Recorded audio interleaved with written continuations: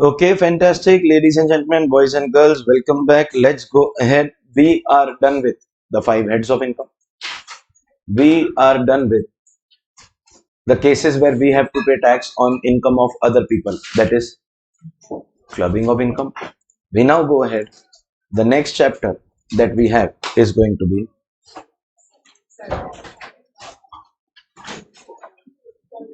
set off and carry forward of. Set off and carry forward of loss. Set off and carry forward of. And everyone with me please. Loss, early morning. क्या? Loss. Come on, I want your energy now. 1, 2, 3, start. Loss.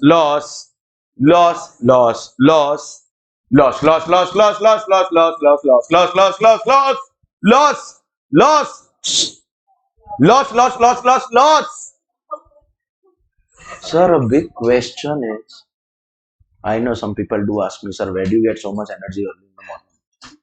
But this is only 8 o'clock. You someday come and see my 7 o'clock lecture of CA final. You'll come to know what real energy is.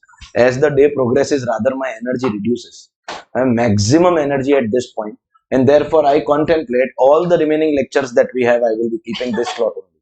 Will that be okay for you? You won't get a teacher like me. You know what is the date today?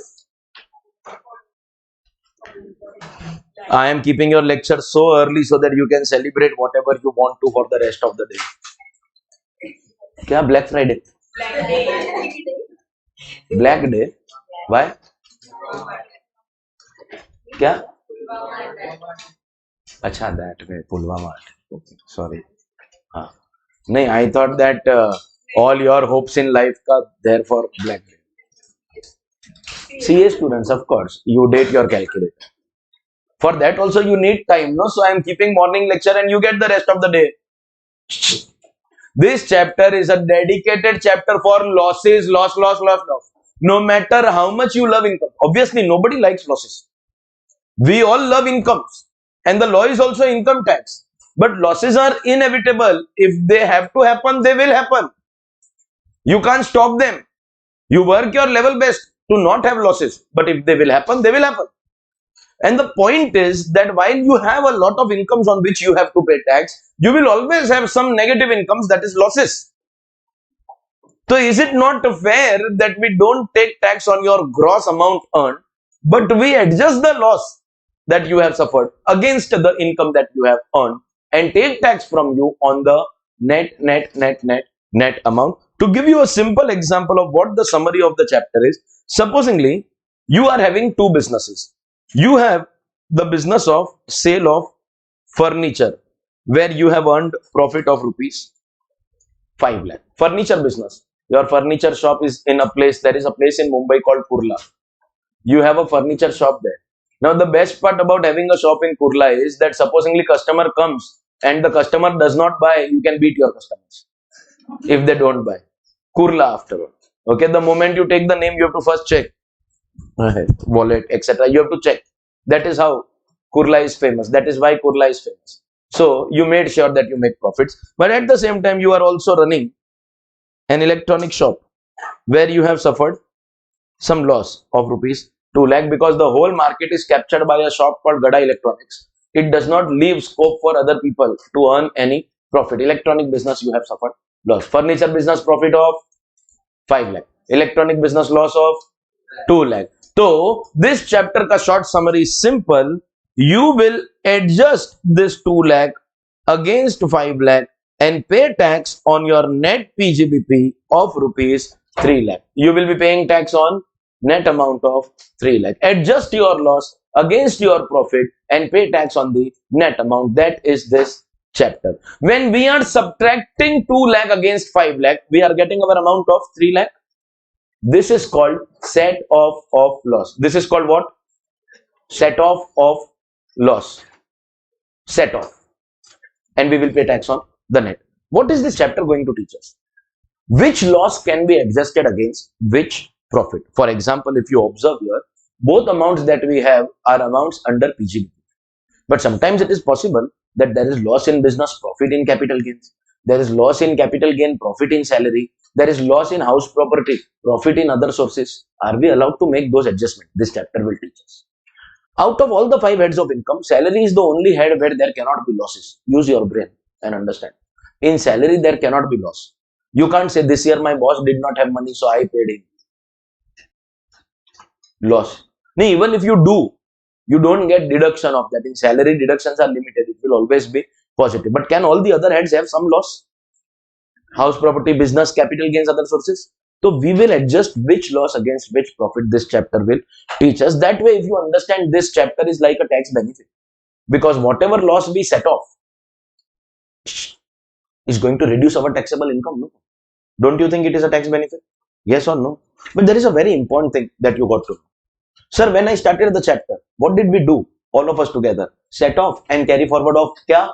Loss, loss, loss, loss, loss, loss, loss, loss, loss, loss, loss, loss, loss. Sir, why are you giving so much importance, prominence to this word loss? Because what we are setting off is loss, not profit. Please use your brain. I am adjusting 2 lakh against 5 lakh. I am not adjusting 5 against 2. Listen to the statement. Oh, distraction. Listen to the statement. I am adjusting 2 lakh against 5 lakh. I am not adjusting 5 lakh against 2 lakh. To which your reaction is, sir? Nonsense. Early morning you're talking. You adjust 2 against 5, or you adjust 5 against 2. You take a knife and hit on a watermelon. You take a watermelon and hit on a knife. Ultimately, you are going to cut the knife in a watermelon.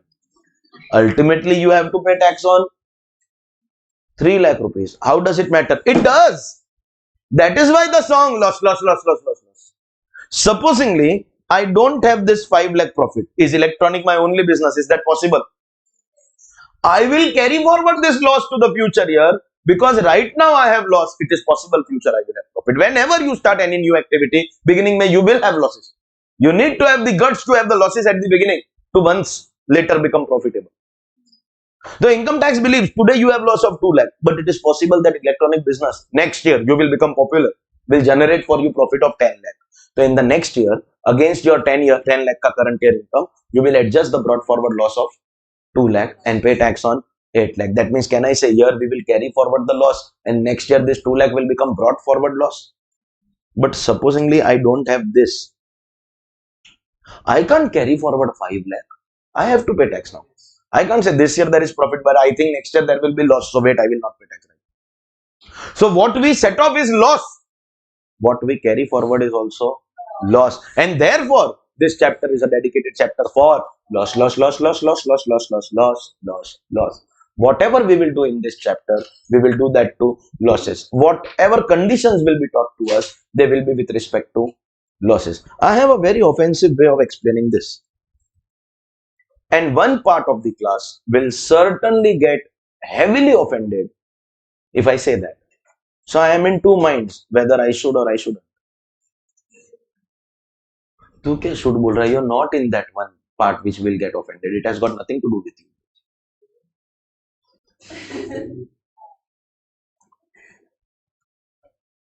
I don't mean what I say. The intention is to make you understand the chapter. Thankfully, this chapter is starting at the beginning of the lecture. So my real intention will become clear in the next 45 minutes to 1 hour. Risk comes when I start this chapter towards the end of any lecture and I am able to teach maybe say only 30 minutes. So there is 24-hour risk involved. That I have to bring you next day to make you understand what I really mean. So there is no risk. The moment I make the statement, for a moment, you will be very, very angry. One part of the class will be very, very angry. They will not like the statement. But I repeat one more time, I don't mean it. The idea is to make you understand some concept in the law, and which we will do in the next 45 minutes. So all I am asking for you is a patience of 45 minutes. Even if you dislike what I say, at your instant reaction will be dislike. But if you are willing to give me the privilege of 45 minutes, then only I will make the statement. Will you be willing to give me that privilege? तो तो ऐसा है that to make you understand only this concept and don't give reactions instantly, because I say it one more time before saying it, I don't mean it. Only for this chapter, for a moment, if you assume boy is profit, girl is loss. See, देखो, I say it again, I don't mean it. I make it very, very clear. As an expecting father, I always wanted to have a daughter. I never wanted a son. But ठीक है, whatever God has decided, has decided. I wanted to have a daughter. And of course, when I tell this to my friends, their suggestion is, so bro, you can still. But then I have to raise the child. So I know that I don't want one more. That is my personal choice. But I am happy that I have a son, but I wanted a daughter. So I don't mean what I said. But there is some logic involved here. The logic is typically in our Marwadi arranged marriage systems. There is a certain chronology of events that takes place, which somewhere, will make you understand what I am trying to say here. That in Marwadi arranged marriage, what happens is, there is a boy who is of marriage age, and there are, girls also of marriage age. So the general system is that the girl's father, every Marwadi girl which is of marriage age, in her father's pocket you will find a diary. On every page of the diary there will be name of a boy, parents ka details, qualification of the boy, their native place, wherever their village is, some other basic details. And on every page there are details of some boys with the contact numbers of parents. The first step will be the girl's father will call the boy's father, that I have come to know about your boy, your family from somewhere. But do you understand that the girl side has to go and approach the boy's side? You have to pick up the loss and adjust against the profit. You can't adjust the profit against the loss. You have to adjust the loss against the profit. So you have to pick up the loss and search for profit, just like that Marwadi father is doing. Pick up the girl and search for the boy. So first step is he will contact the boy's family. He will give his basic details, and then he will request the boy's side that I want to first come and check your boy out. So the boy's father will say, okay, come to my office. He works with me only. They're like, no, I am busy right now. Can I come in the evening, please? Actually, he does not want to come to office. He wants to come to your house. See, he has to send his daughter. No, he has to see what kind of house you are living in. I understand and appreciate that. So he comes to the house. He'll like your house. He'll like the boy. That means the boy has cleared level 1. Next day, if he calls again, that means the boy has passed the first test. If there is no call, that means the girl's father has rejected the boy. Level 1 not clear. But if second call comes, means the boy has cleared level 1, first level. In the second call, the girl's father will say, I am happy to meet you. Now, can we have your boy and my girl meet each other? Can we arrange for a meeting? Ultimately, they have to decide whether they have to say a yes or no. Okay. So again, that meeting will take place. The boy's side will not say no till this level. Till this level, they will not say anything. Then the families will meet at a restaurant, most likely. They will talk to each other for some time. Then they will tell the boy and the girl that you can go and sit at the other table and talk for some time. You get a time of about 15-20 minutes to take your life decision. Very entertaining, this whole process, I must tell you. You need to undergo this to have the real fun. Okay. So when that meeting is going on, believe me, so I have had like literally 18-20 such meetings, because I cleared level 1 in all the cases. So which father will say no to me? Come on. Okay. I cleared level 1 in all the cases. So the meeting, and the moment the meeting starts, somewhere when the conversation starts, you are clear in your mind that I know that I am going to say no. The moment I am clear in my mind that I am going to say no, my whole focus was on nachos, French fries milega. The whole focus only shifts. Second meeting mein, the second level mein, boy and the girl are talking to each other. Meeting over, both will go to their respective houses. All throughout the way, both families to the respective side. Supposingly the boy likes the girl, he has to tell his family members, but his family will not call the girl's family. In case the boy's side calls the girl's family, the whole community will spread the news that there is some problem in your family. You cannot call. You are not allowed to call. The girl's side will call. If the call does not come, that means this time the girl has rejected the girl. Girl's father approved you. So the second meeting took place now. But after the second meeting, if you don't get a call, matlab father has approved but girl has rejected. If the call comes, that means father has approved, daughter has approved. Now the final call is on the boy's side. In this whole process, the boy's side can never call. If they call, that means there is some problem in their family. And in mine, about 18-20 cases, in 16-17, the second call also came. Matlab I cleared level 2 also. But the truth is that in those 16-17 cases, during the meeting itself, my focus was food. So I did not even want the call. But yes, there were these two cases where I wanted the call to come. After level 2, level 1 though I cleared in all the cases. After level 2, but the call never came. Second level 1. There was only this one case where the second call also came and I also said yes, but the ratio is still in my favor. 17 times I said no.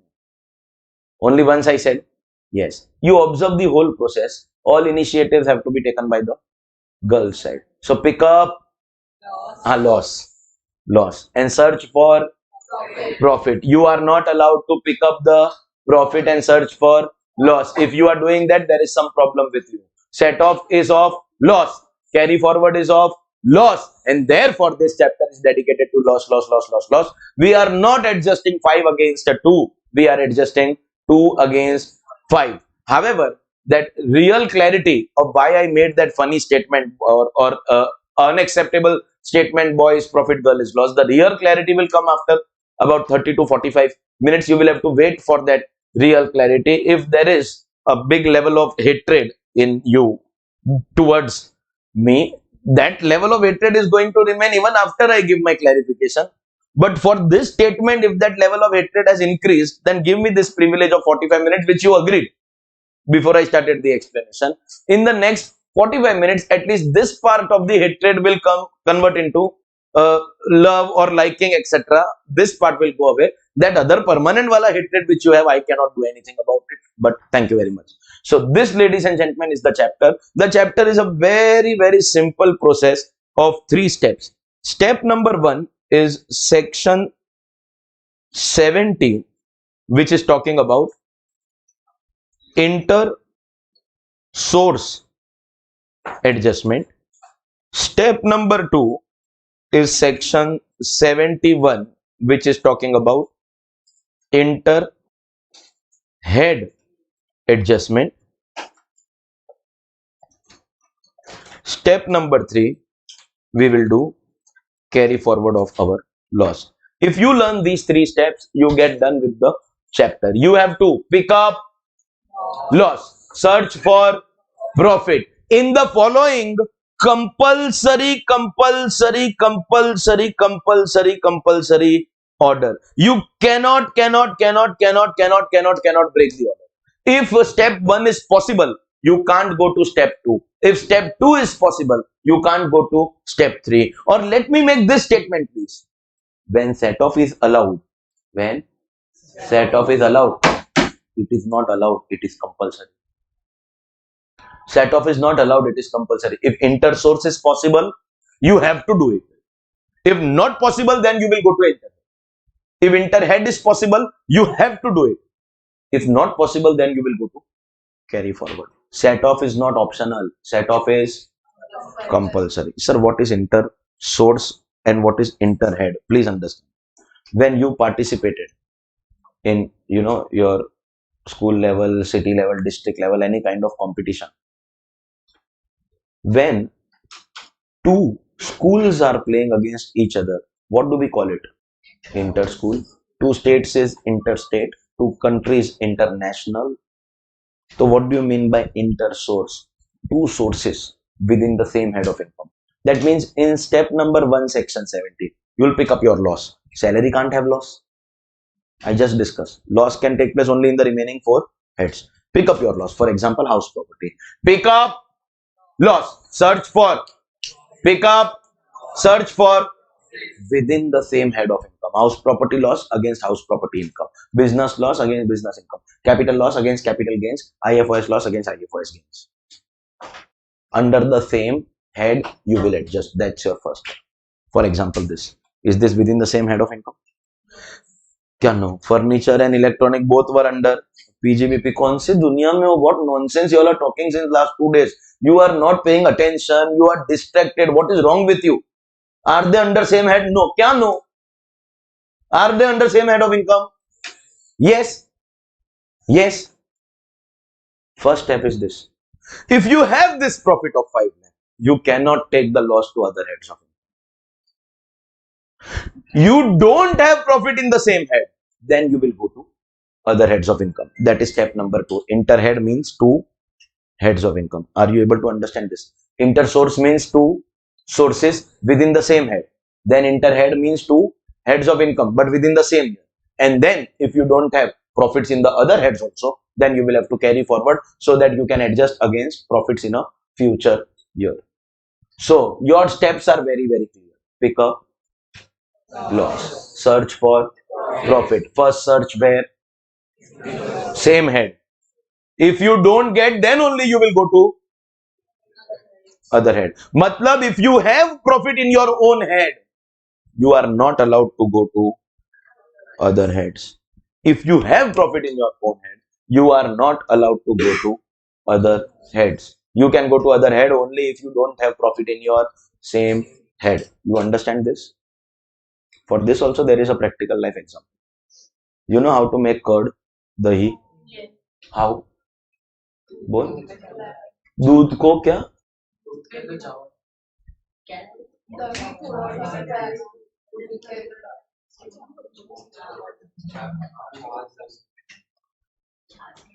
you say put 1 spoonful of curd in milk and the milk undergoes fermentation and becomes curd but point is you don't have curd so where to get that 1 spoon from क्या you have to put 1 spoon curd in milk to make curd but you don't have curd that is why you're making no so where to get that 1 spoon guess kar neighbor's wife nahi neighbor you have guests at home you serve them tea if you have milk at home you don't borrow from neighbor you have tea powder at home you don't borrow from neighbor you get love and affection at home still borrow from neighbor you go to neighbor only for what you don't have at home too deep no bro I am explaining in the context of set of losses you will go to adjust your losses against other heads of income only if you don't have what profit in the same head have you all understood Arey, in our boy girl story girl side has to do everything pick up the girl and search for boys if you don't have boys in your community then you go to other community too deep correct or no at least parents won't okay these days parents ka thoda sa flexibility has increased so there was a time when parents were strictly against any kind of love marriage that was a generation then there was a generation where parents said that I am okay with your love marriage but the other side has to be our community matlab when you fall in love you don't see the person you see the person's community then there was a time my family told me when I was on the continuous rejection spree every meeting I used to come home and say no my uncle one day called me and he asked me that what do you want what is your problem you are saying no the community is spreading rumors that their boy has become CA so he is acting smart he thinks that he is the only CA in the community what do you want what is your expectation if you already have someone then tell us our family has only one condition we cannot allow non-veg food at home we are a Jain family we can allow non-Jain food also but we can't allow non-veg food at home so anybody not eating non-veg food we are okay irrespective of caste community But non-veg food can't be allowed in our house. What do I tell him? I am from CA background. What do you want? There is no answer to that question. Of late, the parents have become even more flexible. Now parents even just say this much, that listen, as long as it is opposite gender, we are okay with it. You know how times have changed. Bola, no other condition. As long as it is opposite gender, we are okay with it. There will certainly be a time when parents will be like, bro, do what you want. Bro, do what you want to. We are okay with anything and everything. Everyone is with me. You borrow from neighbor only when you don't have for yourself. So we will go to other heads only when we don't have profit in the same head. So what we are going to do is we will learn the steps head by head. So we will go to the first step. We are adjusting the loss within the same head of income. We will do that for all the losses. Then we go to the second step. This time we will take the loss and adjust against the other four heads. Other four, why? Because same head we did in first step. And then finally, if nothing is happening, so we will go for carry forward. Understood?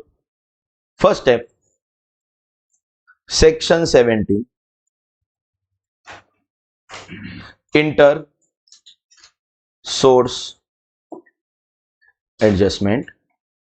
These are two sources, but under the same head of income. Two sources, but under the same head of income. The classic example of this is with what I started the chapter, if you observe carefully. Are there two different ways, two different sources of earning income? But are both of them within the same head? Both?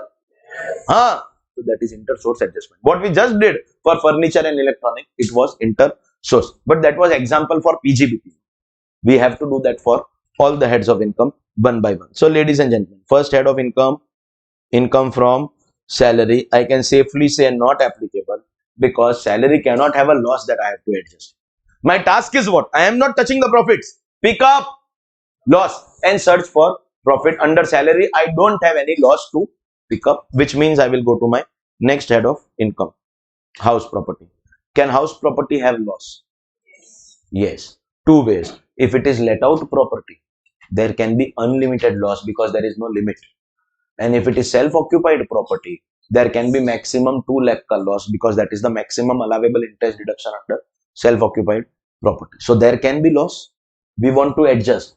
When we are in step 1, we will adjust the loss in the same head of income. That means house property loss we want to adjust against house property income. Are we allowed to do that? Yes, ladies and gentlemen, allowed. Which simply means, supposingly you have two houses. In house 1, you have got loss of 2 lakh, maybe because it is SOP. And in house 2, you have profit of 5 lakh. So your income from house property net therefore is going to become 3 lakh rupees. I say it one more time. You are not adjusting 5 against 2. You are adjusting 2 against 5. Pick up the loss, adjust against profits. Is house property ka loss peacefully getting adjusted within the same head of income? Of course. Supposingly I have only one house property which is SOP and I don't have this. So then inter-source can't be done because I don't have profit. Then what do you think I should do with the house property loss? If I don't have, then I will have to go to other heads that I will teach you in step number 2 after I finish step number 1 of all the heads. But be clear about this, that if I have this, if I don't have the choice of going to other head, set off is not allowed. Set off is compulsory. If you have profit, you have to adjust your loss. You don't have the option. Correct hai? Fantastic. Next. Chal. Third. Profits and gains of business or profession. In PGBP, can there be losses? So can we do our adjustment? Can one business loss be adjusted against other business profit? Yes. And what if I tell you, I started the chapter by giving you example of PGBP. So that furniture electronic ka example was nothing but an example of inter-source adjustment under PGBP. Can we adjust business loss against business profit? Yes. But house property is very, very smooth. House property does not impose conditions upon us. House property does not give us any restriction. All the other heads of income are going to create some trouble or the other. This rule says that your business loss has to be divided into three categories. First, if you have got something called speculation business loss. Which loss? Speculation. Sir, what is speculation? When you do something called trading in price difference without taking delivery. There are commodity exchanges, there are metal exchanges where you just place a buy order. You don't have to actually purchase it. By the end of the day, whatever is the difference in the market price of that product, you have to place your sell on.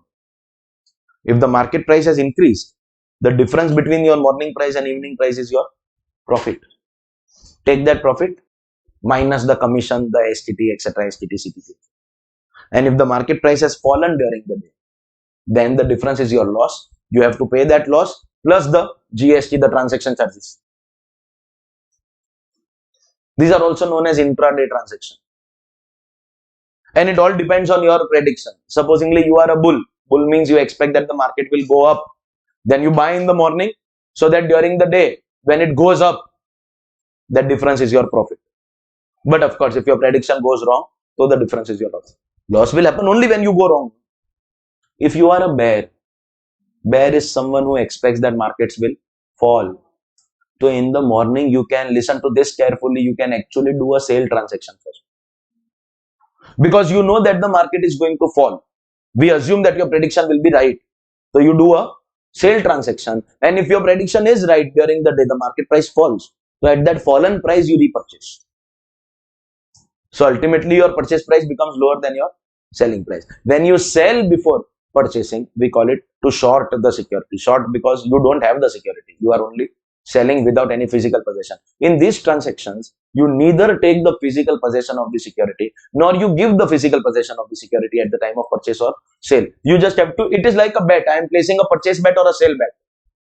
And whatever is the change in price, I have to close my transaction. We call it square off. If I purchase in the morning, I have to sell in the evening. If I sell in the morning, I have to purchase in the evening. That other transaction is called squaring off the transaction. In intraday transaction, you have to do it on the same day. Then there are other things also. There is something called futures.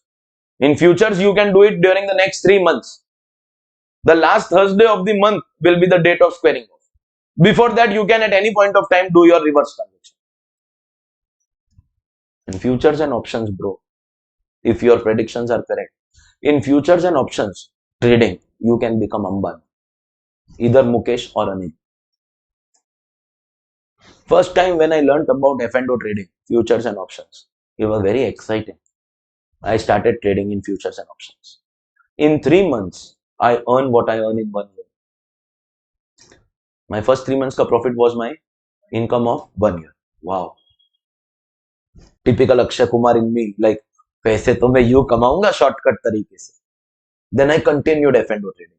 For the next 3 months, I suffered losses of my income equal to 2 years.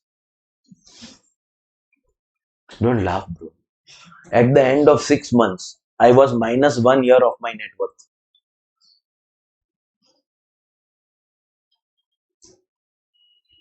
From here, from head to toe, every part of my body was red in color. Top to bottom, it was red. Thank you. Then I did this. Thank you very much. In this lifetime, no further F&O trading. No further.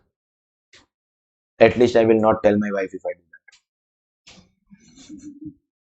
And of late, the number of losses people have suffered in F&O trading is so high that when you open your app, whichever app you are having your demat account with, whether Zerodha is famous because they don't charge brokers. Starting when they did not charge, now they have started also. क्या rummy circle? Upstock. हाँ, Rummy Circle is online gaming. Upstocks, Sher Khan, Motilal Oswal, whichever app, Carvey Consultants. SEBI has made a rule that every morning when you log in, there has to be a warning message every morning. The warning message flashes that 90% traders suffer losses in F&O trading, and those 10% who make profits also have transaction cost. See, difference between selling price and purchase price is 2 rupees. But then there is GST, there is STT, resulting in major wealth still being wiped out. Be very, very cautious. It is nothing less than gambling, believe me. Just that because it is a legal exchange where government is taking tax in the nature of STT, CTT, it is legalized gambling, you can say. Matter of time, matter of time, government is itself promoting, our cricket celebrities are promoting Dream 11 and Rummy Circle and these things. Matter of time where there will be authorized exchanges where you can go and do your betting.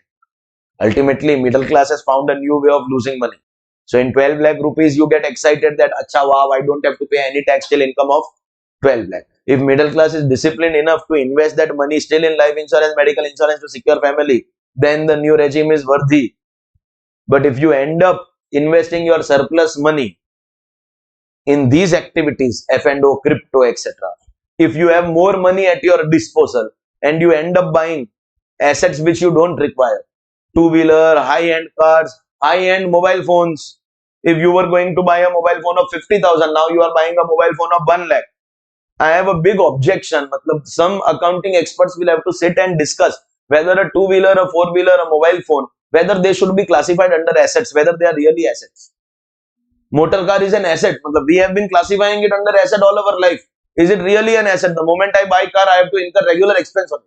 I have to pay my EMIs, repair, insurance, maintenance, fuel. Everything is an expense. Why do I classify it as an asset is a big question. Home loan is still acceptable because home is indeed an asset. But car loan, car is a liability. Car is a liability. Car though you should be buying only and only if you have like 80-90% of the funds to buy car. Otherwise, avoid. You don't have to please anyone. But then, who is going to listen, bro? Additional question bank ka to aap listen nahi karte ho. Car and what to buy, what not to buy ka advices you will listen. And me hoping that you are going to do what I am saying is a big question mark. ठीक है, to each his own. Point is that these speculation business losses are to a certain extent abnormal losses. And therefore, we can't allow you to adjust them against your day-to-day profits of furniture, electronic, etc. So the rule is speculation business loss will be adjusted only and only and only against any speculation business profit. And mark the word here, they say any matlab you have shared speculation loss, but commodity speculation profit, that is adjustable. But the profit has to be profit from speculation activity. It can't be normal profit, normal business activity. Speculation loss only against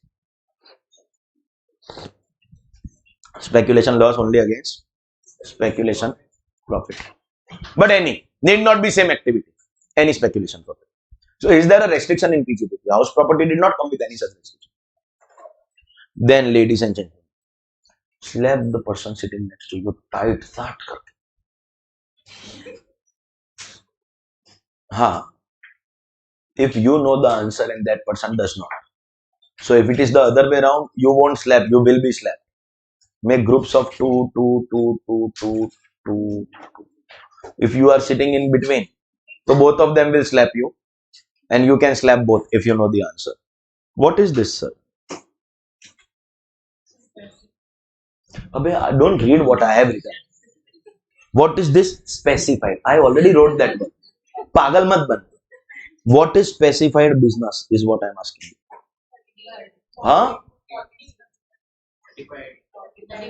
Whoever said it and your neighbor did not, this is the right opportunity, I am telling you. You said it, your neighbor did not, this is the right opportunity.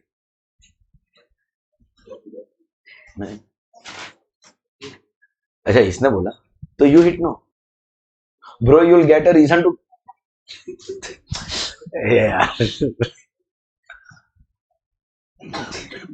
Hitesh, you don't get offended. Even if you do, I am going to do it. Specified business loss. Do you even remember that we studied this? Specified business loss can be adjusted only against any specified business profit. There was logic.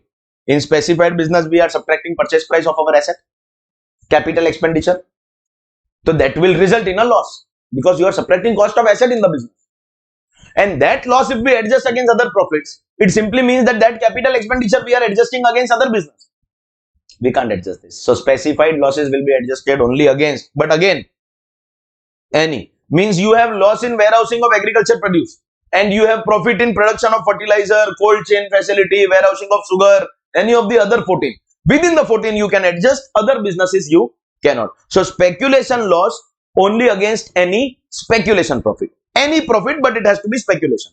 Specified loss only against any. It can be any of the 14, but only against specified profit. That means, do you understand, in PGBP there is restriction. Now you realize why house property is so smooth. Sir, why?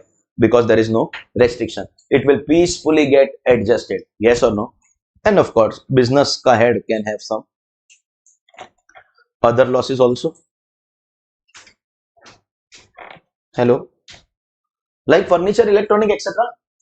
Other losses? Other losses can be adjusted against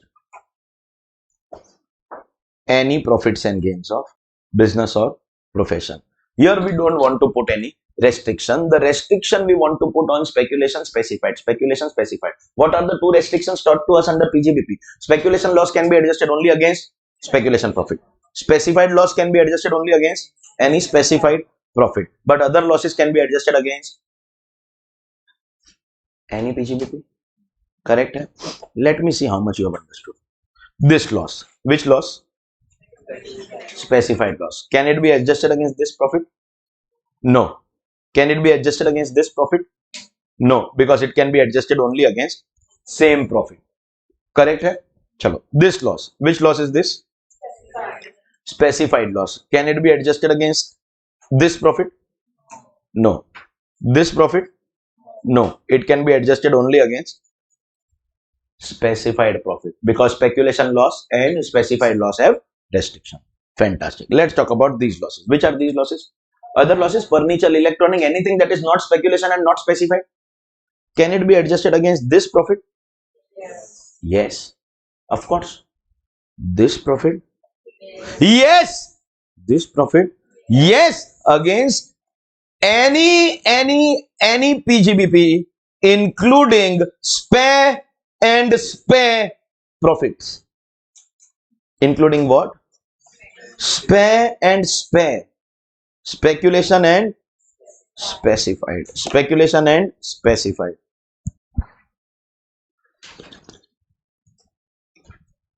The restriction is on speculation loss.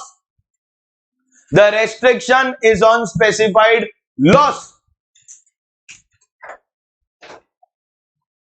No restriction on profits.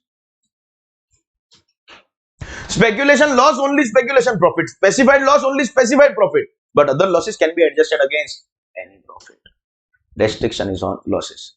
All the hatred that you had against me, roughly 40 minutes. This today's hatred, not that permanent wala. Roughly 30 to 45 minutes ago. It is time to put that hatred to rest. What was the intention behind me making an unacceptable, dislike worthy statement? Kaun I don't want to say it from my mouth. Which statement?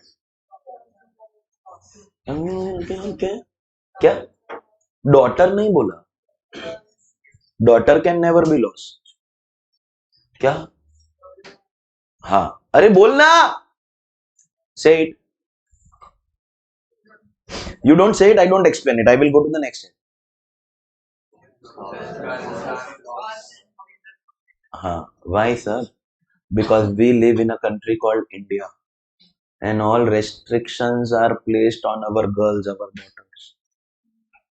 The restriction here is on this girl.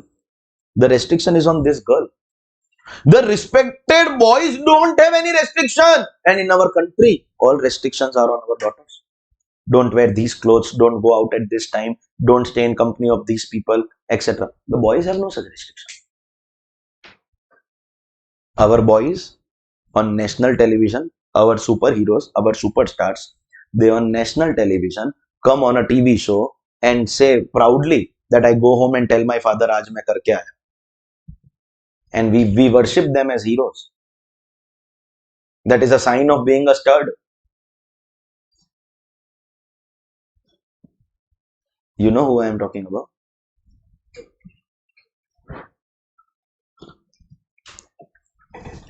And then some say nahi nahi sir lekin World Cup final mein that over, arey bro, first ball was a boundary.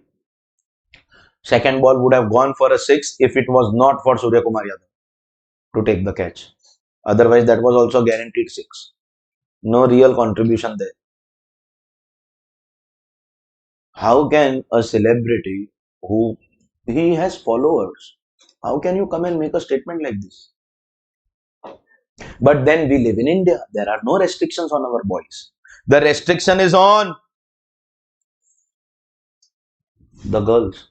No restriction on the boys. Therefore, the statement.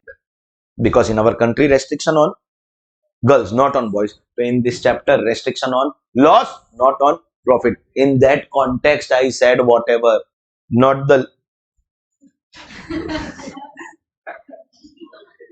क्या है बे? अबे? In that context, I said whatever I did, not that I meant what I said. कैसे क्या है रे? Huh? You understood? Okay, wait. I know the discussion now, created some emotions. The moment I said yes, all the restrictions are on our daughters, the reaction on the faces of some. Sir, did this happen with me, sir?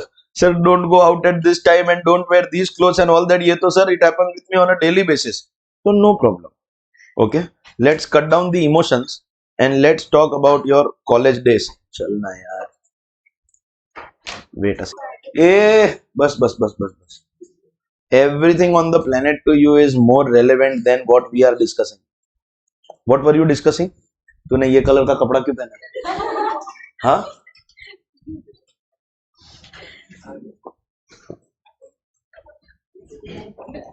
Let's talk about your college days if you were a little emotional in that discussion. Let's talk about your college days. See, if you have any college life, that is. See, this is the college going girl.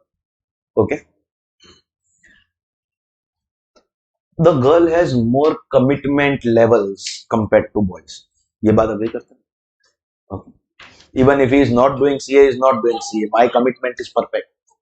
The commitment level in girls is very, very, very high and respectable. So she would prefer only her boy. She won't go to any other boy. Very committed. This girl, very committed. She would go only to her boy. She won't go to the other boys. High level of commitment. But then these boys, the boys, I got this feeling that, cause I'm losing all control. The boys are open. Bola, anybody welcome. Anybody. And then when it came to this girl, she is a little accommodating. She is a little adjusting, a little okay. She is like, my boy fine, other also fine. So other boys were ready on me. Bola, most welcome. And therefore this girl can go to whichever boy. Yeah, chana. This brought you out of your emotions. This should have brought hope. The moment I said no about those restrictions about, don't wear these clothes, don't go out at this time. So it hit some emotional chord. Okay, sir, what do I tell you, sir? This happens with me every day. But then to bring you out of those emotions, this was good, comfortable. The restriction is only on loss.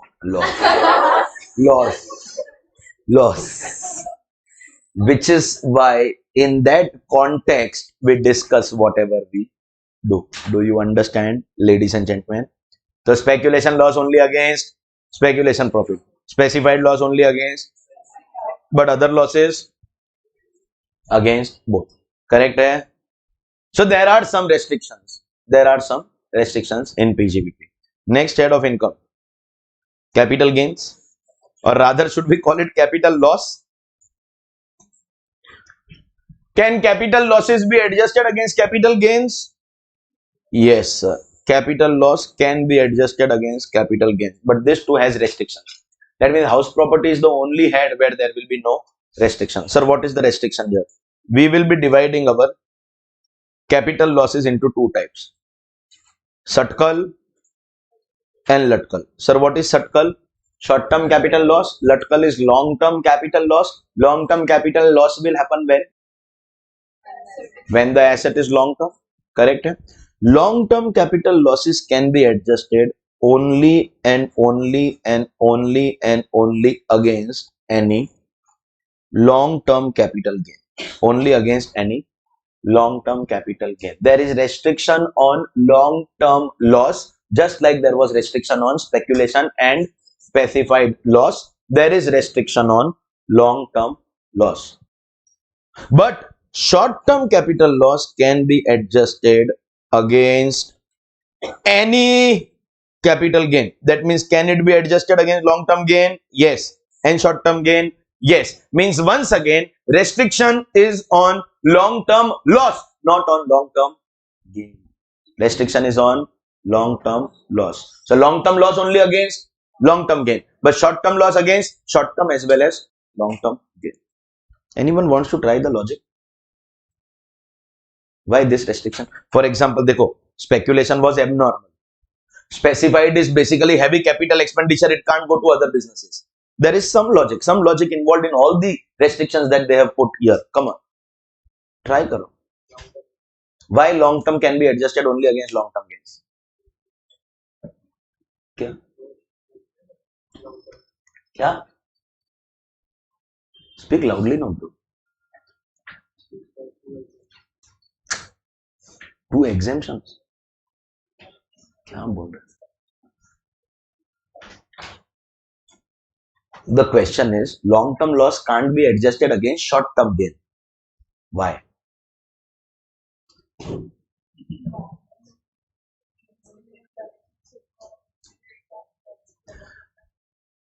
Long-term capital gain का tax rate is lower. So with short-term loss you adjust long-term gain, no problem. Anyways, the tax rate was lower only. Even if you adjust and remove that, no problem. But short-term capital gain ka tax rate is higher. You can't use long-term loss to reduce your higher rate capital gain. Short-term is higher than long-term rate of tax. So long-term you are removing, we don't have a problem. Because anyways the rate of tax is less.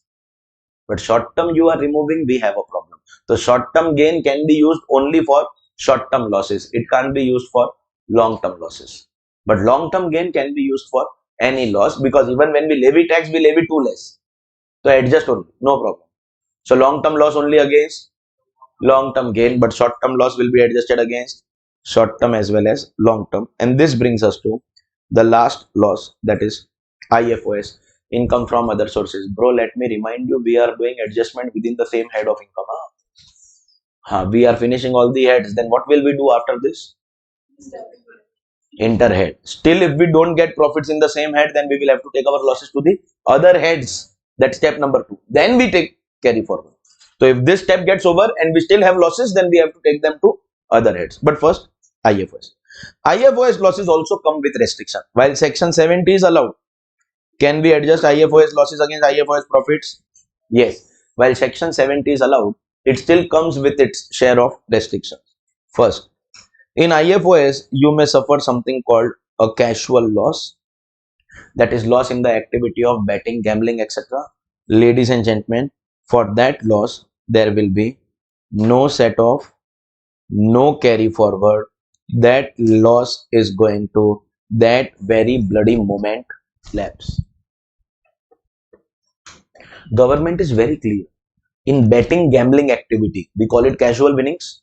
If you have profits, we will take direct 30% tax.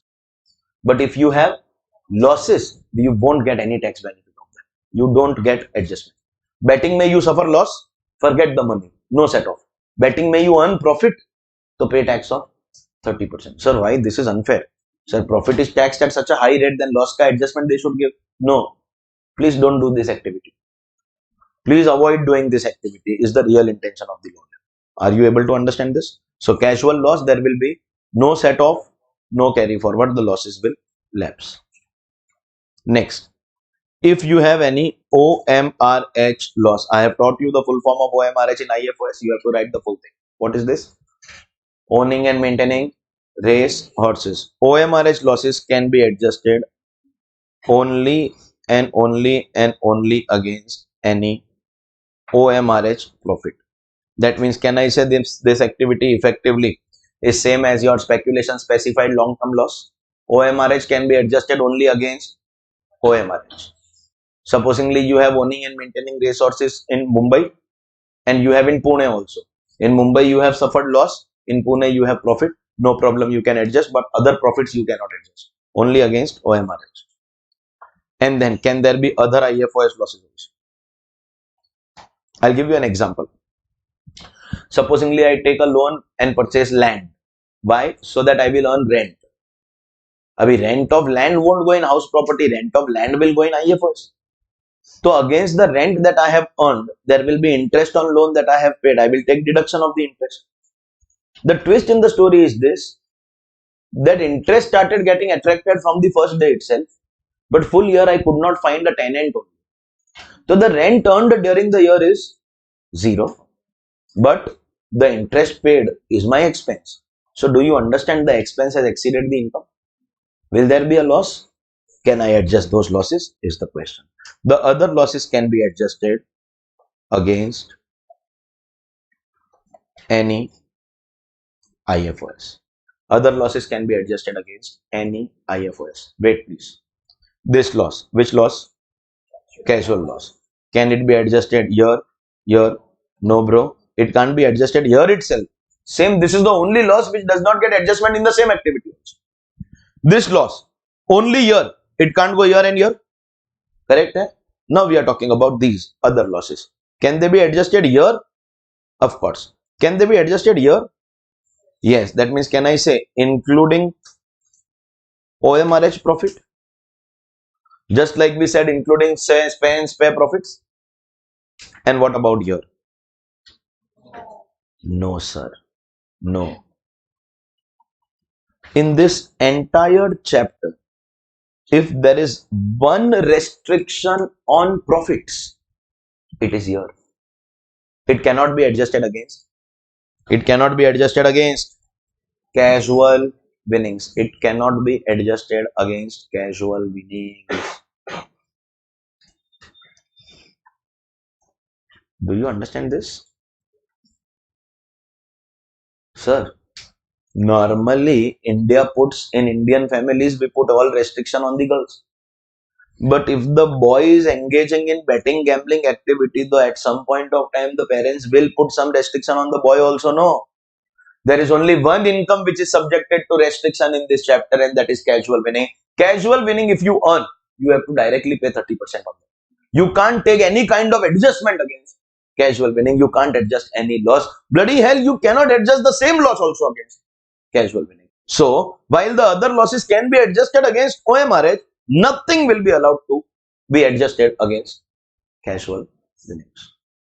Casual losses, no adjustment, and casual winnings also, no adjustment. Is that understood? Ladies and gentlemen, if you learn the following 6 points, you have learned section 70 in class itself. If you learn the following 6 points. Speculation loss. What is the restriction?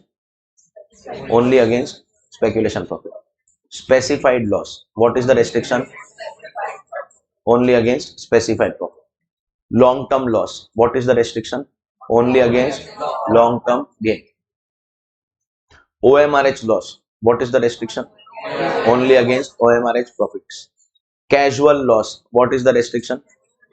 Only against casual winning. I will throw your notebooks in the gutter, I am telling you, if you don't pay attention in my class. Your full focus is only on writing. Since the class has started, all of you are distracted.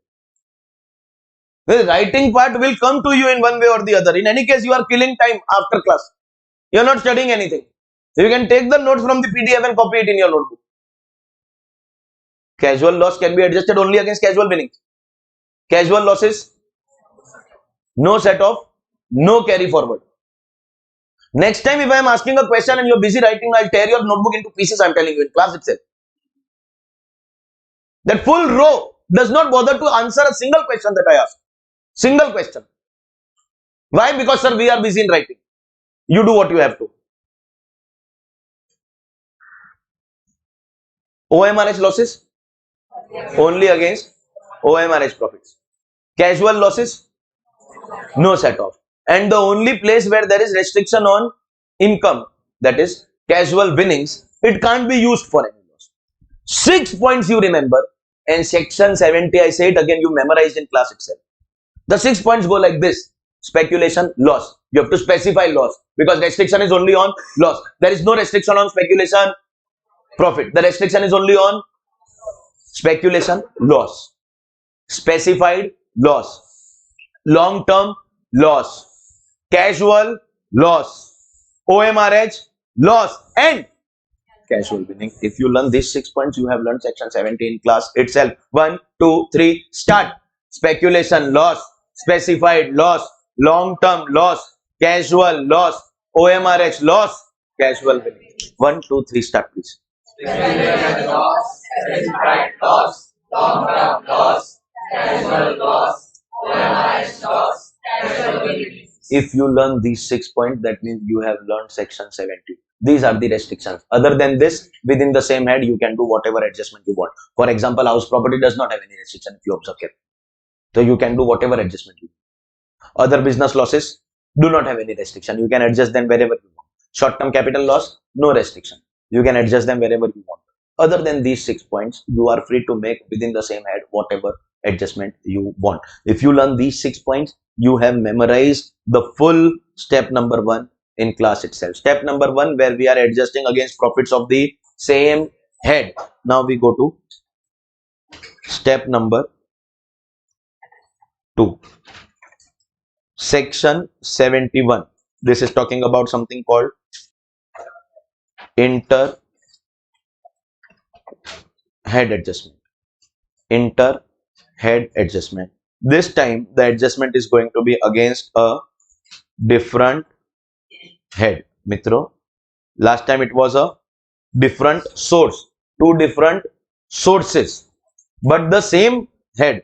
This time it is going to be, you can say different head or you can say 2 heads of income, but in the same previous year. I have tried to adjust, observe carefully, I have tried to adjust all these losses within the same head.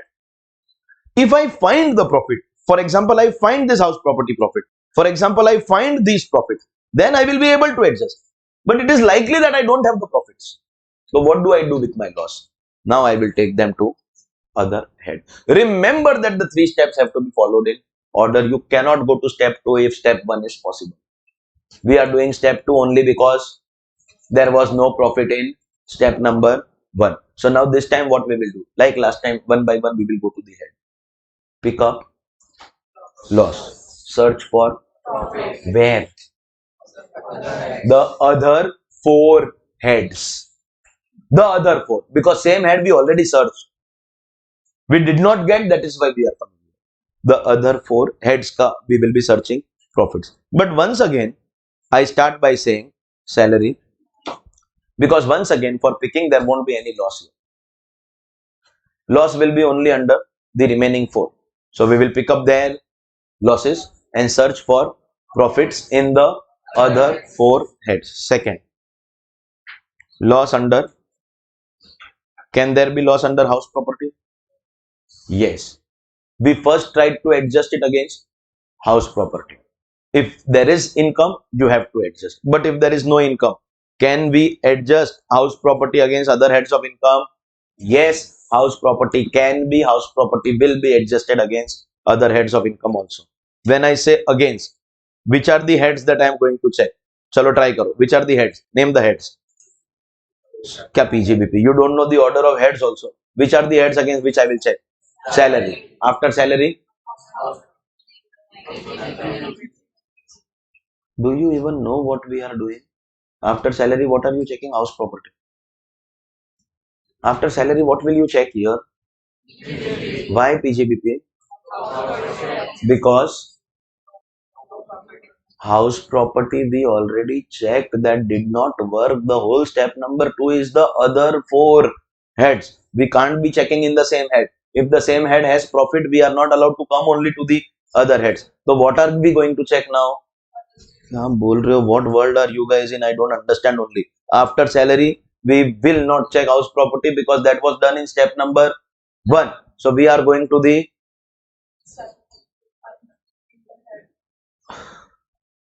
after salary. We are not going to house property because we already checked that in step number 1. So we are going to PGBP.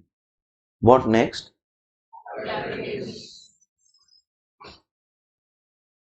And but whenever we say IFOS, whether I write or I don't write, it will always be excluding casual winning. This is not a problem of house property loss. This is a problem of casual winning. This is not a new restriction. This restriction is already taught to us amongst the 6 restrictions of the previous step. What were the 6 restrictions of the previous step? What were the 6 restrictions of the previous step?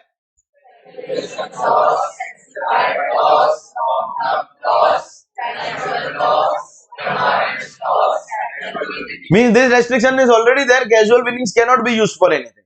But other than that, I can adjust my house property loss wherever I want. House property is the most peaceful loss which will get quietly adjusted wherever you want to adjust. So pick up your house property loss. In step number 1, adjust it against house property. If you have, you can't come. If you don't have, then you can go to any of the heads, any of the incomes, only casual winnings not allowed. And you can adjust against all of them.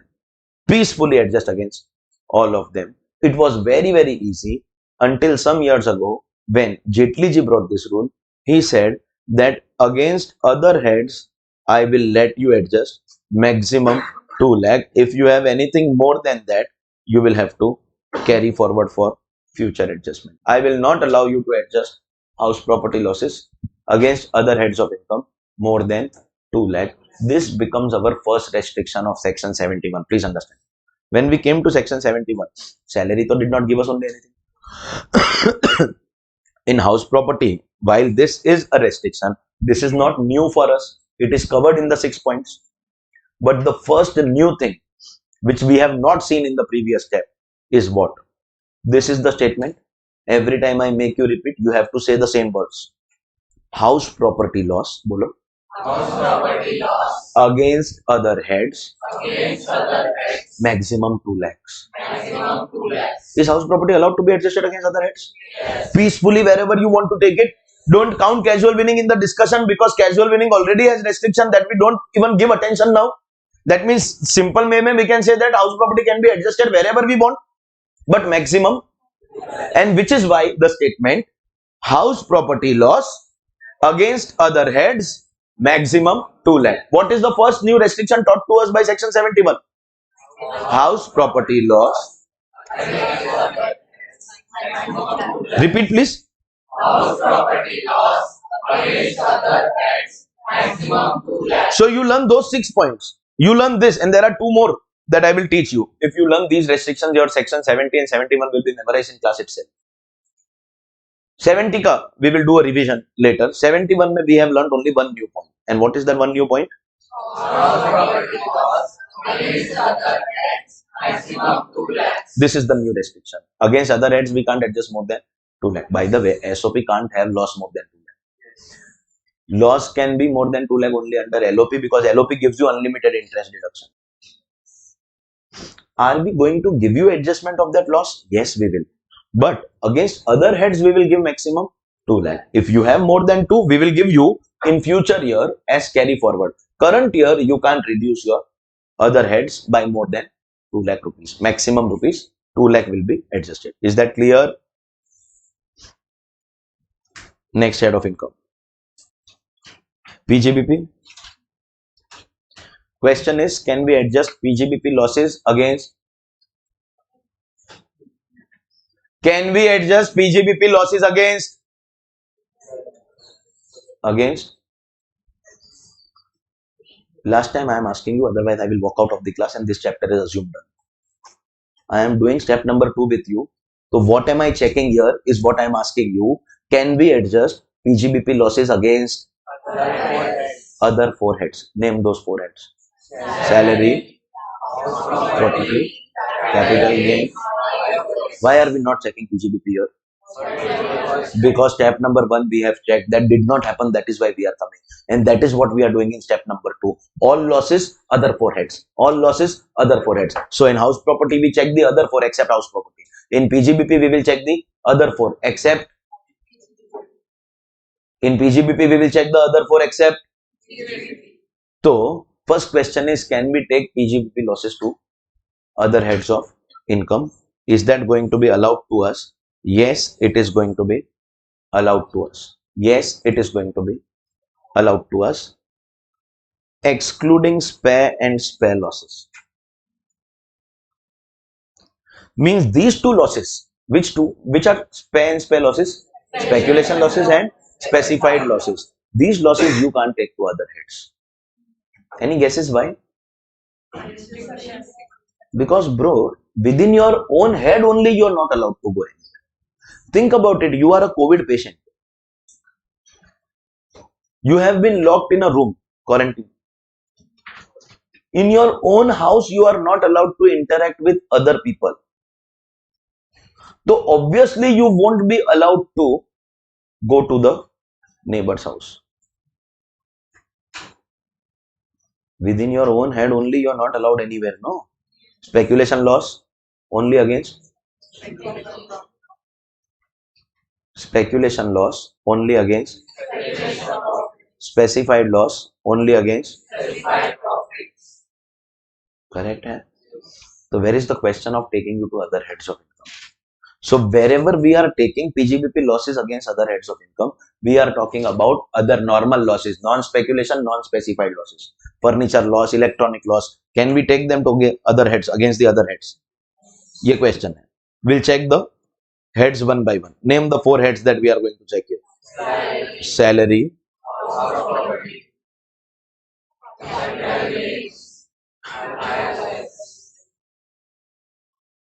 Of course, whether we write or we don't write, it will always be excluding casual winning, which is not a new restriction.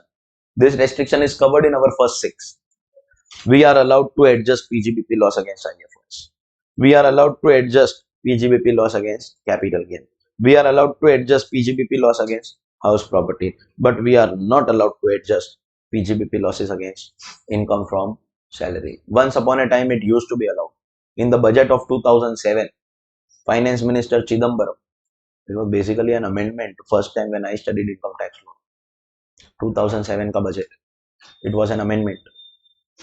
Chidambaram sir said that I see a lot of salaried employees manipulating income tax provisions. Salary income, no, you don't get too many deductions. There was not even any standard deduction. Those days there was only entertainment allowance, that also government employees, and professional tax, which is 2,500 even if your salary is crores of rupees. So what these salaried employees used to do was, after receiving their salary, they have to pay full tax. They used to withdraw cash. The cash was with them only. It was only a contra entry, cash account debit to bank account. All the money has converted from your bank balance to cash balance.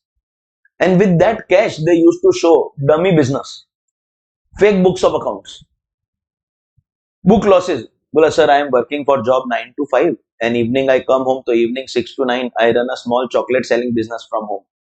Fatafat, Jeera Goli, Pulse, Chatter Mutter, I sell these chocolates from home. Chupa Chup. I sell these chocolates. Now, sir, most of the customers which come are like building children. I consider them my own children. And if I ask for money, they tell me that, uncle, give me the chocolate free, otherwise I will tell my mama that you are not giving. I don't want to spoil relations with the mama. So I end up giving the chocolate free of cost.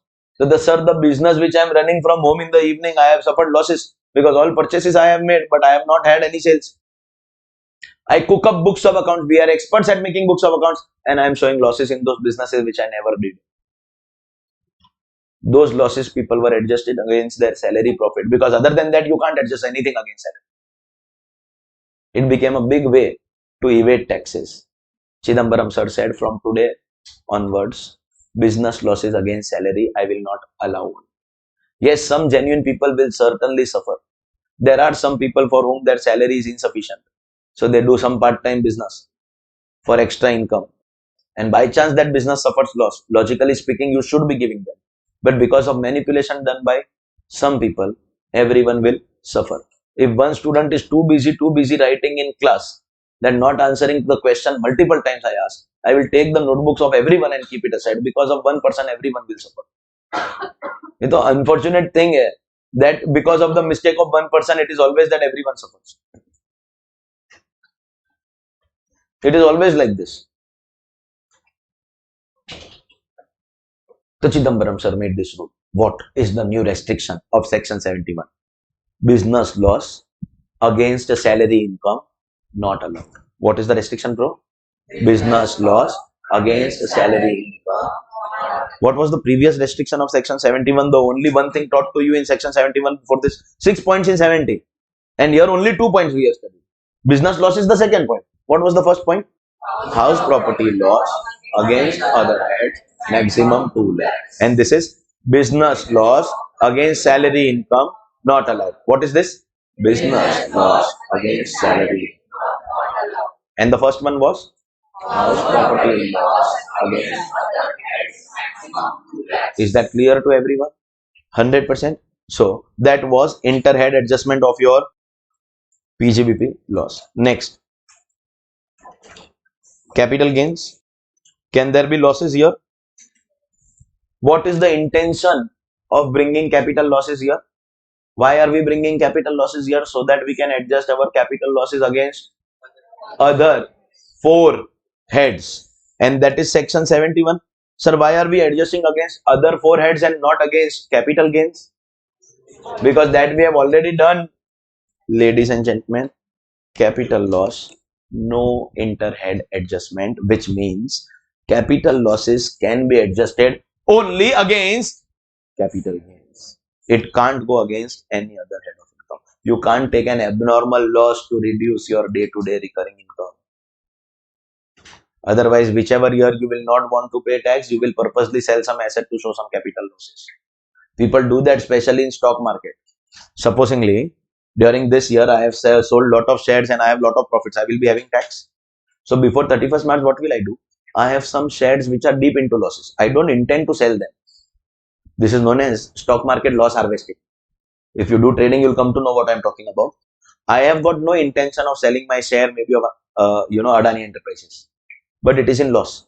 Before 31st March, I will sell that share at loss and immediately purchase at the same price.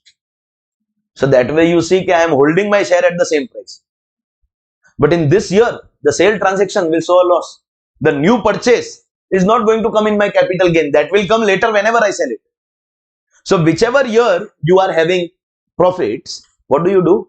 Sell your securities of stock market which are into losses, but immediately repurchase if you intend to hold them. So if you immediately repurchase, your pocket is not getting affected because you are selling and buying. But this year you can show the loss so that your other capital gain which is suffered, at least that tax won't come. People purposely will do that. You can't use your capital losses to adjust against any other head of income. Ladies and gentlemen, the third restriction, capital loss. Kya sir? Capital loss against other heads. Not allowed. What is the third restriction, bro? Capital loss against other heads. Before this it was business loss against salary income not allowed. And the first one was house property loss against. So the 3 restrictions that we have studied under step number 2, section 71 inter-head adjustment are kya sir? House property loss, maximum 2 lakhs. Second, business loss. And third,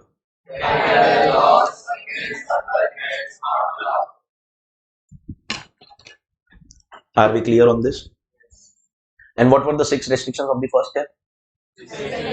Loss.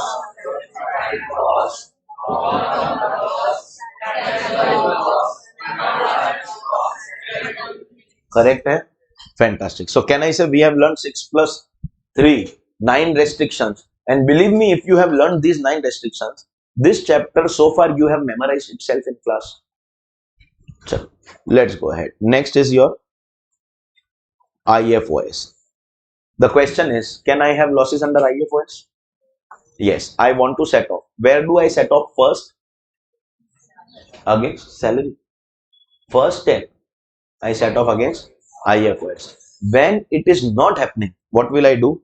Take it against other heads. Can I take it against other heads? Yes, but not the following losses. Which, sir?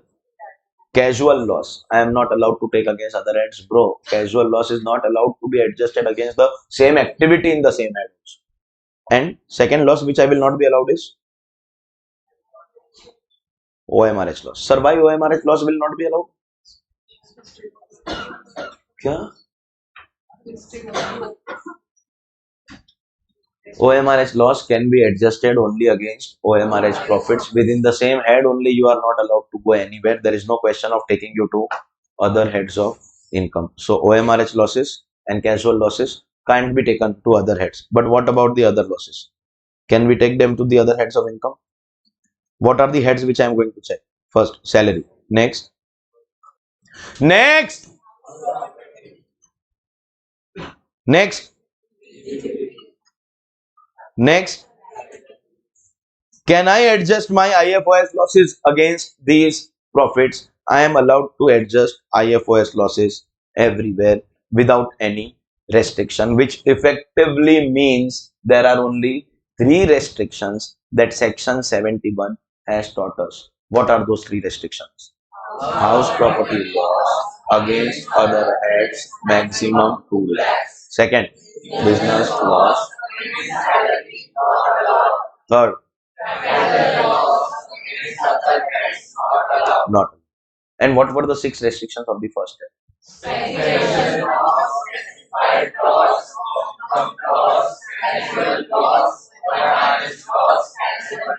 If you learn these 9 points, you have actually memorized step number 1 and step number 2 in class itself.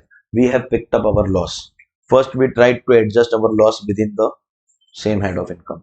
When that did not work, we tried to adjust our loss against other head of income. When that also did not work, now what am I going to do? In my step number 3, I am going to carry forward my loss so that I can adjust my loss against my future income. There are 7 different sections in which losses are allowed to be carried forward. One by one, we will discuss which loss can be carried forward under which section. We will go here also head by head. Which is the first head of income? Salary. There is not going to be any loss, no question of carry forward. Next head of income. Can there be loss? We first tried to adjust against same head, house property. Then we tried to adjust against other heads, subject to whatever restrictions. We have studied 9 restrictions. Now, if that is also not working, if I don't have profits in the other heads also, then what will I need to do? I am allowed to carry forward my house property loss under a section 71B. House property loss can be carried forward. Of course, when I now teach you 71B, in that section I will teach you how many years you can carry forward, against what you can adjust. All those things will be taught to you. But the question is right now, can house property loss be carried forward? Yes, but that will happen only after step 2. After step 2, we go to carry forward. Is it allowed? Yes. Section 71B. Now come to next head of income. Next head of income is PGBP. First we did inter source. That is same head. Then we did inter head. That is other heads. Now we are trying to do what? Carry forward. If we don't get profits in the current year, we will have to do what? Carry forward. Can we carry forward? Yes, sir. Section 73 says we will give you carry forward of speculation business loss. So while speculation business loss can be adjusted only against speculation business profit, if you don't have speculation profit, we still allow you to carry forward so that you can adjust in future. Then we have section 73A, which gives us carry forward of specified business profit. Specified business loss can be adjusted only against specified profit. You can't go to other incomes, but you can at least carry forward. Then in section 72, we have other business loss. Other business loss. Other means non-speculation, non-specified. First can be adjusted against same head, including speculation specified. Then we can adjust against other heads also. But if we don't get, we are going to carry forward. That means, do you realize in business there were 3 losses and all 3 of them are allowed to be carried forward. Next we have section 74, under which we are allowed to carry forward our capital loss. Whether the capital loss is long term or short term, both will be allowed to be carry forward. And now we come to the last head of income. Last head of income is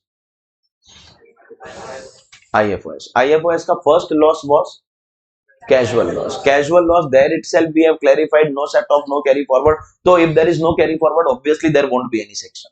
Second under IFOS was OMR. Section 74A says we are going to allow you carry forward of OMRH loss under 74A. That means, can I say that also is being carried forward? And that's it, the list is over. That's it, the list is over. Other than this, they have also given a section 32 subsection 2. Now section 32 is section 32 is the section for depreciation.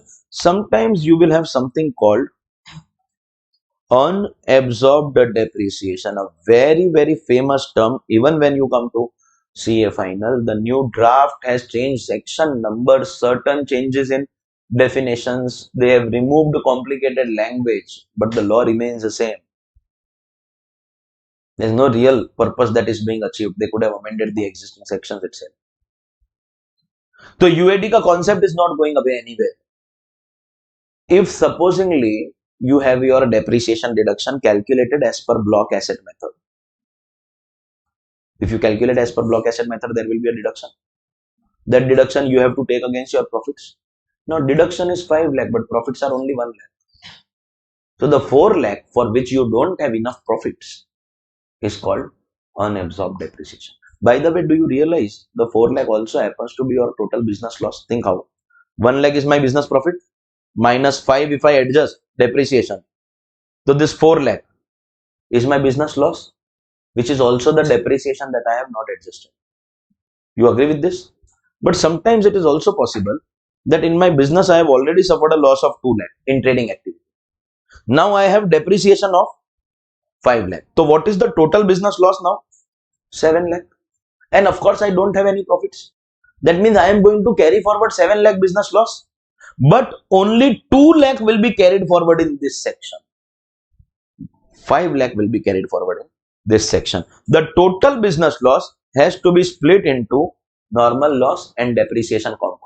Because depreciation component ka carry forward rules are separate. So whenever we have total business loss, see, if I have already profit and depreciation of 5, then my 4 lakh total business loss is also depreciation. But if I first only have loss plus I have more depreciation, then the total loss will have 2 parts, UAD and balance. UAD and balance. The UAD part has separate carry forward rule. So in this case, there is no balance. So section 72 ka amount will be 0. But in this case, UAD is only 5 lakh. So we have balance loss of 2 lakh. So section 72 mein we will carry forward 2 lakh. You understood? Which means one thing is clear, that while this UAD is a part of my business activity, the carry forward of this amount will be done in a separate section.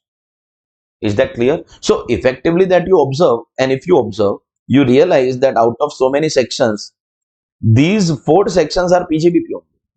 That means salary, there is no loss. House property we are carrying forward. PGBP, everything we are carrying forward. Speculation, specified, UAD, everything. Capital losses also, long term, short term, both we are carrying forward. One section, but both we are carrying forward. In IFOS, everyone has to pay attention. Everyone has to pay attention. I have to explain a very important concept. IFOS had totally 3 losses. I will not discuss that first loss because beginning only it was made clear to us that that loss will not be eligible for any kind of set off, any kind of carry forward, no adjustment, you just forget it. Which loss? Let's not discuss that. We still have 2 more losses. Which are those 2 more losses? OMRH and others. Out of them, OMRH can we clearly see is getting carried forward. Which means, ladies and gentlemen, boys and girls, see if you understand this statement that other IFOS losses, there will be no carry forward. Are you able to observe this statement very, very carefully? Other IFOS losses, there will be no carry forward. Can you observe this? Other IFOS losses, there will be no carry forward. Everyone?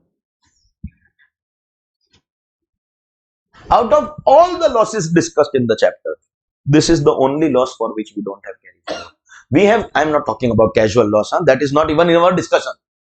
Otherwise, other than that, we have carry forward for all the losses except this. Which means that therefore, if I ever face a situation like this, I have income from salary rupees 2 lakh. If I ever have a situation, understand what I want to know what you will do as a tax professional. I have house property loss. Can I have loss under house property? 2 lakh. And I have got other IFOS loss. 2 lakh. This is my only data during the financial year. This is my only statement during the financial year. I have one profit. Which is that profit? Salary. And I have got two losses, house property and IFOS. House property is allowed to be adjusted against other heads. Maximum 2 lakh, which is the amount. IFOS losses are allowed to be adjusted against other heads. Yes, but I won't be able to adjust both of them because profits are only 2 lakh. Which one should I adjust? I will adjust this. Sir, why am I giving preference to this? Because this I can carry forward. Other IFOS losses, I will not get carry forward. Other IFOS losses, I will not get carry forward. Sir, now what is the logic? See, carry forward comes with one logic. That right now you have suffered loss. In future, you will have profit. Starting ka losses we bear so that we can get future profits. So past losses we adjust against future profits. Like new business. Starting mein there will be losses. After couple of years there are profits. So those starting ka losses are adjusted against the profits after couple of years. That's the whole idea behind carry forward. This activity itself is called other sources. Other sources means something that you are not doing frequently, regularly. When you are not going to do only this activity, income tax law assumes that this is other sources. That means it is not a frequent activity. And because it is not a frequent activity, there is no question of you having profit in future. That we have to adjust these losses. For carrying forward, you won't be having profits only. Why you won't be having profits? This is other sources. You won't be repeating the activity. And therefore, we are not giving you carry forward if you want the logic. Otherwise, other IFOS losses, there will be no carry forward. In the entire chapter, this is the only loss for which there is no carry forward. I am not counting casual losses. Therefore, I say this is the only loss for which there is no carry forward. Have you all understood this? So, ladies and gentlemen, there are 6 restrictions taught to you in step number 1. They are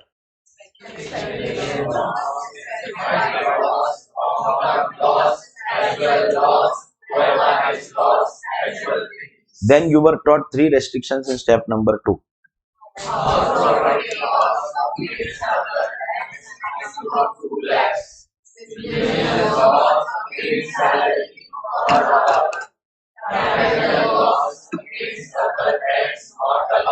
And one last restriction taught to you in step number 3.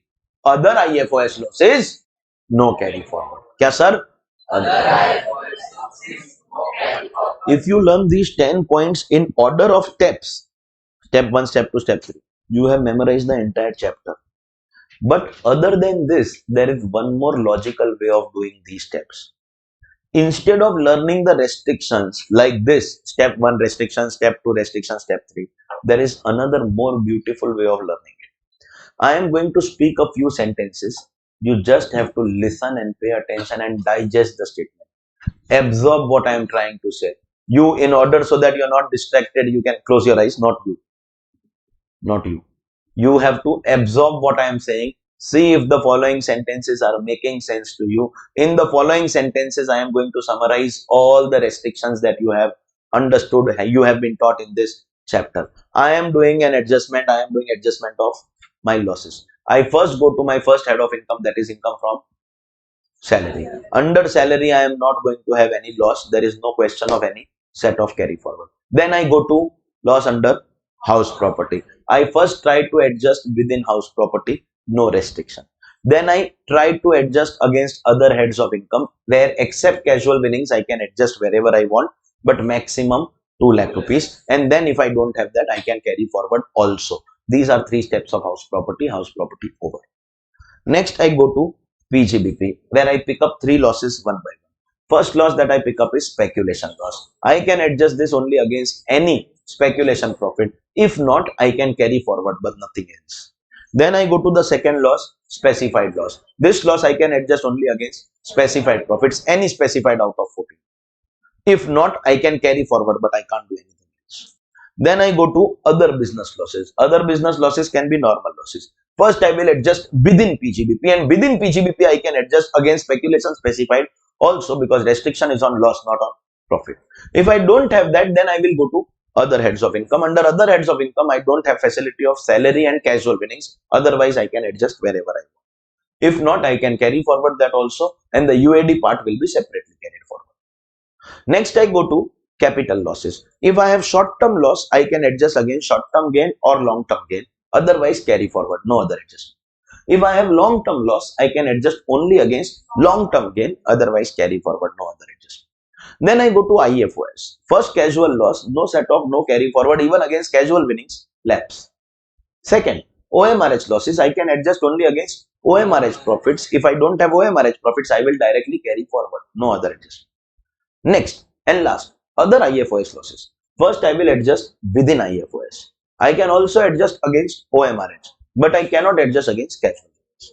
Next, I will take against remaining 4 heads. I am allowed to take against all the 4 heads, no restriction. But I don't have the right to carry forward these losses. Is the actual order in which our set off works. Of course, when we learn the steps, we have to learn them step by step. But once we are done with the steps, this is the real order in which set off is going to work. But then in this entire story also, if you know the 10 points, you can do all the steps of the story. You just need to know the 10 points of this story. Everyone is clear? 100%? Fantastic. Ladies and gentlemen, that was your step number 1, step number 2 and summary of step number 3. Now, if I have to complete this chapter, what do I have to do? There are, if you observe, 7 sections written in front of you with respect to carry forward. I have to write the section 71B, teach you carry forward of house property losses in 3 points. There are only 3 points. First point is how many years I can carry forward. Second point is once I carry forward, that means I will adjust this loss against future profit. Which future profit? For example, current year I can adjust against house property also, other heads also. Is that allowed in future also? Matlab, which income I can adjust against? And third, over the last few years, our government has been very, very particular about filing your income tax return on time. There is a due date of filing income tax return, that is June. Depending upon who you are, all the dates can't come to you. If you are international tax case, then November will apply. Audit case, then October will apply. And any other case, then July will apply. So one assessee, one due date. You have to file your return on time. If you don't file your return on time, there will be interest, penalty, there will be some consequences. But one big consequence is you will not get carry forward of your losses. In most of these sections, it is written that carry forward will be given only if you file your return within the due date, only if you file your return on time. But there are 2 losses for which return can be filed late. For example, if I have to summarize it here itself, these are the losses where only if your ROI is filed on time, within the time given under the due date, section 139. But these 2 losses, that is house property loss and unabsorbed depreciation, you will get carry forward even if you file something called a belated. Belated means, can I say late? Even if you file a belated ROI. Belated ROI will give you carry forward of only 2 losses. Which are the 2 losses? House property loss and unabsorbed depreciation.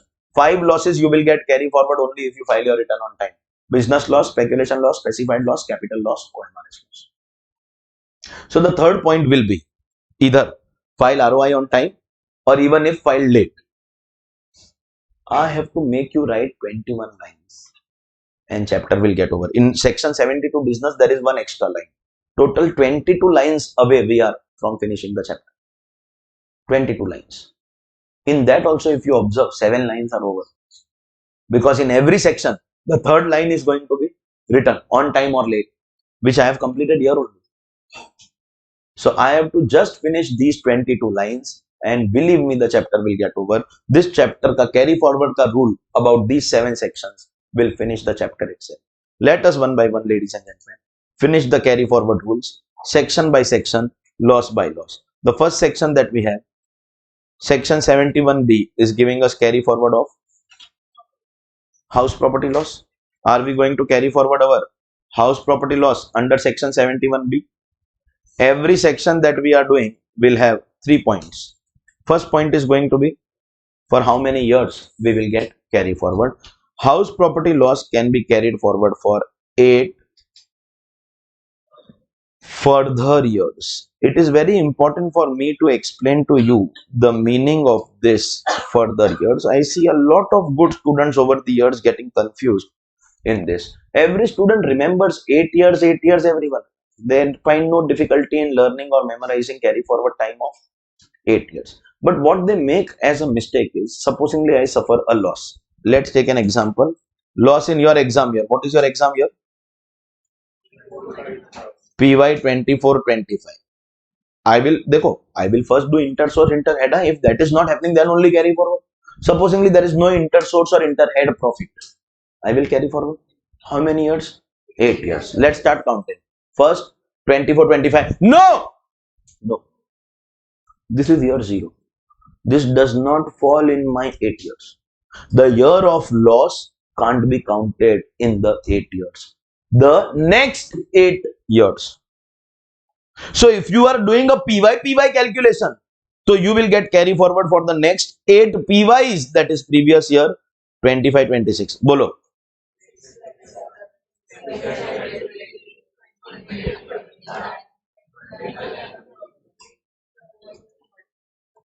Bolo.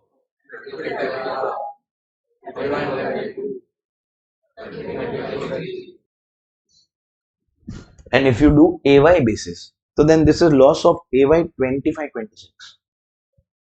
Then you do calculation starting from AY 26-27 and go up to AY 33-34, which also as per the new proposal, just that you don't have to be affected, but they are removing PY and AY ka concept. They will call it a tax year.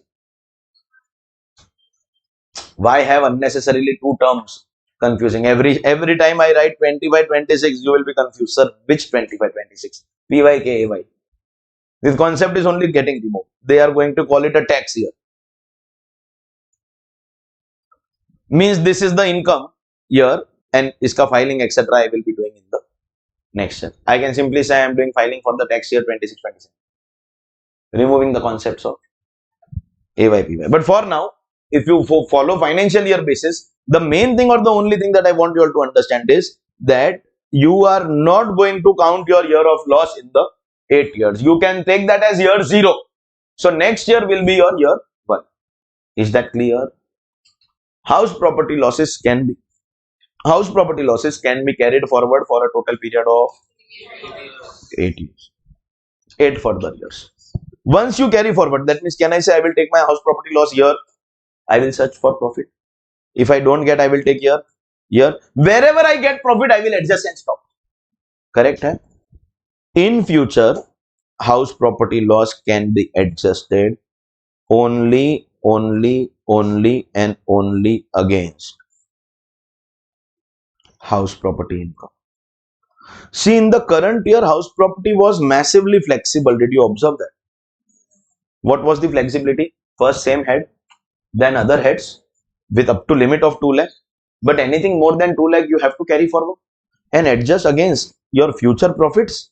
Your future profits under house property. You won't be allowed to adjust against future profits of salary, PGBP. In simple language, you can say in future there is no interhead. In future, if supposingly today is the future year, supposingly I am in 29-30.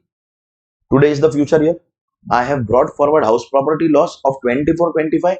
I will only adjust against my house property income of the current year. And that also I want to make one more thing clear. If this is the year in which I am adjusting the loss of 24, 25, by the way, I will reach up to 29, 30 only because the first 4 years did not give me any profit. If by chance any year gives me profit, I have to adjust it there itself. 29, 30, I have house property ka income. So I have to adjust brought forward house property loss. Wait. This is step number 3.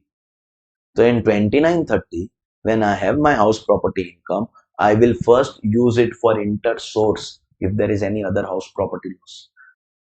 Then I will use it for inter-head if there are losses in other heads which can be adjusted against house property. Finally, I will come to my brought forward loss. The carry forward brought forward step is the last step. You have to do first inter-source, then interhead, then last mein number will come of your brought forward losses. We do realize that sir, adjusting this loss first is better. Because if this loss is not adjusted, my 8 years will start from here. But this loss ka to 4 years already expired. Sir, you don't have that option. You have to first adjust your current year losses. First intersource, then interhead, then brought forward. Of course, if you have brought forward loss of 24, 25, 25, 26, 26, 27, you can follow FIFO. There you can follow FIFO. First adjust this loss, then adjust this loss, then adjust this loss. But brought forward losses ka number will come only after intersource and interhead of current year. Are we clear? In future, we can adjust only against house property income. That you understood? House property income remaining after intersource and interhead of that year. Is that clear? Because carry forward, brought forward is always going to be our step number 3. Everyone. And third point, we are already aware. I will get the carry forward even if I file belated ROI. In 2 sections, I will write this. And in the remaining 5 sections, I will write only ROI on time. Is that clear? Is that written wala part already summarized in the summary here? What I will also do is, I will next to every loss write the period also. So this, this summary that we are making here will help you for number of years as well as the return part. You have to refer to the sections only for what purpose? That future it can be adjusted only for that purpose. Otherwise, this summary is going to take care of everything. Are you understanding? Chalo. Next. Whatever order we do, section 72. What loss are we carrying forward? In fact, this is the only section in which there is one extra point. All other sections, there are only 3 points. What are we doing here? Other business loss. At least you can tell me that in the format, what is going to be the first point? Number of years. Other business losses can also be carried forward for 8 further years. So at least thankfully, I don't have to give you explanation of this part. Same 8 further years, the year of loss will be considered as year 0. And our further years will start from the next year. 8 years will start from the next year. Fantastic. Second, in future, once I carry forward, I can adjust this only and only and only against any PGBP. So just like house property can be adjusted only against house property. House property can be adjusted only against house property. PGBP can be adjusted only against PGBP, including spare and spare profits. Including spare and spare profits. तो पागल पागल हो गया क्या? Go have some water, no? Kawa biryani. You know that movie? You know that movie, Kawa biryani? Including spare and spare profit. Hello. Because restriction is on spare and spare. Restriction is on spare and spare, not on profits. So can we adjust against any PGBP? Yes. What about ROI? Only and only if the ROI was filed on. There are only 2 losses in which late return is allowed. house property and unabsorbed depreciation. All sections have only 3 points. Like we wrote 3 under house property, 3 here. Only this section has 1 extra point. Only and only section 72 has 1 extra point. If there is any recovery of a shutdown business,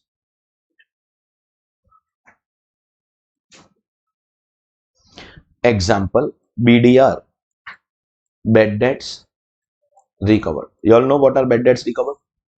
You all know the journal entry, cash or bank account debit to bad debts recovered, which are basically recognized in the profit and loss account of the current year, which basically serves as PGBP profit of the current year. So they want to make it clear that if there is any recovery, supposingly there is a business in which you have suffered losses. After suffering some losses, you decide to shut down the business. Business is closed. Closed. After some years, your debtor comes and says, sorry, because of me not paying you, you had to shut down your business. I really feel bad about it. But I didn't have money at that time. Now I have money. I want to pay your money back. So obviously, what will you tell him? It's okay. Keep it. Arey, I have closed my business. No? Will you take it and record in accounts? Arey, if you take it, so you have to record. Can If you take it, so you won't record in accounts. Business nahi hai. You still have to record it. And okay, forget accounts. Forget accounts. Tax is very clear on this. Tax says the amount so recovered will be taxable in year of recovery. Whether you have your business or you don't have your business, this recovery is going to be a part of your PGBP income in the current. This amount is going to be taxable in the year of recovery. Same thing we did in unrealized rent recovered also, taxable in the year of recovery. This will be taxable. See, so even if you shut down your accounts or shut down your business or you don't have your account, at least taxation is very, very clear and specific about it. If you recover even after shutdown, you have to pay tax. Which at the initial interaction feels logical also. Sir. Once upon a time I had suffered loss. Hello. I must have taken deduction of bad debts because bad debts are allowed deduction in PGBP. So now if I recover, I should pay tax. Sir, right, sir, right. Right. Okay, appears correct also, no? Have you recovered some money? And if you recover, you receive, so you have to pay tax. Appears normal. Let me add a condition there. This recovery can take place after any number of years. Still, it will be taxable. Means I shut down my business. After that, I have bad debts recovered. Within 2 years, so it is taxable. Within 6 years, so it is taxable. After 8 years, so it is taxable. After 10, 15, 20 years, so it is taxable. After shutting down my business, the recovery takes place after 20, 30 years also. In the year of recovery, it is going to be taxable.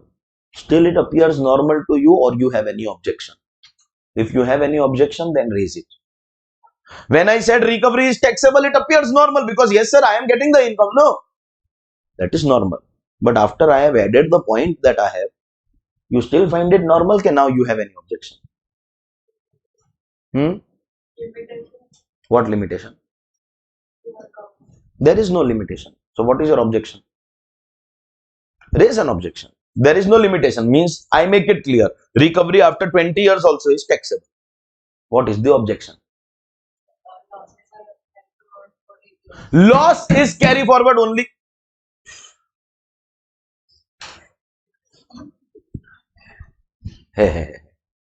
Loss is इधर तो ये है ना hard है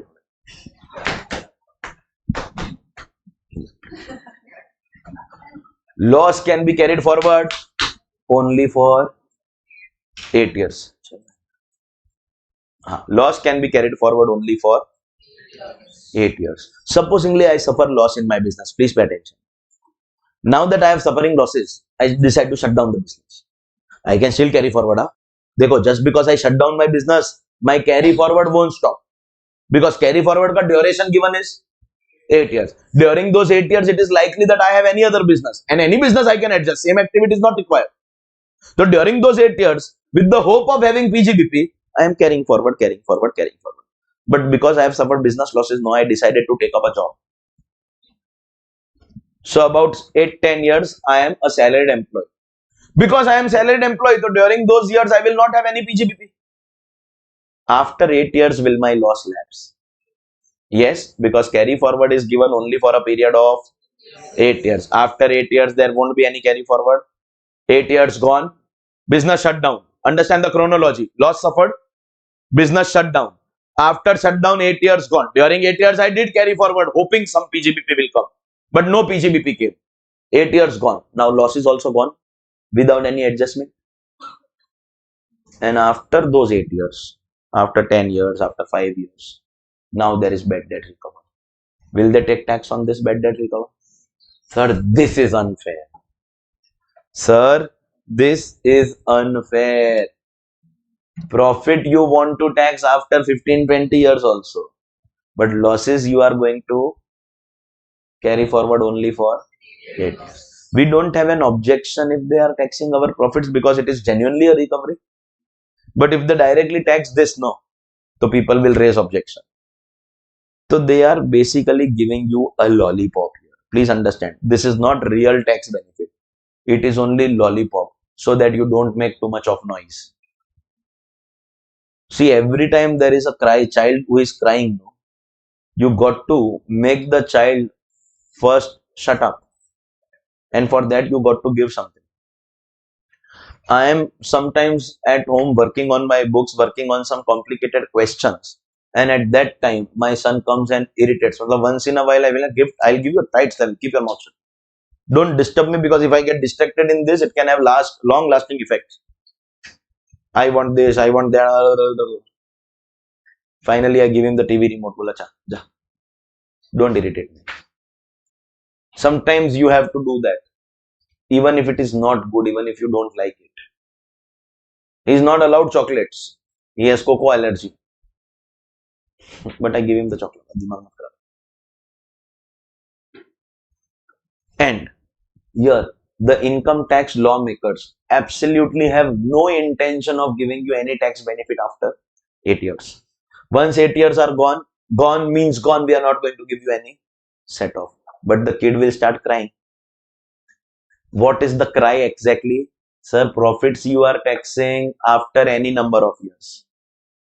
The recovery happening after 10, 15, 20 years also you are taking tax. But losses you are giving me carry forward only for. That is unfair. That is the point that we are trying to make here. Are you understanding? Okay, ladies and gentlemen. So against this, what we will do is, if there is any loss of the year of, please pay attention, shutdown. You did shut down your business on some particular year, in some particular year, finally after suffering multiple losses. That last year, bro, I must have suffered losses for 3-4 years and then shut down. Forget those all years. Only and only the shutdown year ka loss we will be allowing you to adjust against this. Only the shutdown year ka loss. Even if 8 years are over. Means normally within 8 years, so I will get all the losses. But 8 years are over. But shutdown year ka loss we will adjust. We are not doing any favor on you. We are taxing your profits after 15 years, 20 years. So we have to give this. And more importantly, this will get first preference in any of your set off. Till now, I have taught you that whenever you do set off, you can't take brought forward losses first. Even if you want to adjust them first, because they will lapse first. No. If you have multiple years brought forward, you can follow FIFO. But you can go to brought forward only after current year intersource internet. Nice, sir. This is going to bypass all steps. If any question ever gives me any recovery of shutdown business, I will first adjust shutdown year ka loss. And that net amount will be my PGBP for intersource, interhead and brought forward. First preference will always be given to loss of year of shutdown, even if 8 years are over. Even if 8 years are over, if I have any recovery. So first question, whenever I have recovery, example, bad debts recovery, do I have to pay tax? Sir, what if this recovery is after 10 years, 8 years, 20 years of it? Still taxable. If you are taking tax on recovery after any number of years, then it is not fair to stop my loss after 8 years. So as a lollipop, not as a real adjustment. Real adjustment would have been adjust all the losses. As a lollipop, we are not going to adjust your 2-3 years ka losses. We will adjust only and only your shutdown year ka loss. Sir, shutdown ka bhi 8 years are over. Still we will adjust, no problem. And if there are current year losses, shutdown loss will bypass everything and become first. Normally brought forward losses can't come before current year losses. But our first step, our order of the chapter now is going to be loss of shutdown year. But that can be only if there is recovery. Otherwise it won't come only. Loss of shutdown year, then intersource, interhead and brought forward losses. First step will be to adjust your shutdown year ka loss if there is any recovery. Is that clear? Only business loss has this one extra point. With this, we get done with. Actually, I told you total 22 lines. 7 lines are over. And by the way, in the remaining also, if you observe carefully, the return wala part is over. Only one more place we will say late return is allowed. That is unabsorbed depreciation. Everywhere else we will say return has to be filed on time. So let us go and now finish our other section. Section 73 is giving us carry forward of speculation loss. Speculation loss can be carried forward for 4 further years. We want to give you carry forward, but at the same time, we don't want to encourage it like business. Ultimately, it is speculation. So, we'll restrict the carry forward not to 8 years, but only to 4 years. So, if you have loss of 24-25, I hope you understand that 24-25 won't be counted. So, if this is the PY of loss, your carry forward will be for which previous years? 25-26.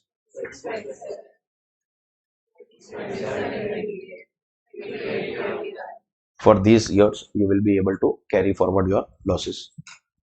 Second point is with respect to which condition?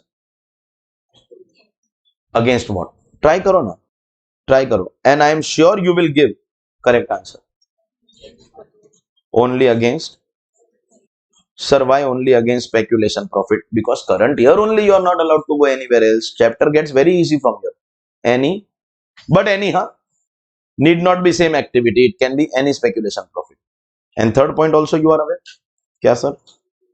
Only if ROI was filed on time within the due date 139 months. Correct, eh? Very easy. Over. Only 3 points. All sections only 3 points. Next is section 73A.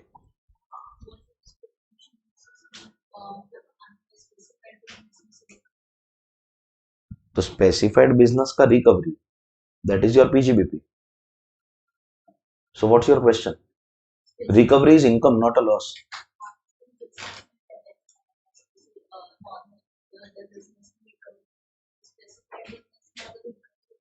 So specified business ka recovery is your income.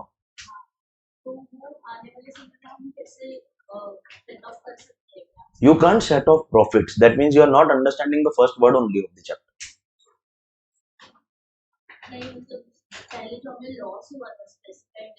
So tell you don't start your question with recovery. You say first loss hua.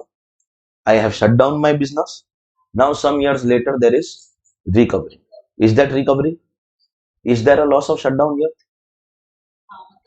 So speculation and specified loss can be adjusted against speculation and specified profit. Shutdown year ka rule is going to be same, irrespective of business, except the fact that speculation loss and specified loss can't be adjusted against any recovery. It has to be same recovery. Okay. Section 73, carry forward of specified business loss. Now please understand, while specified business loss may we are putting a restriction, does everyone agree to the fact that we want to encourage this activity? The restriction was put with an intention. The intention was that you can't adjust this against other businesses. Otherwise, it will amount that this capital expense you are taking against other business. But we want to encourage, and because ladies and gentlemen, we want to encourage, we will give you carry forward for unlimited period. unless and until your specified business becomes profitable, you can continuously carry forward. Isliye that point only is not applicable. Understood? Unless and until you have profit, we will allow you to carry forward any number of years. And speculation business, there is no bad debts that take place. What is gone is gone. In specified, you have unlimited carry forward. So whenever you have recovery, you are eligible. Carry forward is never going to lapse. Clear hai? Specified business losses can be carry forward for unlimited period. Everyone, chalo, complete this statement, please.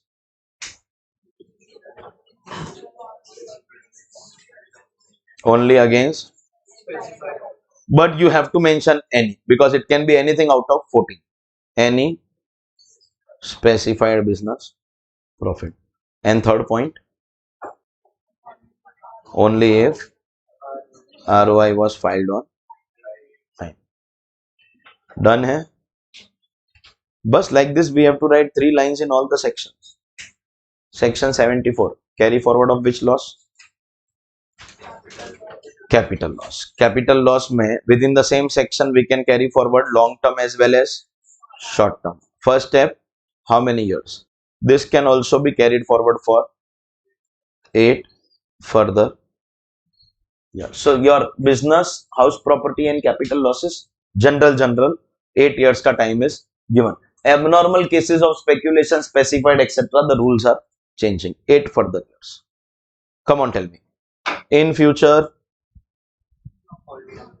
only against what? Long-term capital gains. Only against capital gain. Because current year itself, capital losses you can't take against other things.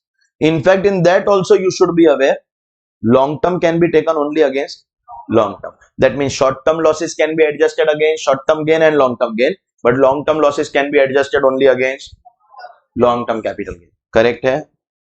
And next, only if ROI was filed on time. Only if the ROI was filed on time. Everyone is clear on this? Next, section 74A. This is giving you carry forward of OMRH loss.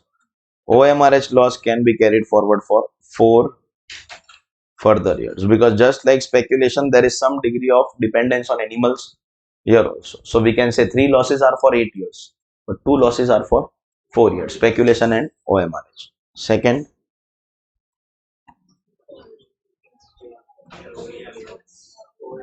only against OMRH profit because current year only you are not allowed to go anywhere, and that also only if your ROI was filed on time.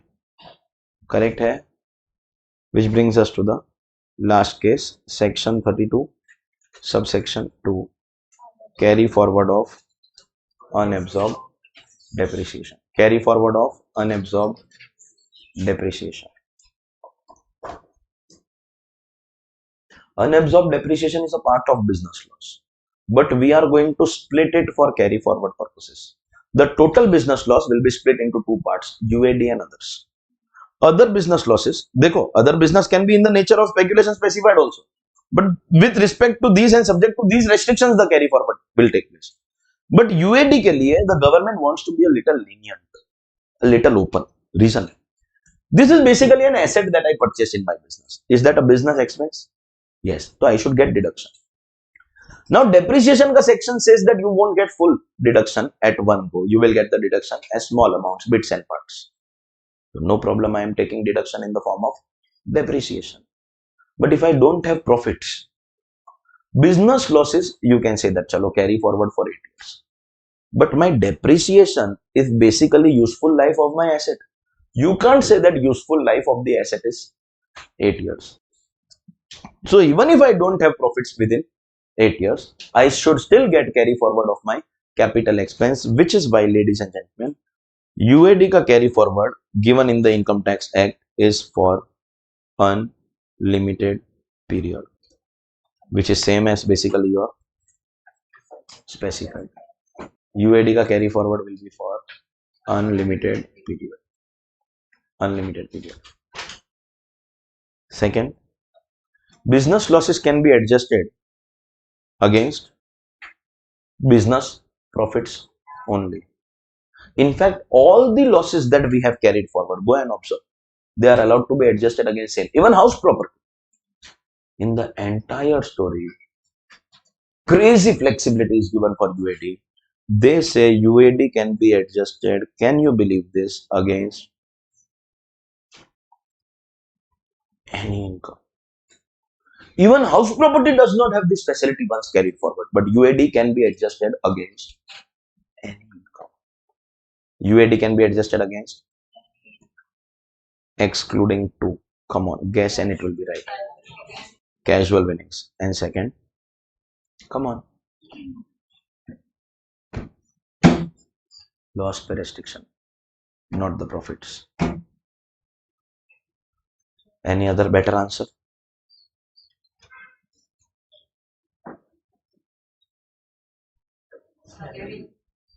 Because it's a part of business and business losses can't be adjusted against salary in the current year also. So UAD can't be adjusted against salary and casual winnings. UAD can be adjusted against all other incomes.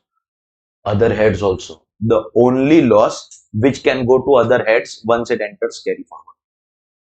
And one more freedom or flexibility you can say, even if ROI was not filed on time, that is, even if you file a belated return, you will get carry forward. Is that clear? And when we talk about UAD here, we also clarify that this UAD ka amount will also include if there is any unabsorbed capital expense on scientific research or unabsorbed capital expense on family planning. I am not going to spoil my day by asking you the question. So I am directly telling you by myself. Scientific research ka capital expenditure is allowed under section 35 subsection 2. Scientific research on business.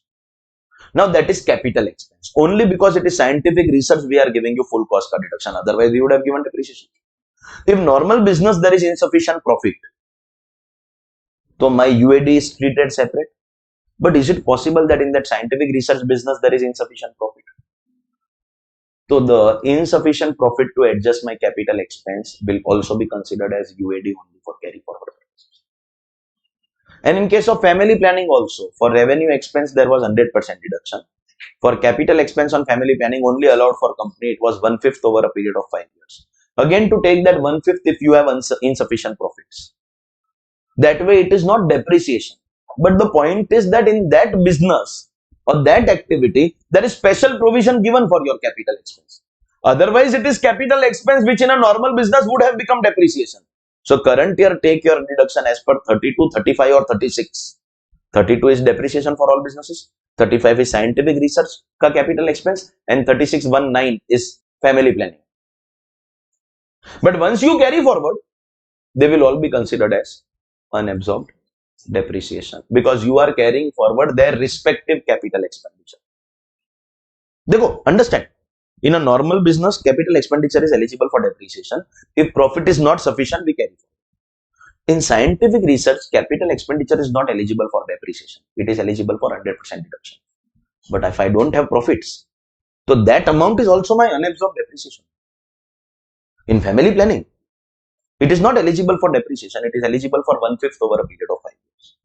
If I don't have sufficient profit, so that capital expense is also my unabsorbed depreciation. So this UAD will include those other expenses also in case I have insufficient profits, and same carry forward the rules are going to be applicable. This, ladies and gentlemen, is your rule for UAD, and this, ladies and gentlemen, effectively is your chapter called set off and carry forward of losses. Which loss, which profit, that's the only part of the chapter. We'll take a break of 10 minutes and continue. Fantastic, ladies and gentlemen, we are done with our chapter set off and carry forward of losses. So now it makes sense that we should go and solve the questions of the chapter set off and carry forward of losses. We will start with question number 163 on page number 169. Question number 163, page number 169. income of others. Let me at the outset tell you, this question also will never come in exam. In every chapter, if you observe, the first question won't come in exam. First question is to develop the skill of the chapter. Then we will practice questions, real questions. So question 163. Compute income of others profitable from the following. Piece 1, piece 2. House property, house 1, 5 lakhs, 5 lakhs. House 2, negative 7 Negative means loss of 7 lakh and 3 lakh. salary received 4 lakhs, 4 lakhs. Business income, speculative 2 lakh 50,000 loss, 2 lakh 50,000 profit. Non-speculative 2 lakhs, 2 lakhs loss. Capital gains 1 lakh loss, 1 lakh profit. So basically, we have to compute the income of Messrs profitable, showing us losses, but their name is profitable. We will solve the first case first. And my first case ka explanation is mainly to make you understand how to solve a question of set off. Once you understand how to solve in the difficult question, we will use the sections ka knowledge that we have given. In set off ka question, we have to solve the question head by head. For example, we will first pick up our head of income in order salary. Now, in some heads, there will be only one amount given. For example, here in salary, there is only one amount. So we can directly write it in the amount.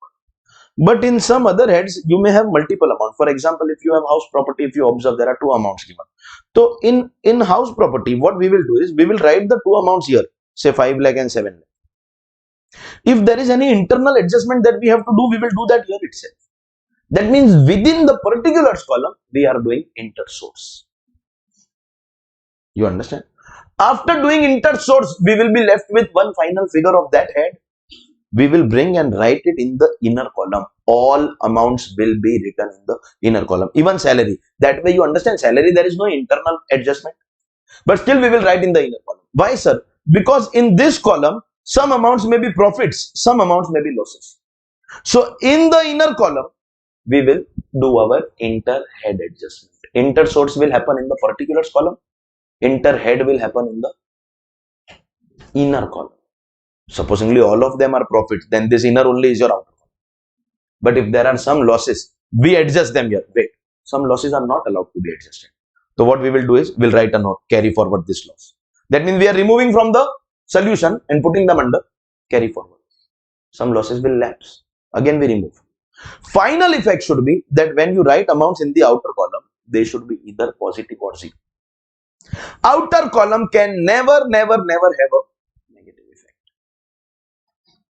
This, concept always reminds me of a statement from my mother.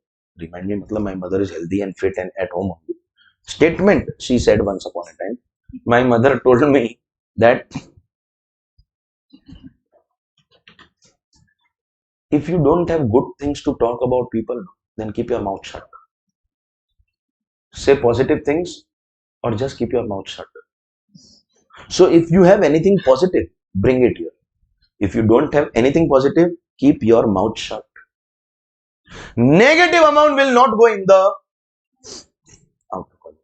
So if there is loss, within same head do adjustment in particulars column, inter-source. Then every head ka final figure right here. Even if positive, for example, here if you observe in salary, we have only one amount. There is no inter-source. So we should write our salary ka figure directly here in the inner column. Sir, but there is no loss in salary. But there may be loss in house property and we need no for inter-head. So all heads ka amounts we will write in the inner column. Then in the inner column we will complete inter-head. And finally we will write our final answer in the outer column. Is the system. Let's start with salary. Your mind should be thinking what? Mind should be thinking, sir, we have one amount or multiple amounts. One amount. If we have multiple amounts, then we have to divide them internally. But if we have only one amount, we directly write it in the amount column, but in the inner column. Outer column mein last. Correct hai? So how much should I write in income from salary? Rupees 4. Bakwas, rubbish, nonsense.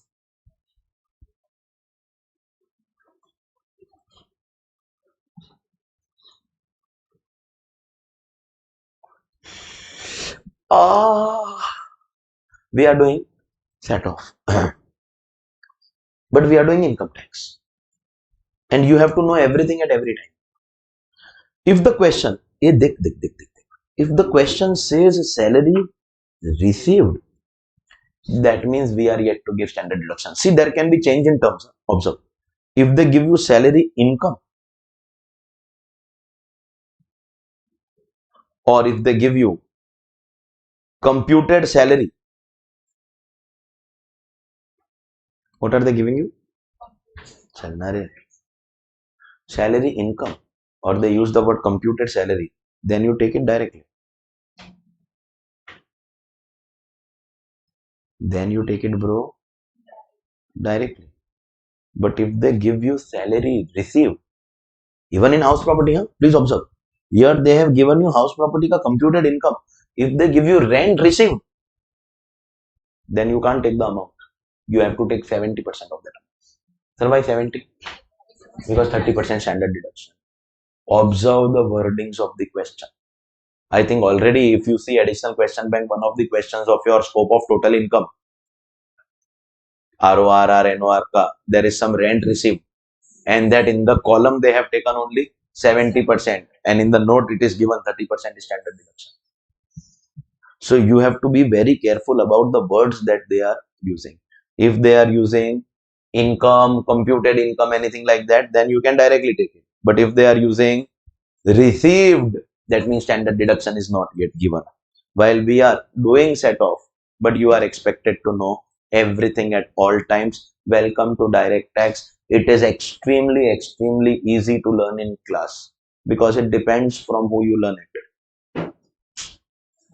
But when it comes to application of this knowledge in exam, students make mistakes which are like these.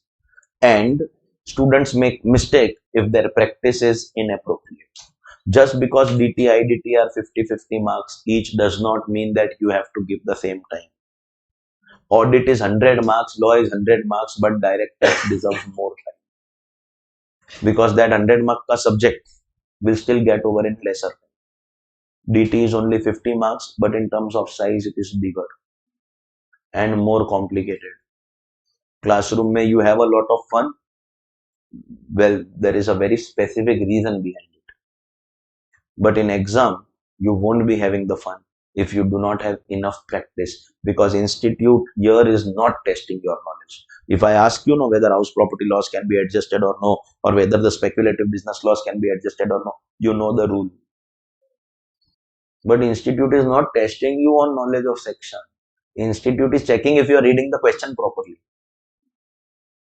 Institute is testing your presence of mind. And bro, you are in your third paper. In that also, some smart guys, they do what? They first write IDT. Easy, na? And teachers only say, I also say, if you find it easy, you write it first. Between DT, IDT, what you write first, I will not influence, but you should write the one which you find easier first. When you finally come to DT, whether before IDT or after IDT, there will be 35 marks, that is 70%. Descriptive answers, that is subjective answers. First, you will write that 35 marks. Because there, if you make one step wrong, supposingly here you have written 4 lakh, you may lose 1 mark. But you will get marks for the other things. Then you will go to MCQs. Because in MCQs, if you make the mistake, MCQ is basically you have chosen the last amount correctly. If you have not chosen that amount correctly because of this mistake, so the other things that you write correctly also will make you choose the wrong answer. So MCQ mein you will definitely lose marks. First write the 35 marks ka paper. Then come to the MCQs. In MCQs also, you will be having first a case study based MCQ, where the 3 questions, multiple questions are related with each other. Now we have done substantial syllabus that you can actually go and do the case study based MCQs also. At the end of the additional question bank, we have all the case study based MCQs. You can do almost everything except your deductions wala part or total income wala part or TDS wala part.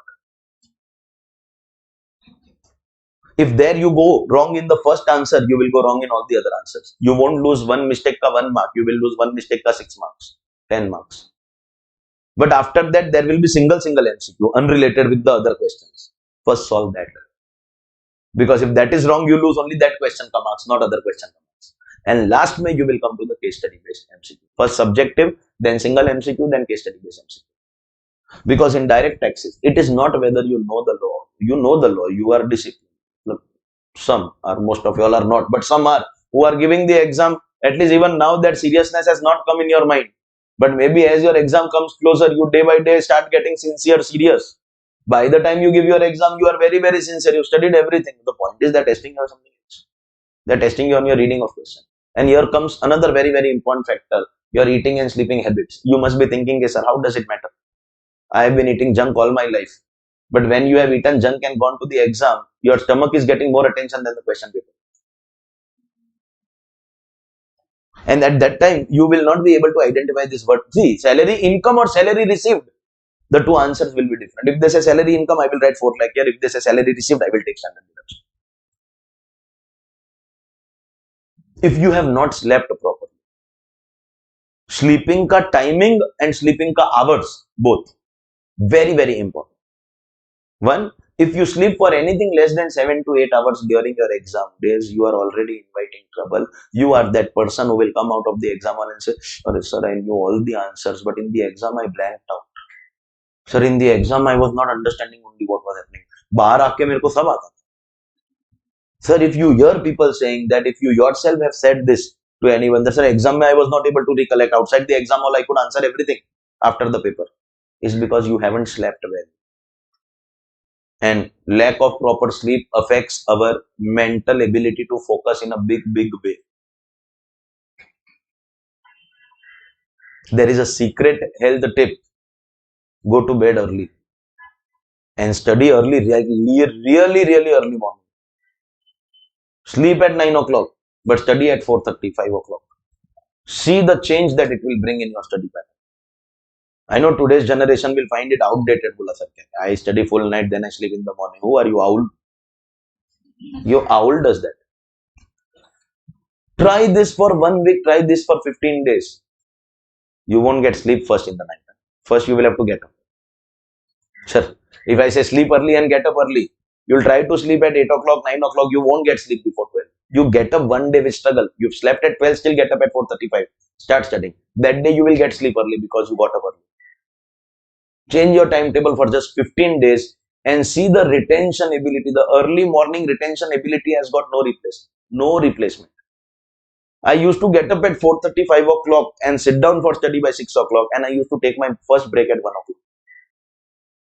So by the time the whole world is preparing for the day, I have at least completed 7 hours of my target, 12 hours per day. By 1 o'clock, without any break, without any distraction, no mobile phone, nothing. Switch it off, keep it in the cupboard. No distraction at all. Switch off and keep in the cupboard. You are not a doctor. Nobody has any urgent requirement of yours. If they have any extreme urgent work, they will call your family member. If it's not urgent, they will message. And message you can read at night also, no problem. 1 o'clock first break, 1 hour, 2 o'clock say again 3 hours, 3.5 hours ka slot. So by 5 o'clock, I have completed 10 hours custody.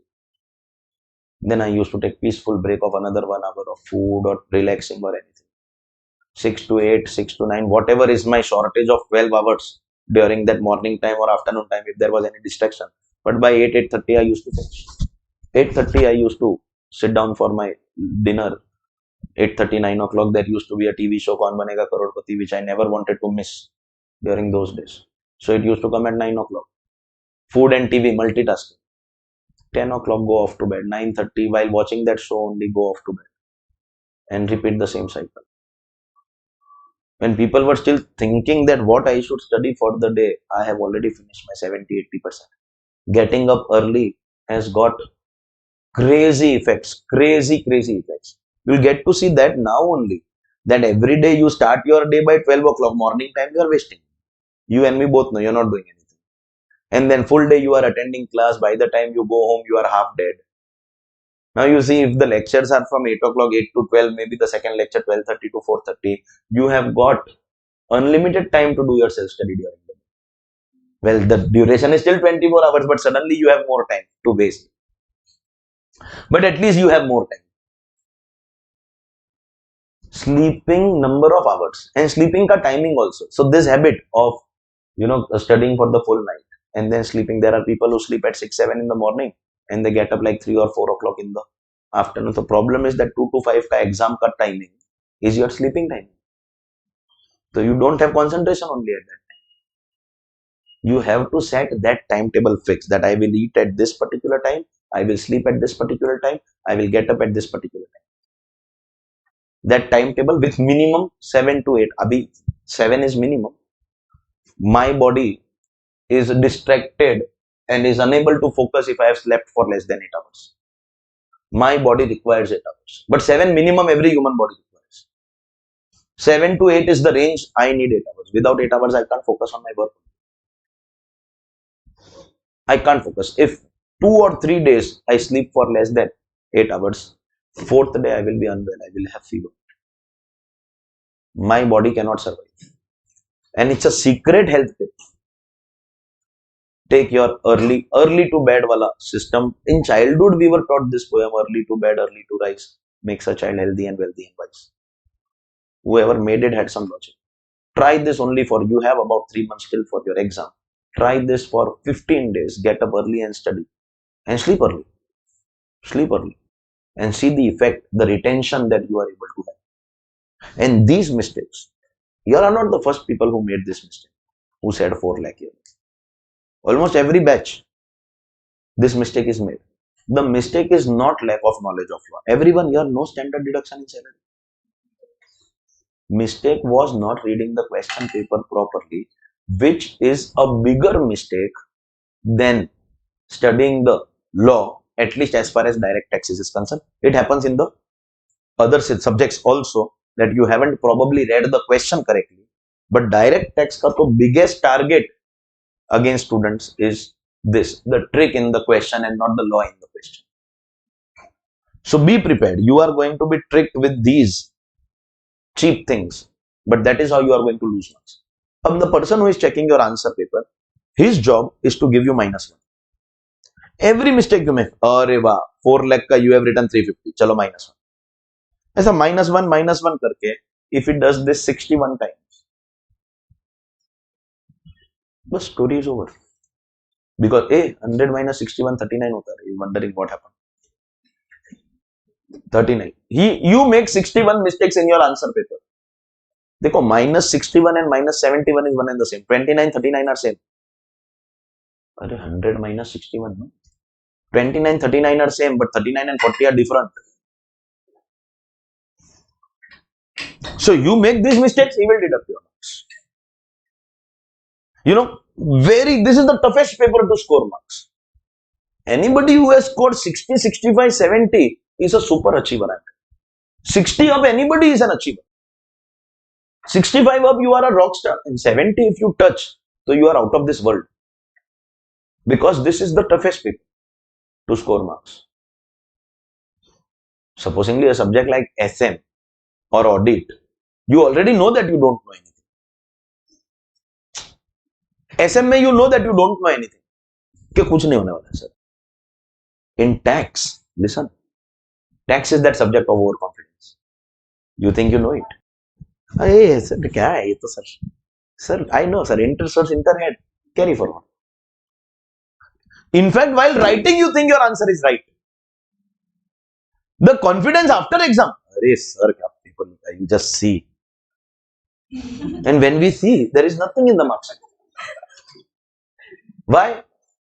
Not because you did not study, not because you are not hardworking, not because you are not intelligent, not because you did not know the law, not because you were not taught well, but because you did not read the question paper properly.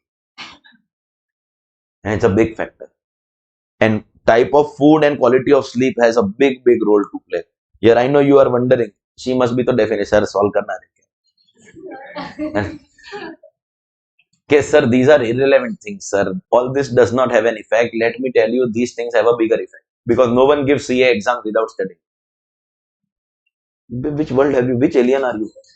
Without studying, no one gives the exam. That we all understand. Whoever gives the exam studies and gives. Still only 10%, 15% people pass. What is wrong with that 85? These things are wrong with that 85%.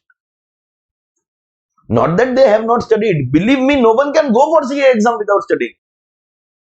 Will be maybe 1 to 5% students who are just trying their luck. Chalo, let's see, we have filled the exam form, so let's try it.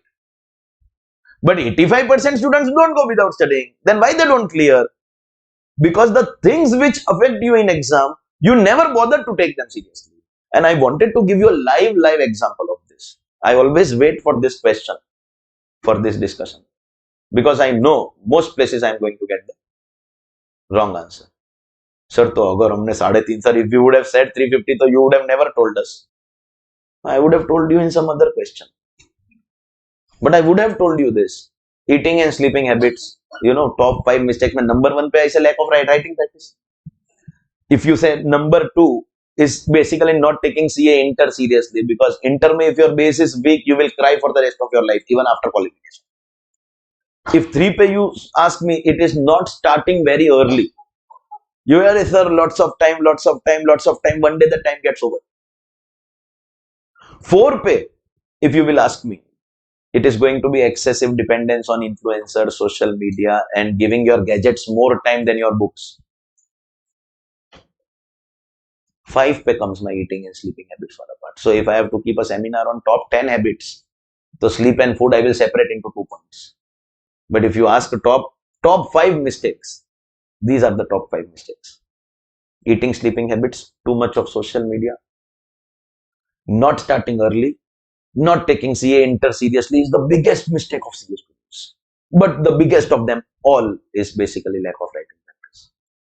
These basic mistakes, if you don't make, bro, this seminar, if some organization tells me to take now about top 10 mistakes, I have to just drag this topic for 1 hour. What I spoke to you in the 2 minutes, the top 5 mistakes, and I get paid massively for taking that. The top 5, because I have to go and see the top 5 mistakes of students of any field that way. These are top 5 mistakes of students of any career. So there are other organizations who call for career counseling of their students, and they pay massively for this. You are getting it free of cost, you may not value it. By now she is like, sir, abhi sum karo na, sir. But believe me, if you get rid of these few mistakes now, not starting early wala time has gone now for you, because you are already too late. Your eating and sleeping habits, you can still try to rectify within the, I am not saying quit junk altogether. Once in a while, if you get the craving, at my age and maturity, I too get the craving. Today itself, I was overexcited, not for the morning class, but in this area, Charni Road, because I have spent my whole life here. We did not have any morning class here. We had morning class in the other branch. Here there is one idli vada wala. वो हाँ तो वो the moment I went and told people at home that I am very excited for the morning lecture here. So everyone knew. अच्छा idli vada. Hey, Sipiteng Circle, there is a place, but it's a little far from me. You will take at least 20-25 minutes walking. But they are open till 2. 5:30 they start and 2 o'clock they close. I came from there. At this age also I am telling you, I am very health conscious that way, I work out, etc. But I don't compromise on food, because I am not entering any bodybuilding competition that way. So food pe no compromise, bro, zero compromise. Eat your heart out, eat like there is no tomorrow. But there is a limit as you approach your exam. Same is the question of your sleeping habits. You are getting these instructions, believe me, this counseling, if an outsider student is taking my counseling session or taking my mentorship, you have to pay an annual mentorship fee, under which I discuss all of this with the student by taking one-time meeting charge be an annually you can have unlimited meetings. You can choose one-time meeting or annual package. Anyone interested? No, whatever I am saying in class, I am saying, sir, extra karna hai, sir, what do I do of this subject? What do I do of that subject? I will sit and solve your problems of multiple subjects. I am going to consume my time in doing that mentorship. It's all about the time and energy consumed on you. Any student getting stuck on any particular subject, bola, sir, tax is so fine, but this subject I have a problem. That subject, sir, I am good in accounts. My accounts teacher is also exceptionally good to accounts. I will score crazy marks. But I am, sir, weak in strategic management and I was not even taught well. Example, I am saying, okay, So sir, basically that is going to ruin my overall result. See, you are good and teacher is good, best combo. You are average in a subject but you get exceptionally good teacher, it will solve the problem. You are exceptionally good and teacher is average, it will still be okay because you are already good in the subject. Problem arises to those students who are weak in a particular subject and they don't get the appropriate teacher also in that particular subject. That combo spoils that particular subject ka marks and the overall aggregate marks. And therefore, our policy was day one say that 5 fingers are not alike. Students will be getting personalized mentorship, which is open for all. You just have to fill the Google form on our website. So book upside down kar. Website mentioned it at the bottom. Don't WhatsApp on that number thinking that it is my number. Whoever replies to you from that number will be office staff. And वो website है for filling Google form for mentorship. Sir price क्या है वो कुछ बता सकते हो क्या sir? You want to know the mentorship का packages? ऐसा not, I am not doing marketing. Just because you asked me, I am telling you. You asked me the package. One time meeting is 2K. वो that can, the meeting can be for 2000 मतलब. Your questions are done in 15 minutes, 20 minutes, 1 hour, 1 hour से ज़्यादा you will only not tolerate. But I don't mind if even if the meeting goes on for 1.5 hours, whatever you want to ask in that meeting you ask, or you can take annual unlimited meetings in 5,000, which is I believe fair. मतलब I am not overcharging on this. I have to spend time and energy on it. And every time you request for a meeting in the annual package, within 1 week to 10 days, your meeting will be scheduled. ऐसा नहीं कि sir I have some urgent है, WhatsApp facility is there. But sir I want to talk to you, I want to come and meet you, so you have to give me my schedule as to permit 1 week and 10, provided you are in that annual package. Otherwise, one time meet is also that. So you can fill the Google form. Team will contact you from that number only. But that number is not my personal number. So you don't message on that number. Sir, you have not uploaded today's PDF. वो मेरा number. I am not crazy that I will put my number on that back cover of the page. I do make sure that once in a week I sit and check all the conversations. Once in 15 days, once in a week. But I don't sit with that number permanently. I hope I am clear about it. Okay. So ladies and gentlemen, be careful about these things. And if you are still confused that sir, but these things we have understood, but I have this difficulty or that difficulty, one-to-one mentorship. Fill the Google form on our website. Fantastic. So salary, ladies and gentlemen, 3,50,000. Next head of income is house property. See what your mind should be thinking. Do we have one amount or multiple amounts here? So if you have multiple amounts, you will write the two of them in the inner column. What do you have here? 5 lakh. And second is -7. If there was only one amount, I would have written here. But because there are multiple amounts, I have to first bring one amount from them. So the question is, Acha, by the way, if we have two houses and both of them were profits also, I would have written the total here. But if one of them is a loss, I have to decide. I have the following options. Option 1, can I adjust here?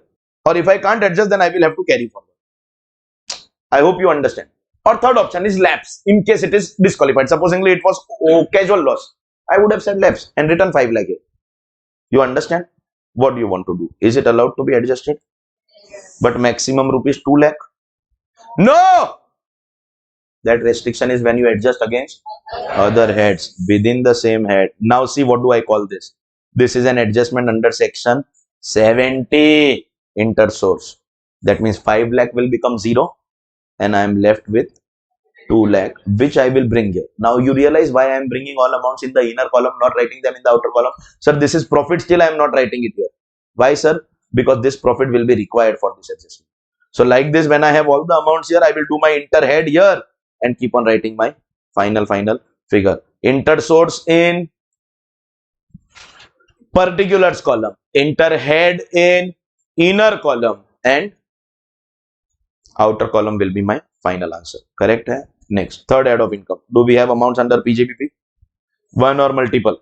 multiple. So we have two incomes. So if we have two, now you know how we will write it. We will split and write it. We have specu and we have normal. Specu is how much? Negative 2,50,000 and normal is 2 lakh.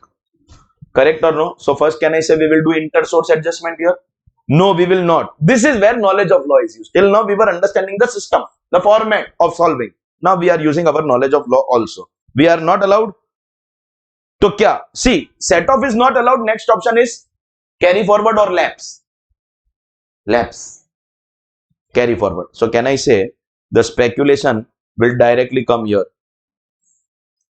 Carry forward for 4 years, rupees 2,50,000. So this has gone now. You understand? If this has gone in the carry forward, so remaining in particulars column is gone. And now we have only 2 lakh rupees, which I can write. My task is to make all these amounts 0, 0, 0. If it gets adjusted, it will become 0. If it will lapse, it will become 0. If it is carry forward, it will become 0 to come to one final answer of every head. And that final answer will be written in the inner column. Then in the inner column, I will do inter-head adjustment. And then I will take the final answers, final amounts in the outer column. System is more important than the solution. System is clear? Okay, let's go to the next step. What do we have under capital gain? Do we have something? We do have. Capital gain, what do we have? Only one amount? Fantastic. That is loss of 1 lakh. Confirm no other amount? No other amount? That means, can I say our inter-source is done? Hello? Now let's focus on inter-head. Supposingly all these amounts were positive, so I would have taken total here. But there are some negative amounts. To be specific, there are two losses. The two losses are house property and capital. And to adjust them, I have salary and PGP. Let's talk about house property loss. It can be adjusted against salary, PGBP, both of them or none of them.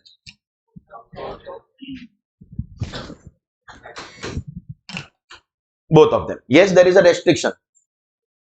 2 lakh, but it is 2 lakh only. So right now I am spoiled for choice. I can adjust against both. Let's talk about the other loss. That is capital loss. I can adjust against none of them. So one thing is for sure. This I will have to lapse or carry forward. Carry forward. So capital gains ka final answer I do have. Because it is going. Where will it go? Here it will go. We have capital loss which can be carried forward for 8 years. Rupees 1 lakh. Correct hai? Now here I am spoiled for choice. Whether I adjust against salary or PGBP does not make any difference. Wherever you adjust, supposingly I adjust this. This is under section 71 because this is inter head. So this also gone. This also gone.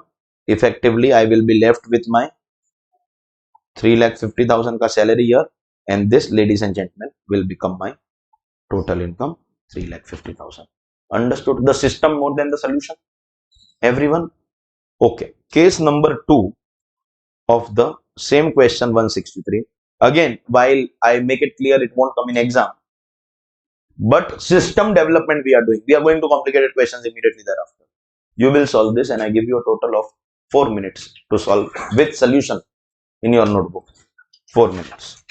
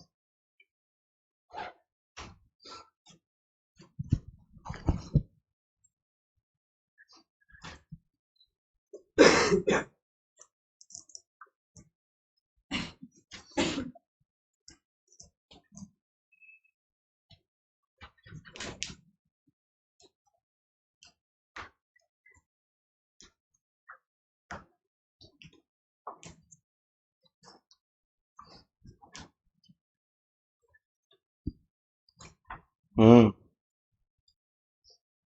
Answer me. Let's see. We know that there will be particulars and two amount columns. Let's start with the first thing. What do we have? Do we have income from salary? Yes. There is only one amount here. So we directly write in the inner ke outer? Inner column. Rupees 4 lakh. Yes or no? You are allowed to make mistakes in class, but you are not allowed to repeat mistakes. 3,50,000. Second, house property, how many amounts? Two amounts. One profit, one loss. 5 lakh and 3 lakh.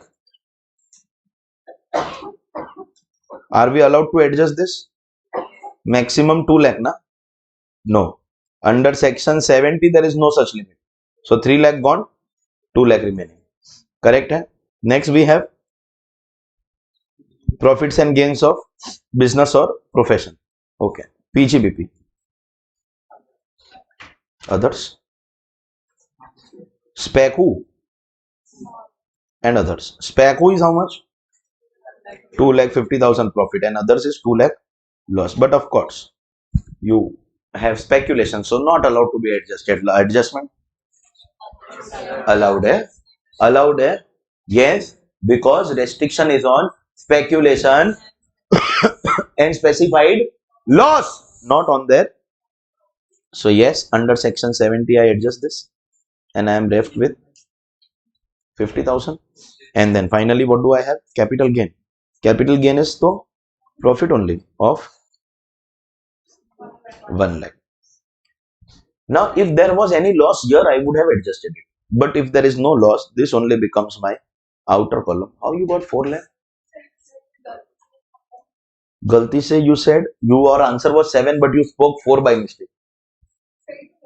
So in your DT ka paper, galti se you won't write costing. How foolish can you get that you have solved the answer, you get 7 lakh, teacher is asking what's your answer, you have written 7 but you are saying 4. Stop consuming stuff that every person in the class is selling you. Stop it. क्या पागल लोग इकट्ठा हुए कसम से. You all are doing it purposely, no? के एक बार he gets so frustrated that all the words which he speaks in beep, dash, somehow it comes out from his mouth. We want to hear how it sounds from your mouth.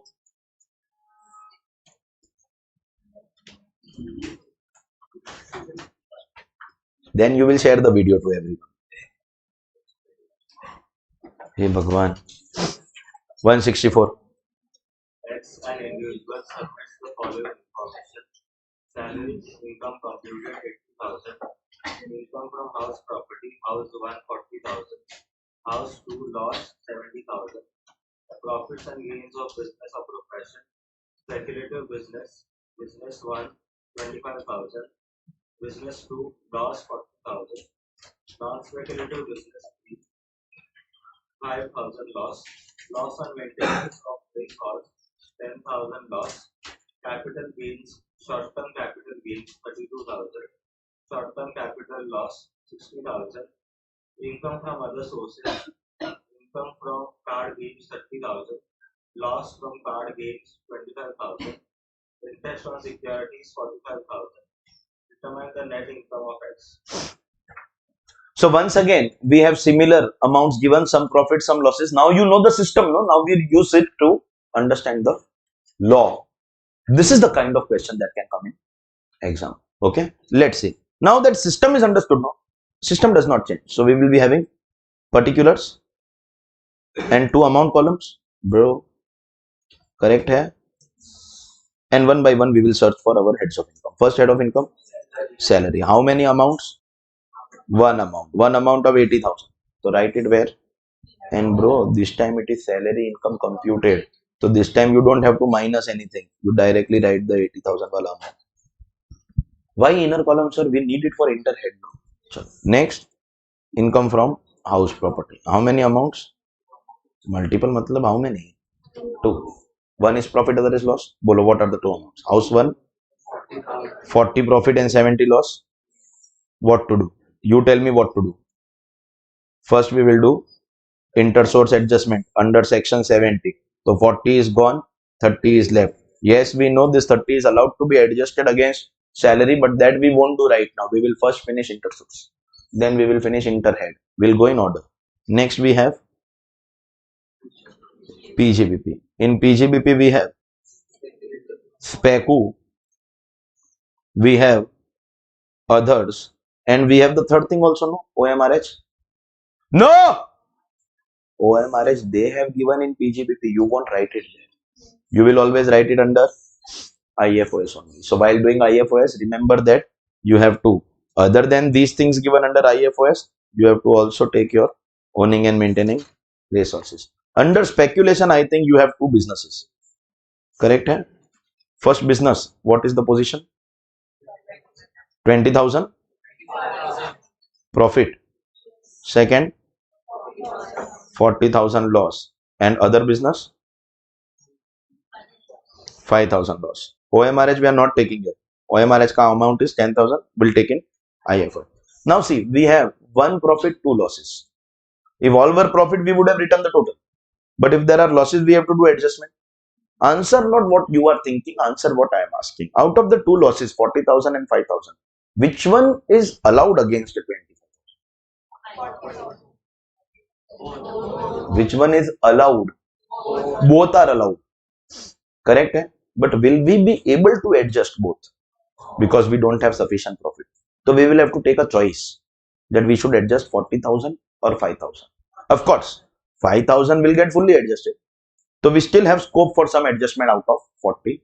But 40 if we take, so 40 won't be adjusted fully. There will be some unadjusted amount of 15 plus 5 is to there also. Still, which one we will give preference is my point. Why 40 will be given preference? Because if the profit is speculation, so only that can be used for this.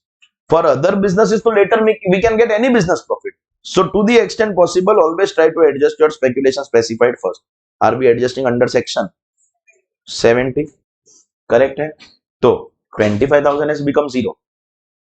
And now the remaining 15,000, we can take here, no, interhead with 5. No, the remaining 15,000 that we have, we will have to carry forward because this cannot be adjusted against anything else. So somewhere at the bottom, we will be writing our first loss. SPECU, but only 4 years, 15,000. Correct, hai bro?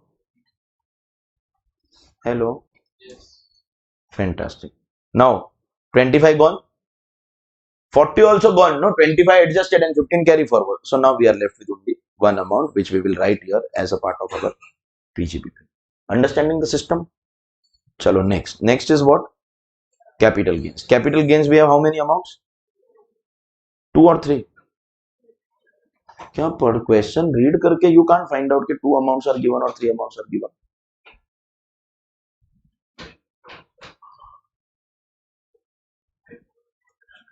Capital gain में how many amounts are given?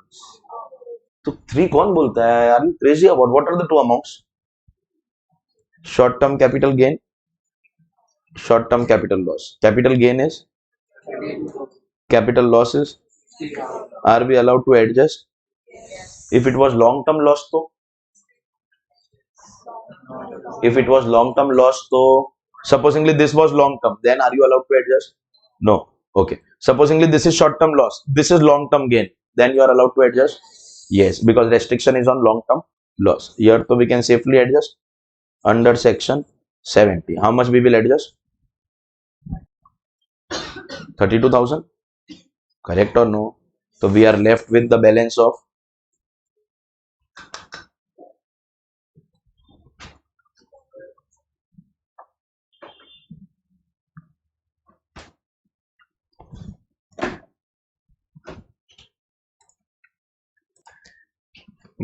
balance of 28,000. Everyone is clear on this? Chalo. Fantastic. Next, IFOs. What do we have in IFOs? One by one. We have got how many amounts in IFOs? 3, 9, 4. We have income from card games, loss from card games, casual winning, casual loss, interest on securities, and OMRH also that we skipped up. One by one. Casual winning का amount 30,000.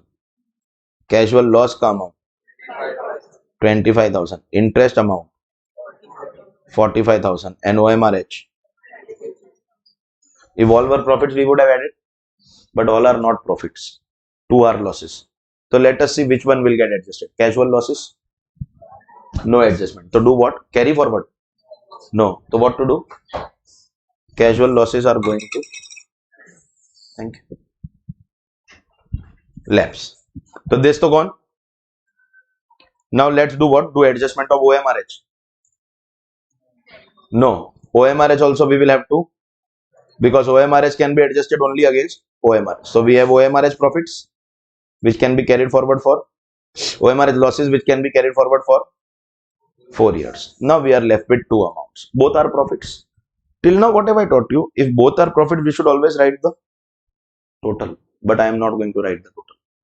I am going to, in the inner column here, write only 45,000, and in the outer column here write 30,000. That is my income of casual.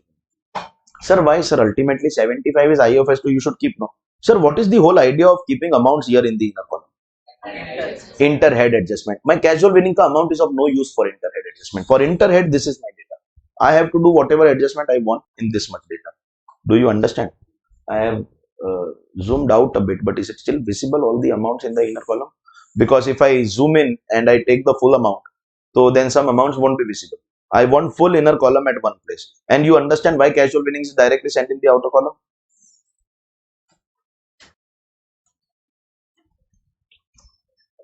Everyone? Now see, casual winning is gone. We have got these amounts in the inner column. Can we see 3 losses and 2 profits? If all were profits, we would have taken them.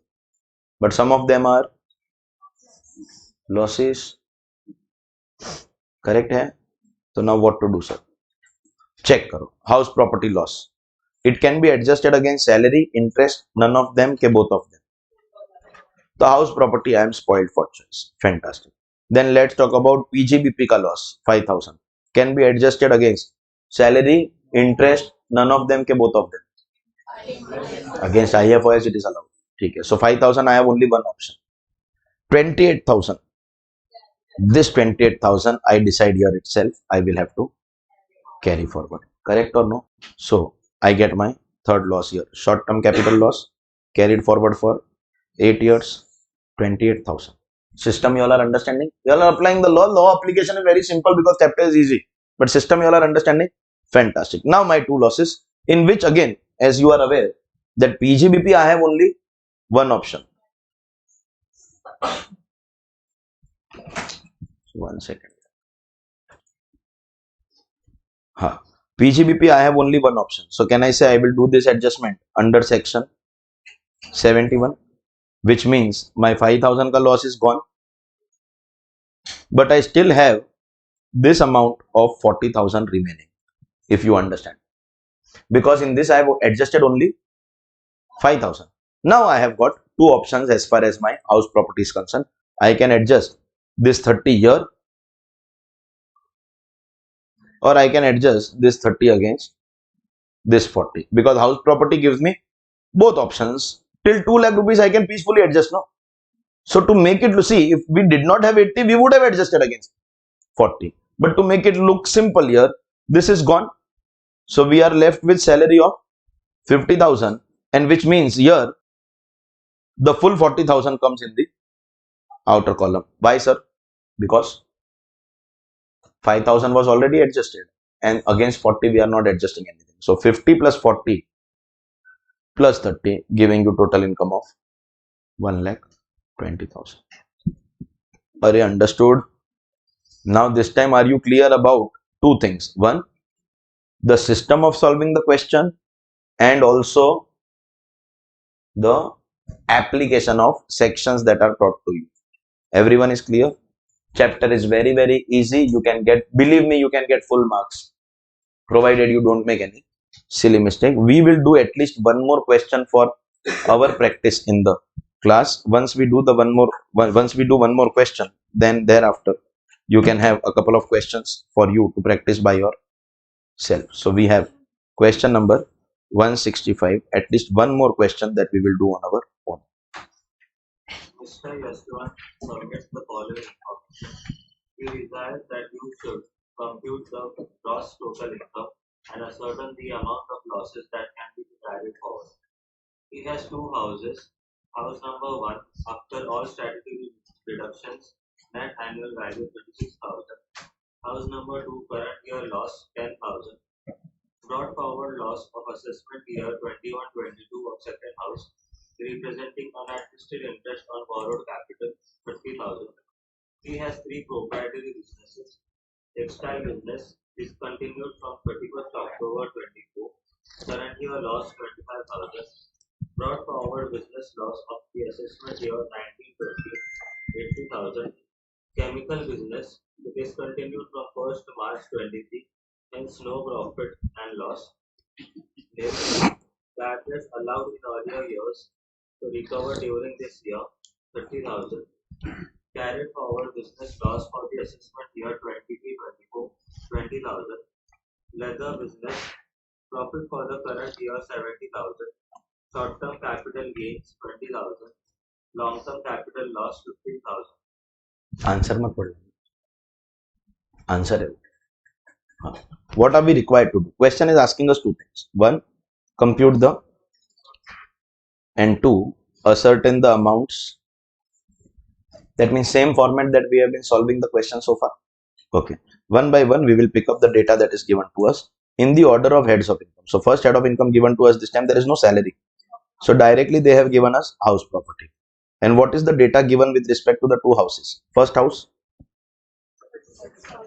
36,000 profit. Second house, 10,000. 10,000, no? And plus with respect to the second house, we also have some brought forward loss of the AY 21. This is important. You understand, brought forward loss matlab 8 years won't start here. It has already exhausted some years. So if we are able to adjust something, fantastic. If we are still not able to adjust anything, so the remaining amount will be carried forward only for the remaining years out of 8 years. So we should know which year. And what is that amount? 30,000 loss. Fantastic. So then, ladies and gentlemen, here is our house property data right in front of us. One positive amount, two negative amounts. Correct? Is this loss going to lapse first? So shall we adjust this first? Why?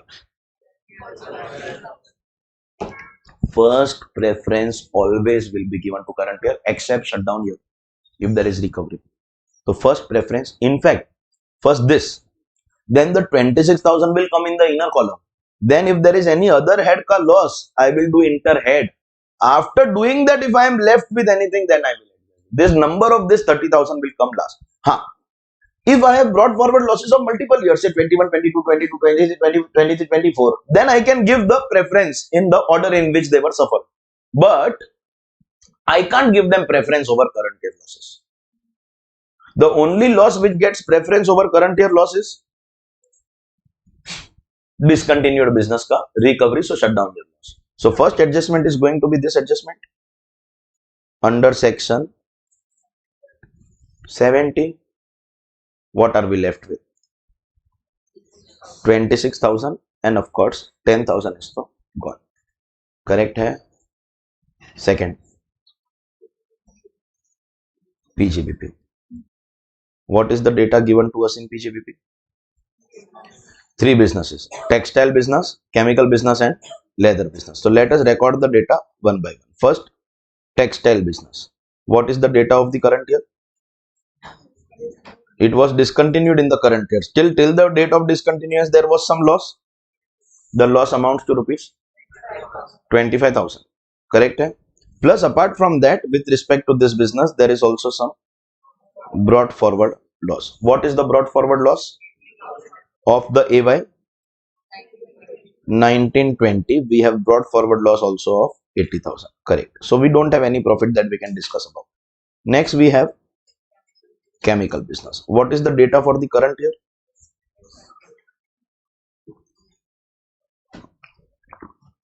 Discontinued. So there is no profit, no loss, but there is some bad debts recovered. How much is that? So will we take that bad debts recovered in the current year? Yes, we will. And the moment you see recovery, your first step is to jump and find if there is any loss of shutdown year, because in case there is any loss of shutdown year, that loss of the shutdown year is going to get the first priority, the first preference over any other loss. So is there any loss of shutdown year? Where? Textile business में क्या जो business shutdown होता है ना उसका loss you have to see. Have you lost your brain? What are you saying? The recovery has happened in which business? That business का is there any shutdown year loss? Is there any shutdown year loss? Textile you have shut down now, so your 8 years will start. It is not shutdown year loss, it is current year loss first. Shutdown year is relevant if there is any recovery from that business. So textile, so you have shut down only now. Where is the question of recovery? Recovery will happen after some years. But if there is any business which you had shut down earlier and now there is recovery, then you have to see, is there any shutdown loss? Yes, this is loss of AY 23-24. March 23, no? March 23 falls in which year? 22-23, no? This is 23-24. Bro, this is PY 22-23, which simply means AY 23-24 only. Yes, ladies and gentlemen, this is loss of shutdown year. Hello. How much is that loss? Giving you current year profit of 10,000. For all current year purposes, you will take your profit as 10,000 rupees. Is that clear? And what about the third business? What do we have in the third business? Textile business. How much profit? Acha, leather business. How much profit we have? 70,000. Correct? Hai? Now what is my position?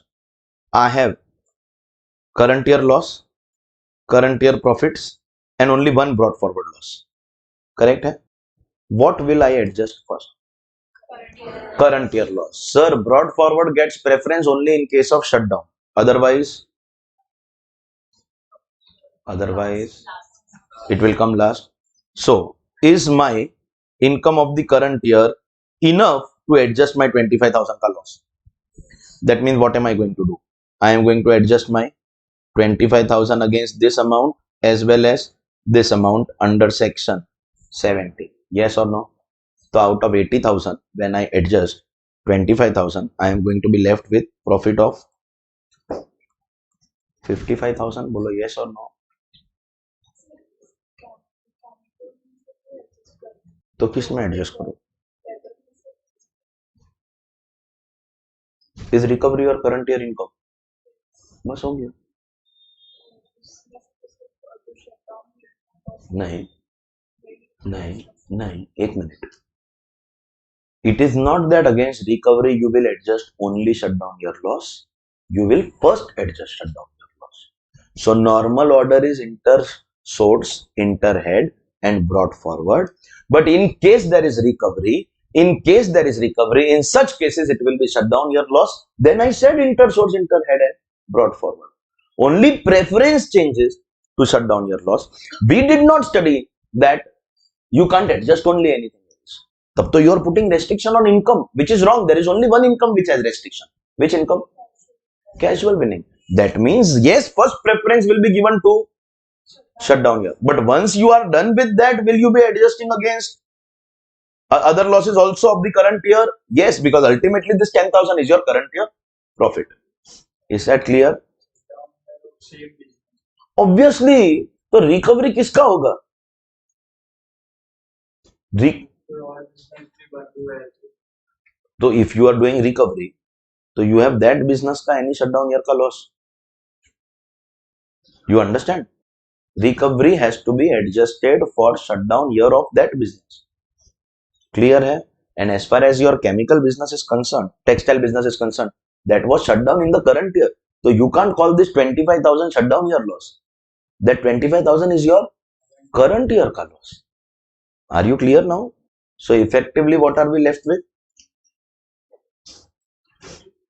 55,000. Chalo, let's adjust 80,000 ka loss, no? No, not allowed. वो last में the number will come. Finally, what do we have? Capital gain. What do we have under capital gain? Short term, and short term is what? And long term is? Short term gain is how much? 20,000. And long term losses? So first adjust this under section 70 intersource. No, long term we will have to do what? Carry forward. So I get my first carry forward loss. Long term capital loss 8 years. 15,000 rupees. Correct hai? And therefore we are left with only 20,000. Everyone is with me? Now we come and focus on our inner column. We have house property 26. We have PGBP 55. And we have capital gain 20. All are profits. If any one of them would have been a loss, so I would have done enter head adjustment in this column, but none of them is a loss. That means I can take total and complete my question. Nice. Now number will come of the last thing. Brought forward losses. First brought forward, no? And if there is not sufficient profit, then you carry forward. I have brought forward loss of 30,000 house property and 80,000 PGBP. So my total loss is 1,10,000. Do one thing, take this total and minus 1,10,000. No. Why, sir? Because house property can be adjusted only against house property. Business can be adjusted only against business. The only loss which can go other places is unabsorbed depreciation. That means, can I say for house property, my limited option is this? And this adjustment is taking place under section 71B. House property ka brought forward losses ka section. Understood? Which means, what do I have? In profit I have 0, but I still have 4,000, which I will have to do what? Carry forward. Now, I will write it in my carry forward list, but you check how many years. The loss was of AY 21-22. How many years are over? AY 21-22 you will count? No, you won't count. You will count 8 further years. So start counting. If they are giving AY, you also do AY basis, so that there is no confusion. So start counting. AY 22-23, 23-24, 24-25, and this is AY 25-26. So 4 years over. So we have remaining period of 4 years. House property loss 4 years, 4,000. Correct hai? So house property gone. Now focus on PGBP. We have 80,000 ka loss, but only 55,000 ka profit. So what are we going to do? Adjust this. This is an adjustment under section 72. Hello. This adjustment is happening under section .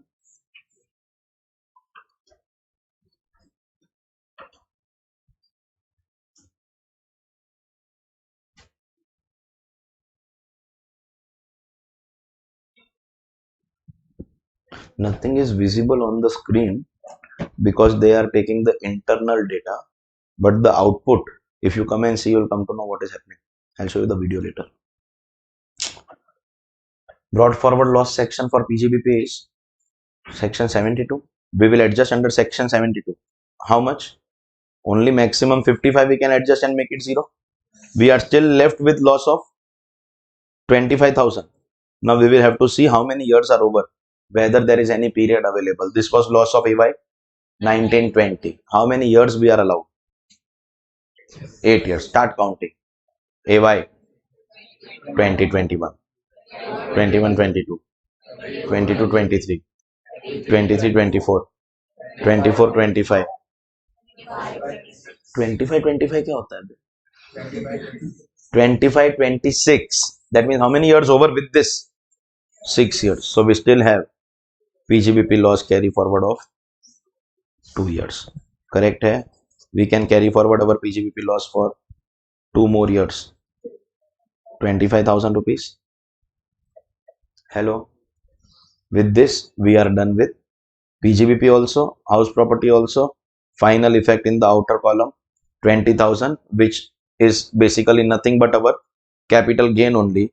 And this becomes our total income of rupees 20,000. Question asked us two things. First thing, calculate the total income, and second, give the losses that will be carried forward. We have effectively answered both the questions, and that, ladies and gentlemen, is our chapter set off and carry forward of losses. We have 2-3 questions that you will be, and bro, this is not request, this is compulsory, and compulsory before tomorrow. I hope I am very clear on this. Okay, ladies and gentlemen, we had completed our syllabus long ago. Then we were told, okay sir, syllabus is over, but two things are left. The two things were NTTI and tax. Sir, now we completed our NTTI at least. Harsh. Nash. Because we are done with 8 chapters. First, not taxable income, exempt income. Then 5 heads. Then clubbing. Then set off. But even now the amount that we have is not NTTI. This amount is only GTI. GTI. We don't pay tax on GTI. We pay tax on NTTI. And ladies and gentlemen, we are one chapter away. When I can say syllabus over, now only one thing left. We are one chapter away from that. Ladies and gentlemen, the last chapter under last chapter under the concept of NTTI, ladies and gentlemen. Deductions under chapter 6A. Deductions under chapter 6A. Last chapter here. Deductions under chapter 6A.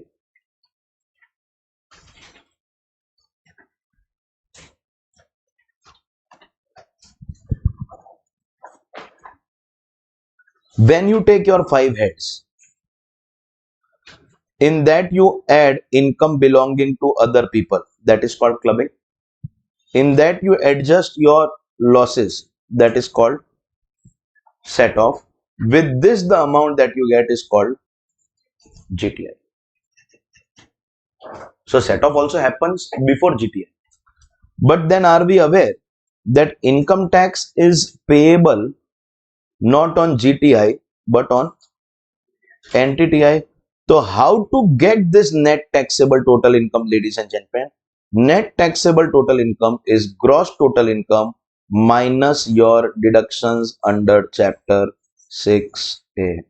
GTI minus these deductions will give us our net taxable total income. That means this chapter basically is going to result in certain subtractions from the total that we have calculated. By the way, the total that we have calculated, we would have paid tax on that. But our government wants us to take certain tax benefits in the form of deduction. Remember the importance of the word deduction in the life of a taxpayer. The moment you see the word deduction, it means they are granting you a tax benefit. The word deduction means tax benefit, because whenever we say deduction, that amount is basically going to be reduced, subtracted from your taxable income. And the moment we reduce or subtract any amount from our taxable income, that means we are going to pay tax on that much lesser amount. If 5 lakh is the total of my heads of income, but I am giving you deduction of 50,000, that means I am paying tax not on 5 lakh but on 450. So one thing everyone has to agree, that deductions are basically created for the purpose of availing tax benefit. Government wants to encourage you, genuinely give you certain tax benefits, and for the purpose of granting these tax benefits, government has created a chapter called deductions under chapter 6A. For granting you tax benefits, our government has created a chapter called chapter 6A. Are you able to understand this? Hello. Means this chapter is going to be exciting for the taxpayer. Sir, why? Because this chapter is going to bring us certain tax benefits as an encouragement. However, subject to certain conditions, restrictions. First, the maximum deduction that you will get will be equal to your gross total income. The maximum deduction will be equal to your gross total income. Maximum deduction will be equal to your gross total income. Matlab, listen, mitro, let me reframe this statement. See if you understand this statement. You cannot make your income negative by taking deductions. If your GTI is 5 lakh, you cannot take chapter 6A deduction of 5 lakh and 1 rupee. Because the chapter that we just completed taught us the concept of house property loss, business loss, capital loss, IFOS loss. There is nothing called total loss. There is no set of carry forward given for total loss.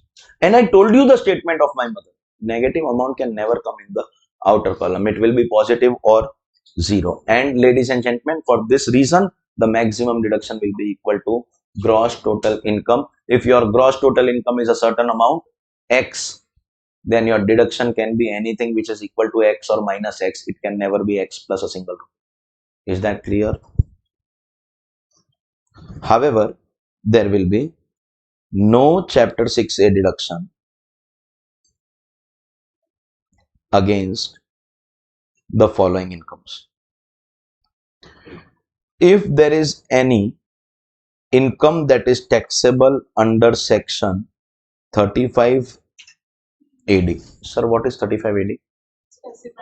Specified business. If there is any income which is covered under section 35 AD, are we, while computing this profit, already granting you massive tax benefit in the form of deduction of capital expenditure? After granting such a big deduction, you are left with your PJBP. From that, you can't minus anything. No chapter 6A deduction will be given. And second, if there is any income which is taxable at special rate, at intermediate level, you guys have only 4 sections of special rate which are a part of your syllabus. You have section 111A, that is short term stock market. You have section 112A, long term stock market. You have section 112, long term other than stock market. And you have section 115BB, that is casual winnings. These are the only special rates ka sections that are taught to CA inter students. Are these incomes taxable at special rate? So when we calculate these incomes, do we separate them from our total at the time of tax calculation? Bro, after we separate them, we are left with other income. You subtract deduction only against other income. I'll explain what is happening here. Supposingly, my gross total income is like this. I have got some long-term capital gain of 2 lakh rupees. I have got short-term. See, short-term does not come in special rate always. Short-term sometimes comes in normal rate also. Short-term capital gain, I have special wala 1 lakh.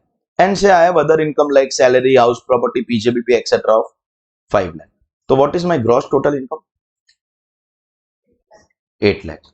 At the time of calculation of tax, am I going to divide my income into various parts? So I have 111A income of rupees 1 lakh. I have got 112 wala income of rupees 2 lakh. And I have got other income of rupees 8 lakh. कौन है ये पागल? तुम क्या? You have lost your brain. Are you crazy? मतलब what is wrong with you? You are only doing it purposely. तुम क्या पागल हो क्या? You don't have brain to understand that total is 8 lakh. You are removing 3 lakh. Still total will मतलब 8 lakh minus 3 lakh is 8 lakh. Nonsense you are talking. Once we can take in a joke, second time we can take in a joke. Every time you will take it like this, so it is not a joke, no yaar. Nonsense. Where is your attention? मतलब why are you distracted all throughout? What is your other income? So when we are taking our deduction under chapter 6, we won't be allowed to take any deduction here. We can take our deduction maximum to the extent of this amount, 5 lakh. Sir, if my income is only this much, I don't have the other income, then I won't make the mistake of giving deduction of 6 lakh rupees. Because I know that the final answer can never become negative. I won't make the mistake. But when my income is like this, so 8 lakh is a big number. I will end up subtracting 6 lakh rupees thinking that it is not becoming negative. But that is wrong. Sir, why is that wrong? Because you can't take only deduction against these incomes. Deduction can be taken only and only against your incomes which are taxable at normal rate. So when we say no, maximum deduction equal to GTI, that GTI is basically your normal rate wala GTI. Any income which is taxable at special rate won't be eligible for deduction. Any income which is a part of 35 AD won't be eligible for deduction. My maximum deduction will be to the extent of my other income, because these incomes are ineligible for any kind of deduction. Is that now understood, everyone? Deduction ka chapter is slightly big. It won't happen, or it won't get over in one lecture or two lectures. It will at least spread over to the third lecture from now, because in the deductions chapter there are certain categories of deduction that they have given. Deductions have to be taught or learned category by category. There is a category called expense related deduction. What is the category, sir? Expense related deduction. Here, if you want this tax benefit, is deduction a tax benefit? You want this tax benefit? What happens with deduction? Your taxable income is reduced. So do you want this tax benefit? What will you need to do? You will have to spend money to get deduction. If you spend, you will get deduction. There has to be some outflow of money from your pocket. Only and only if there is outflow of money from your pocket, you will get this deduction. Otherwise, you won't get deduction. I'll give you examples. For example, we have a section 80C, life insurance premium. Government wants to encourage. See, it's your personal payment. Personal payment can't be allowed as a deduction against PGBP, because PGBP will give you deduction only of business expenses, not of personal expense. But government wants to genuinely encourage you to take insurance, because if you don't take insurance, then your family is going to be,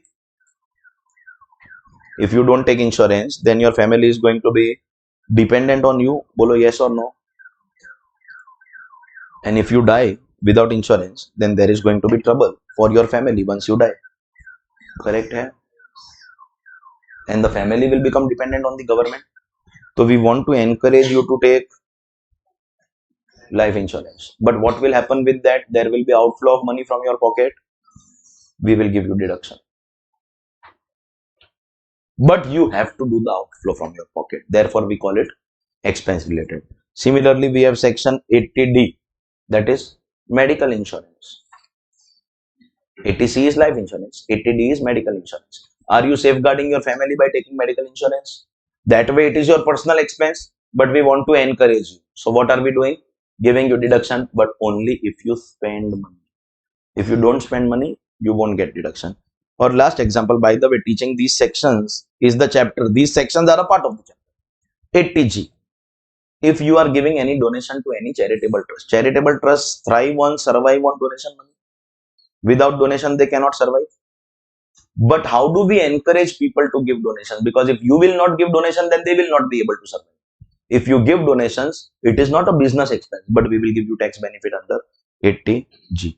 Are you able to understand this? So whenever you get deduction on the basis of incurring expenditure, that is going to be called expense related deduction. We have another category. We have a category called income related deduction. First category is what?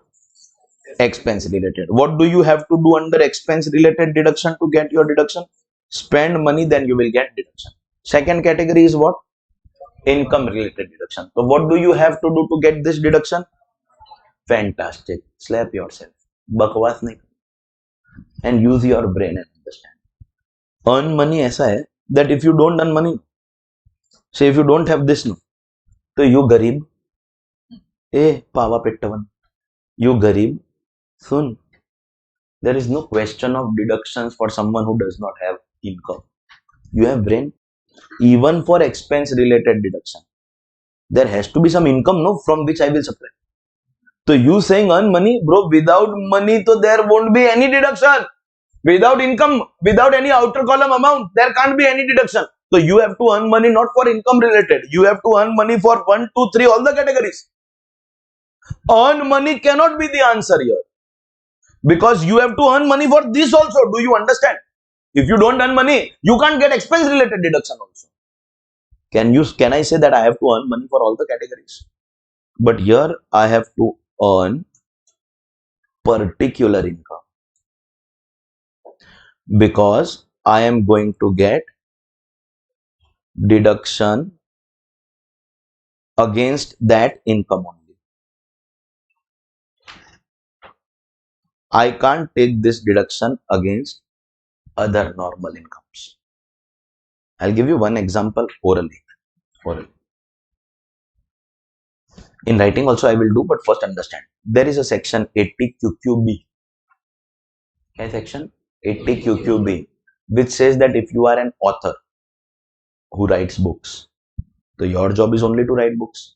Then there will be a publication company which will print and publish your books, sell the books in the market. You will earn an income called royalty. That royalty will be a part of your IFOS. It will come in your total income. Will that total have royalty as well as other incomes? Say you have earned royalty of 2 lakh rupees and you have salary of 20 lakh rupees. So total will be 22 lakh rupees. Now we will give you deduction of 80 QQB for royalty income. That means you can subtract that deduction only against 2 lakh rupees. See, what is life insurance, medical insurance ka deduction? I will pay life insurance, medical insurance or donation to charitable trust. That is my expense. Now I can subtract this against 2 lakh or 20 lakh or 22 lakh, anything. As long as I have spent money, I can subtract against anything. But under income related deduction, I can subtract the deduction only against that particular income. First of all, only if I have royalty, I will get that deduction. So in income related deduction, I have to earn income is wrong because I have to earn income for all deductions. In income related deduction, I have to earn that particular, that specific income. Only when I earn that particular, that specific income, I am going to be eligible for income related deduction. Is that clear? But this income related deduction is further divided into two subcategories. They are income related deductions only, but they are divided into two subcategories. Income related deduction is divided into two subcategories. We have a category called specific income related deduction, and we have a category called other income related deduction. There is a student who has joined now. She thought that the lecture is 12 to 4. Now the lecture was 8 to 12 and it is about to get over. Hey Bhagwan.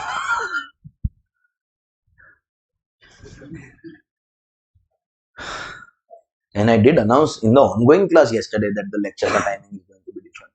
Today and tomorrow also. Tomorrow also. Tada.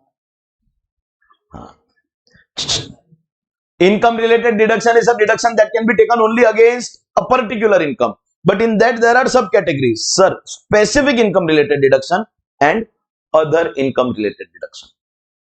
Specific income related deduction is basically a deduction where you are putting conscious effort that I will earn that income, then I will get my deduction.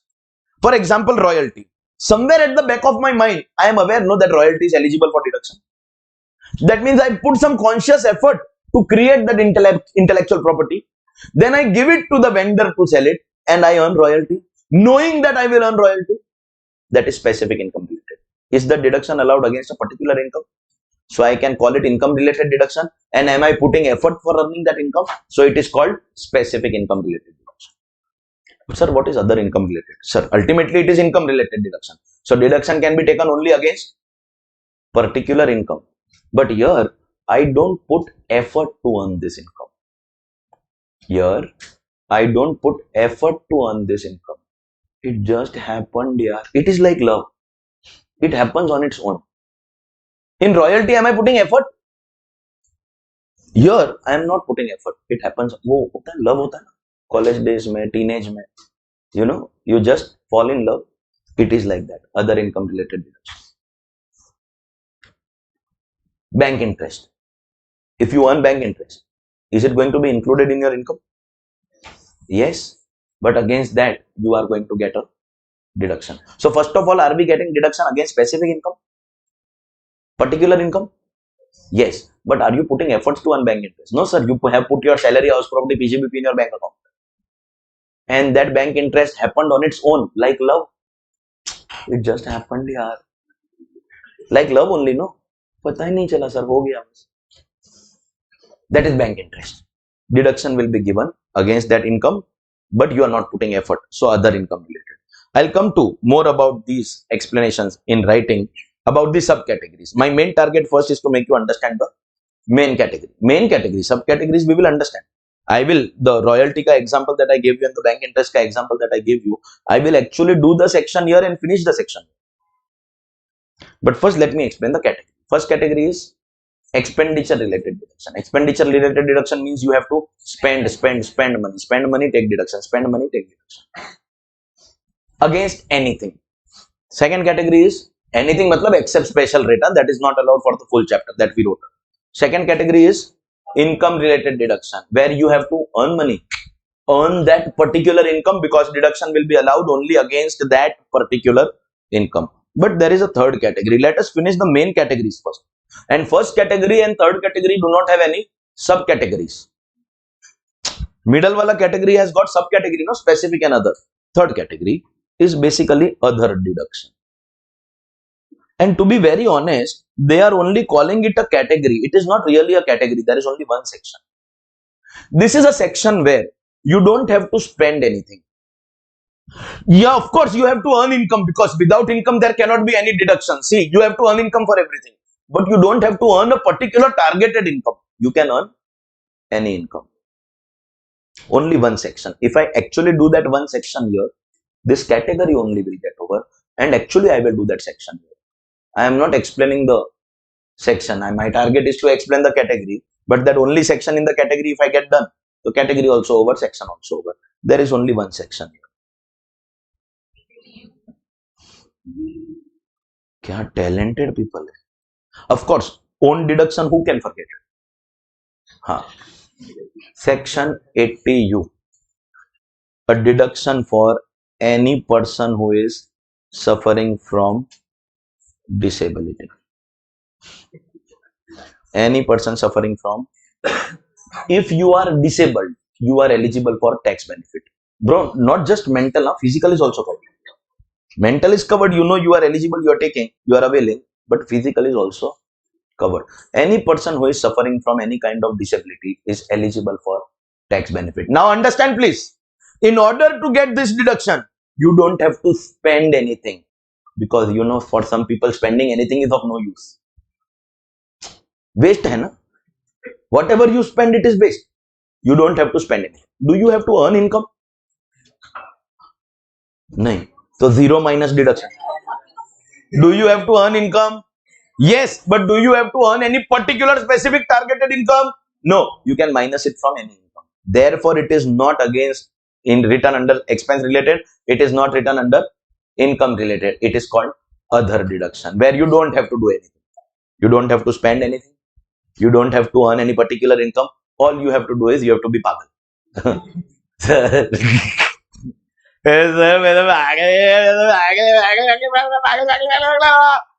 Now give deduction. Anybody who is pagal is eligible for deduction. You understand? Do you have to spend anything? No, because for some people spending anything is of no use. Do you have to earn any particular income? No, you can earn any income. All you have to do is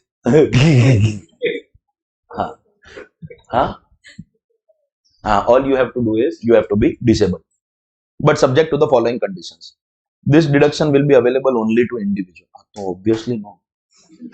So what are you trying to say, sir? Company ka certificate of incorporation, we actually tore it.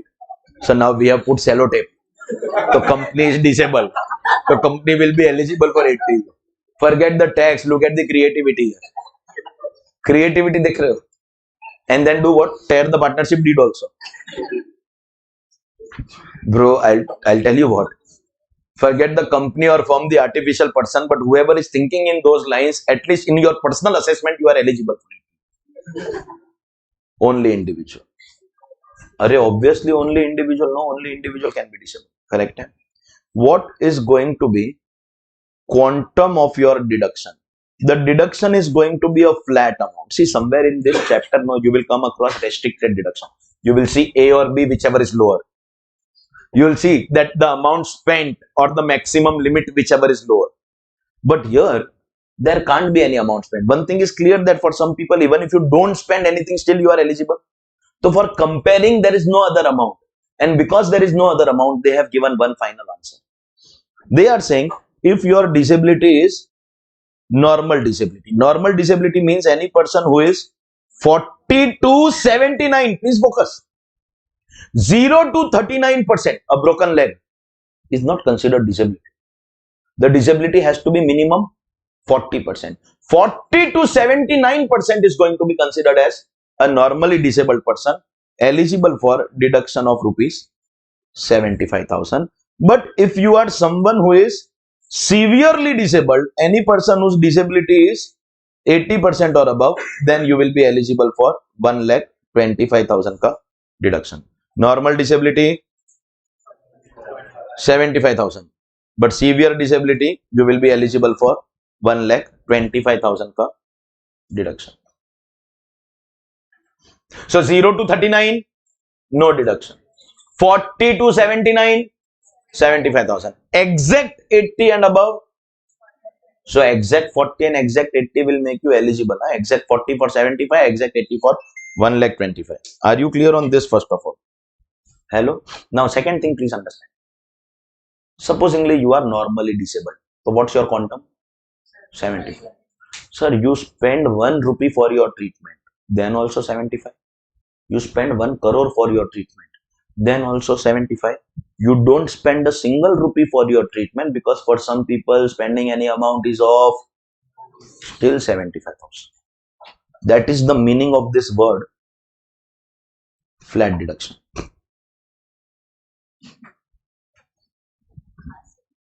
That is the meaning of this word flat deduction. Normal disability 75,000, severe disability 125. Dekho, you are understanding 80U, but at the same time, are you understanding the category other deduction? What is the category other deduction, sir? You don't have to spend anything. You have to earn income. Without income, there is no deduction, but you don't have to earn any particular income. You just have to do what? You just have to do what? Try karna ghar pe jaake. Normal disability 75, severe disability 1,25,000. Everyone is clear about this? Couple of more points which will finish this. What do you mean by disability? Okay, you know, we have this habit of casually calling each other with names which resemble disability. You are तो एक number का पागल पागल क्या customer. हाँ, we have the habit of calling each other with names which resemble disability. So what exactly is disability? If you are suffering from a disease called cerebral palsy, I know to which your reaction is क्या बोल रहा है? Sir, you only take 80, sir, what are you saying? Cerebral palsy. Sir, what do you mean by this? The human brain has got, lakhs and crores of small veins, blood flow, instruction flow. You must know that every action that the human body performs is an instruction given by the human brain. The brain sends signals to the various parts of the body. My brain is right now telling me to do this. Bring my right hand up. I did this. But my brain is telling me do left hand also. My brain is telling me do this. My brain is telling me do this. My brain is telling me do this. My brain. Everything that I'm doing, my brain is telling me, and it is instant reaction. If my brain tells me I will get down and start walking, it's an instruction. You often see people limping, not because they have a problem in their leg, but because the brain is not sending correct instruction. You often see people, they collapse. They say that I am not able to see anything. Blackout. Not because they have a problem in their eyes, but because the brain is not sending instruction. So when the brain nerves get squeezed in a way that instructions are not flowing, so humans start behaving in a lunatic manner. Anybody suffering from that brain nerves ka disease is cerebral palsy. No, you don't have to do biology ka exam and give doctor ka exam on this. For knowledge I am telling you. Or let us keep it simple. What you talk about me after every lecture behind my back, any person who is retired, nahi re pagal, ye retired nahi hai, we call it a retard. Retired nahi, mentally retarded. Things that you talk about me behind my back, yes or no? Abhi tak nahi. How will you talk behind my back when you yourself are suffering from this? Mentally retarded. In case it is not clear, let us also be clear that any person who is suffering from blindness, means disability need not be only mental, bro. It can be physical also. Any person who is suffering from hearing deficiency, once you are married for a certain number of years, you by default attract this because you are used to such loud volumes that anybody talking to you in a soft or polite manner, you don't understand only. If like thrice or four times, pardon. Somewhere internally that guy is but what do? You understand the condition of the other person, that the other person is used to loud volumes. And it after 2 or 3 occasions, it becomes embarrassing also. Pardon?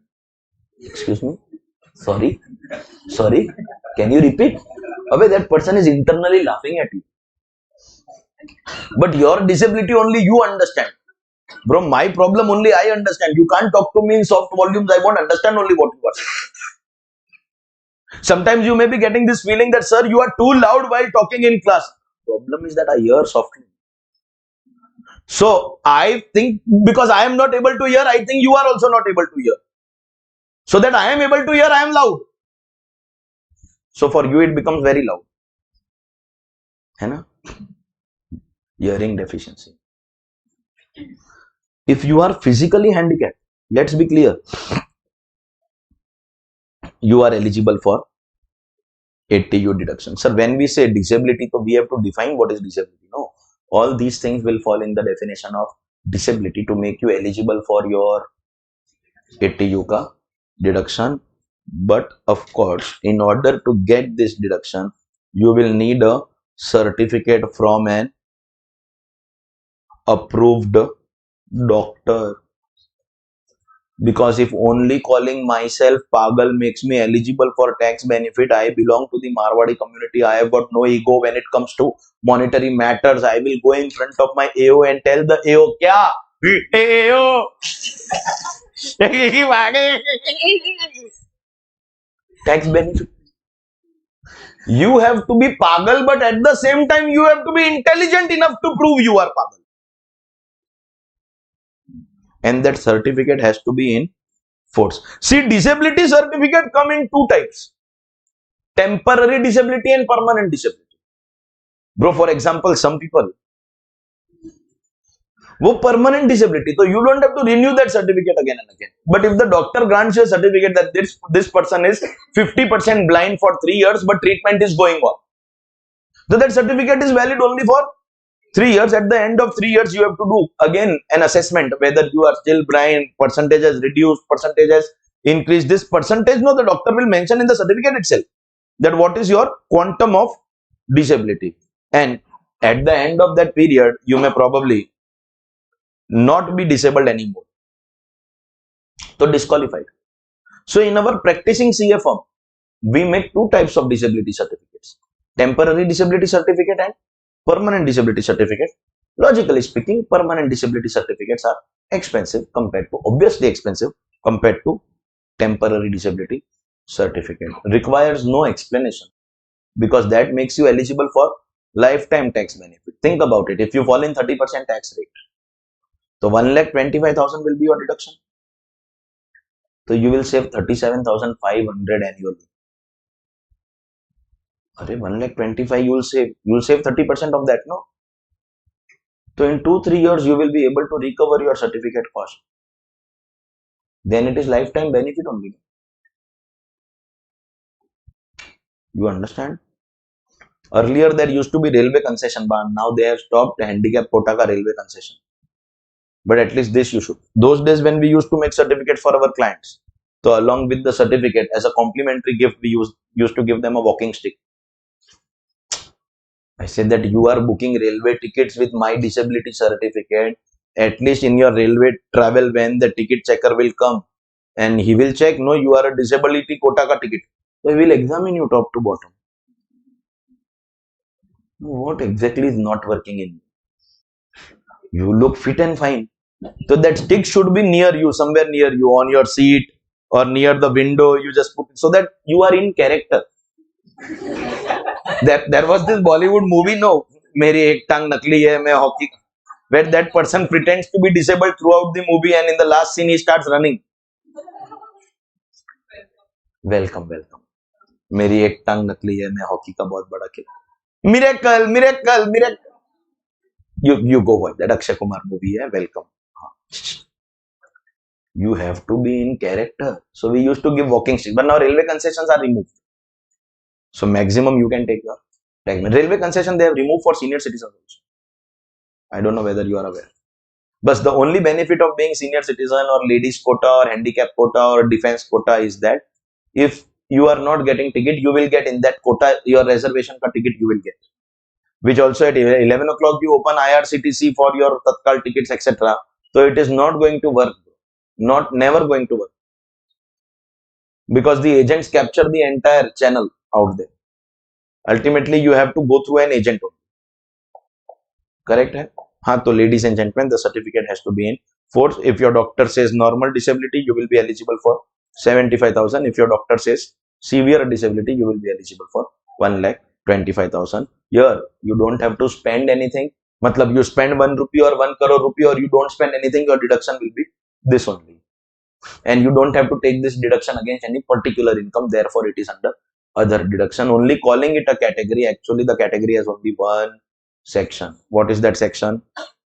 18. Now we come to our income related deduction. See, expense related is the biggest category of your syllabus. I'll be very clear with you. In this category also, there are only two sections. In this category also, there are only two sections. So if I do two sections, other income also over. This is a very big category at CA final, but in inter syllabus, there are only two sections. So believe me, after this one section is over, two sections here. So your income related will also get over. So sir, why it takes so much time? Because expense related is the biggest category in the whole chapter and full expense related is a part of inter syllabus. Everything is a part of your syllabus. Only under income related deduction, they have not kept certain sections in your syllabus. And the good news going forward is that most of those sections are getting abolished only. Because they want to pressurize us to, in any case, opt for the new regime. Remember one thing about the new regime, all the deductions that we are discussing here, subject to 2-3 exceptions in the chapter, none of the chapter 6A deductions are going to be available in the new regime. You be mentally ready that in new regime, GTI only is NTTI. Please understand, what is the only difference between GTI and NTTI? Deduction. And when deductions are not allowed only, then GTI only will become your NTTI. Is that clear? You don't have any other lecture after me, right? Test hai, to in any case you are not studying now also, you will not study later also. How does it matter? You have given time to someone because of the date today. Bro, whom will you give time to? Big lol. Ha. So at least I will finish the categories. I want you to be clear about the categories. Now for this category there are two sections and I want to finish both sections here itself. If I finish the two sections, this category is also over. And in this category, in your syllabus, there are two sections, but here only for category, I will do one section. So I am going to finish with you a section 80 QQB here itself. If you are earning an income called royalty on copyright, if you are earning an income called royalty on copyright. So supposingly you are an author who writes books. Hello. Supposingly you write 5 books on direct tax for CA final, 2 books on direct tax for CA inter, highest number of questions across the country. No one even claims more number of questions. No one even dares to touch the number of questions. Supposingly your students are getting in your subject more marks than anybody else in the country. Example. Supposingly you are that. So there will be publication houses which will be greedy. Can we print and sell your book? Can we print and sell your book?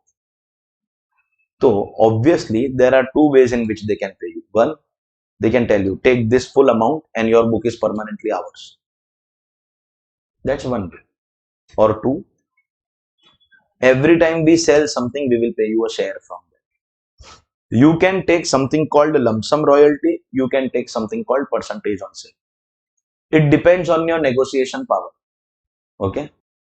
If the company is very powerful, they will give you one lump sum payment and take it because they have confidence of sales. So all the sales belongs to them. But if the company does not have confidence on you, so they will offer you sharing because they have to give you only if there is sales. On the other hand, if the author is very powerful, the author will ask for, he is confident of sales. The author will ask for percentage because he is confident sales will take place. In fact, higher percentage. And if author knows only what I have written, only I understand, no one else will understand. The company is offering 1 lakh, 2 lakh, take it and get lost. Well, your risk now. It depends on mental state and negotiation ability, but there are various ways in which you can get royalty. Once you get royalty, will it come in your IFOs? Yes. Will it come in your gross total income? Yes. But against that royalty, we want to give you some tax benefit. So focused on two things. One, are we going to get this tax benefit only against that royalty and no other income? Therefore, it is called as income related deduction.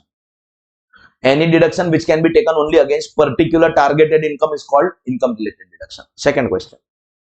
When I am earning that royalty, am I at the back of my mind aware that if I do this, I will get royalty and I will get my tax benefit also? That means I am putting effort to earn royalty. Therefore, it is specific income related deduction. Under other income related deduction, bank interest, you don't put effort. हाँ, ये सब you remember बराबर. It just happens because it is like, बोल अभी, it is like love. It just happened here. It happens on its own. You understand? So, ladies and gentlemen, other deductions will come to later, but let's focus on this. Royalty. Am I getting deduction against particular income? Therefore, I call it income related. Am I putting effort? Therefore, I call it specific income related. How to calculate this deduction? In step number 1, we will calculate not our deduction. Step number 1, we will calculate something called our qualifying. Qualifying amount is going to be least of the following 3 amounts. First, the actual royalty. I'll tell you what. This is the same amount that you have written in IFOS and it has come in your total. Because, listen, it is not exemption, it is deduction. Supposingly it was exemption now. So in IFOS only we would have subtracted. But it's a deduction. So it will come in the total and now we are giving deduction. And are we aware that the deduction cannot exceed the amount that we have written? Because this deduction is allowed only against that income. Supposingly I have royalty of 2 lakh and salary of 20 lakh. GTI will be 22. But for deduction I have to consider only 2 lakh. And therefore I have to take that actual amount in my limits. Deduction can never exceed actual. Second, if you are earning royalty in percentage form, is it possible you are earning royalty in percentage? I just told you there are two ways, lump sum or percentage. So this second point will apply only if percentage. Or let me put it this way: if the author is earning lump sum royalty, one-time payment, second point is not applicable. Will not take it only. Only first point ka amount we will take. If you are earning in percentage, then for deduction purposes, we will take maximum 15. Maximum 15% of the sales. So true or false? An author can get maximum 15% royalty on sales. No, sir, author can claim 50, 60, 70, 80%. For deduction, we will take only 15. Typically, your exam question will be like this. Mr. X, an author, has earned 2 lakh royalty at 20%. So it is a percentage royalty. The actual amount is 2 lakh. But 2 lakh is at 20%. So 15 is how much? 1 lakh 15. You understand? This is how we are going to solve our question. And supposingly that the author had earned only 12%, then of course that 12% is within the limit. That means if you earn anything above 15%, your deduction will be restricted to 15. But only if it is percentage. If it is lump sum, then percentage is not applicable. Third, it is possible that you have sold your book or you have given your book to some publication outside India. Possible. That means, again, I am starting this point with if. If means this point will apply only and only if you are earning royalty from outside India. If you are earning royalty from within India, this point is not applicable. This point is applicable for those authors whose royalty is coming from outside India. Supposingly, you are an author called Chetan Bhagat. You know Chetan Bhagat? I call him the Rakhi Sawant of Indian literature. What do I call him? Rakhi Sawant.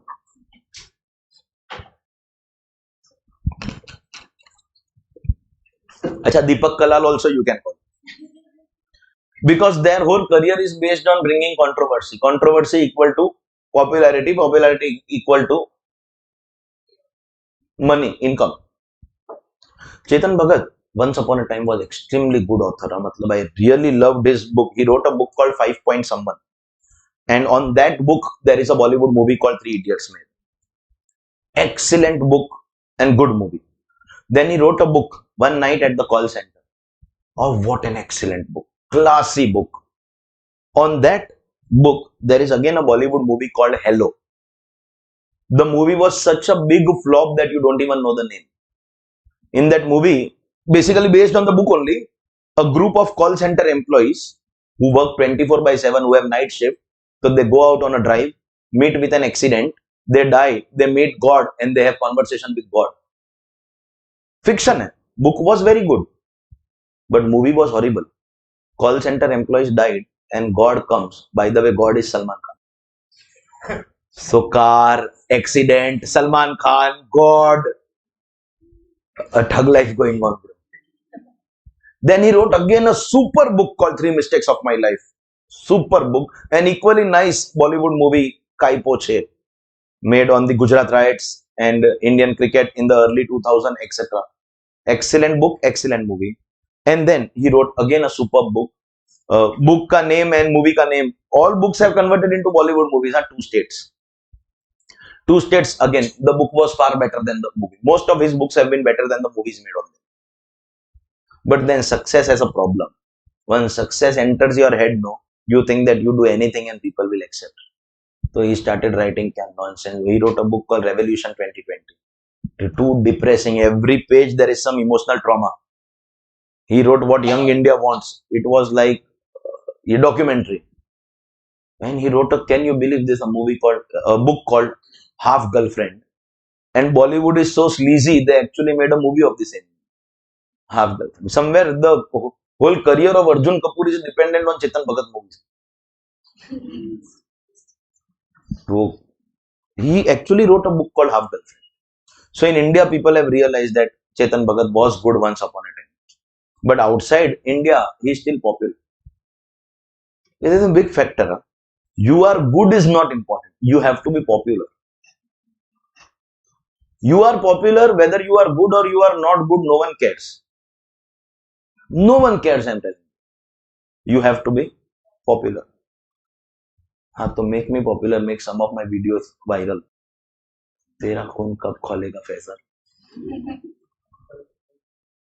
Chetan Bhagat is now earning royalty from outside India. That means, can I say payments will be coming in foreign currency? In India, there is a law called Foreign Exchange Management Act. There are certain restrictions with respect to repatriation of foreign currency. With respect to this royalty income, it is stated that we will go and check how much is the forex that you have brought to India. How much is the forex that you have brought to India within 6 months from year end? That means, can I say up to 30th September of assessment year? That 6 months from year end. How much is the forex brought to India within this much time? That is going to be your third limit. Actual 15% or forex brought to India. If you have earned 8 lakh but forex brought is only 5 lakh, so for deduction we will consider only 5 lakh. You understand? And also understand this. Supposingly you are earning royalty in India lump sum. Your actual royalty only is qualifying amount. In India lump sum, 2 and 3 not applicable. In India percentage, then it will be 1 or 2, whichever is lower. Outside India lump sum, then it will be 1 and 3, whichever is lower. Outside India percentage, it will be all 3. So what is not applicable is not applicable. Whatever is applicable to you will be taken in the calculation. Outside India percentage will have all the 3. Actual, restrict to 15 or forex brought within the time. And whatever is not covered, I have started both of them with if, so you understand we will take them only if applicable. In these 3, whichever is lowest is not your deduction. What is the lowest? Qualifying amount. Sir, then what will be my deduction? Very simple. Step number 2 will give me my deduction. The qualifying amount as computed above minus the expenses that I have incurred to earn this royalty. See, when I have put my royalty in my IFOS before I arrived at GPI, do you know that I must have taken income minus expense? I must have taken 8 lakh royalty minus 1,50,000 ka expense. 6 lakh 50 as taxable IFOS included in GPI. If there is any amount that you have subtracted while calculating your income, so obviously in your deduction also that amount has to be subtracted. Reason is simple. Reason is simple. In income you have written 6 lakh 50. In GTI we have written 650. This deduction can be taken only against that amount. So if this actual royalty 8 lakh comes to the lowest of all, 8 lakh can't be your deduction. No? Anything that you subtracted in income will be subtracted also in your deduction. Simple question. Are you subtracting expense in your income? So we will also subtract expense in your deduction because your deduction cannot exceed the amount that you have shown in your income, the net amount that you have shown in your income. Is this clear? And finally, whatever you get here will be restricted to a maximum of rupees 3 lakh per annum. So supposingly you get 8 lakh minus 150 ka expense. So how much are you getting? 650, but your deduction won't be more than 3 lakh. It is restricted. Everything is not 80U where we get flat deduction. It is always going to be restricted to a maximum limit. Tax benefit cannot be taken beyond the limit.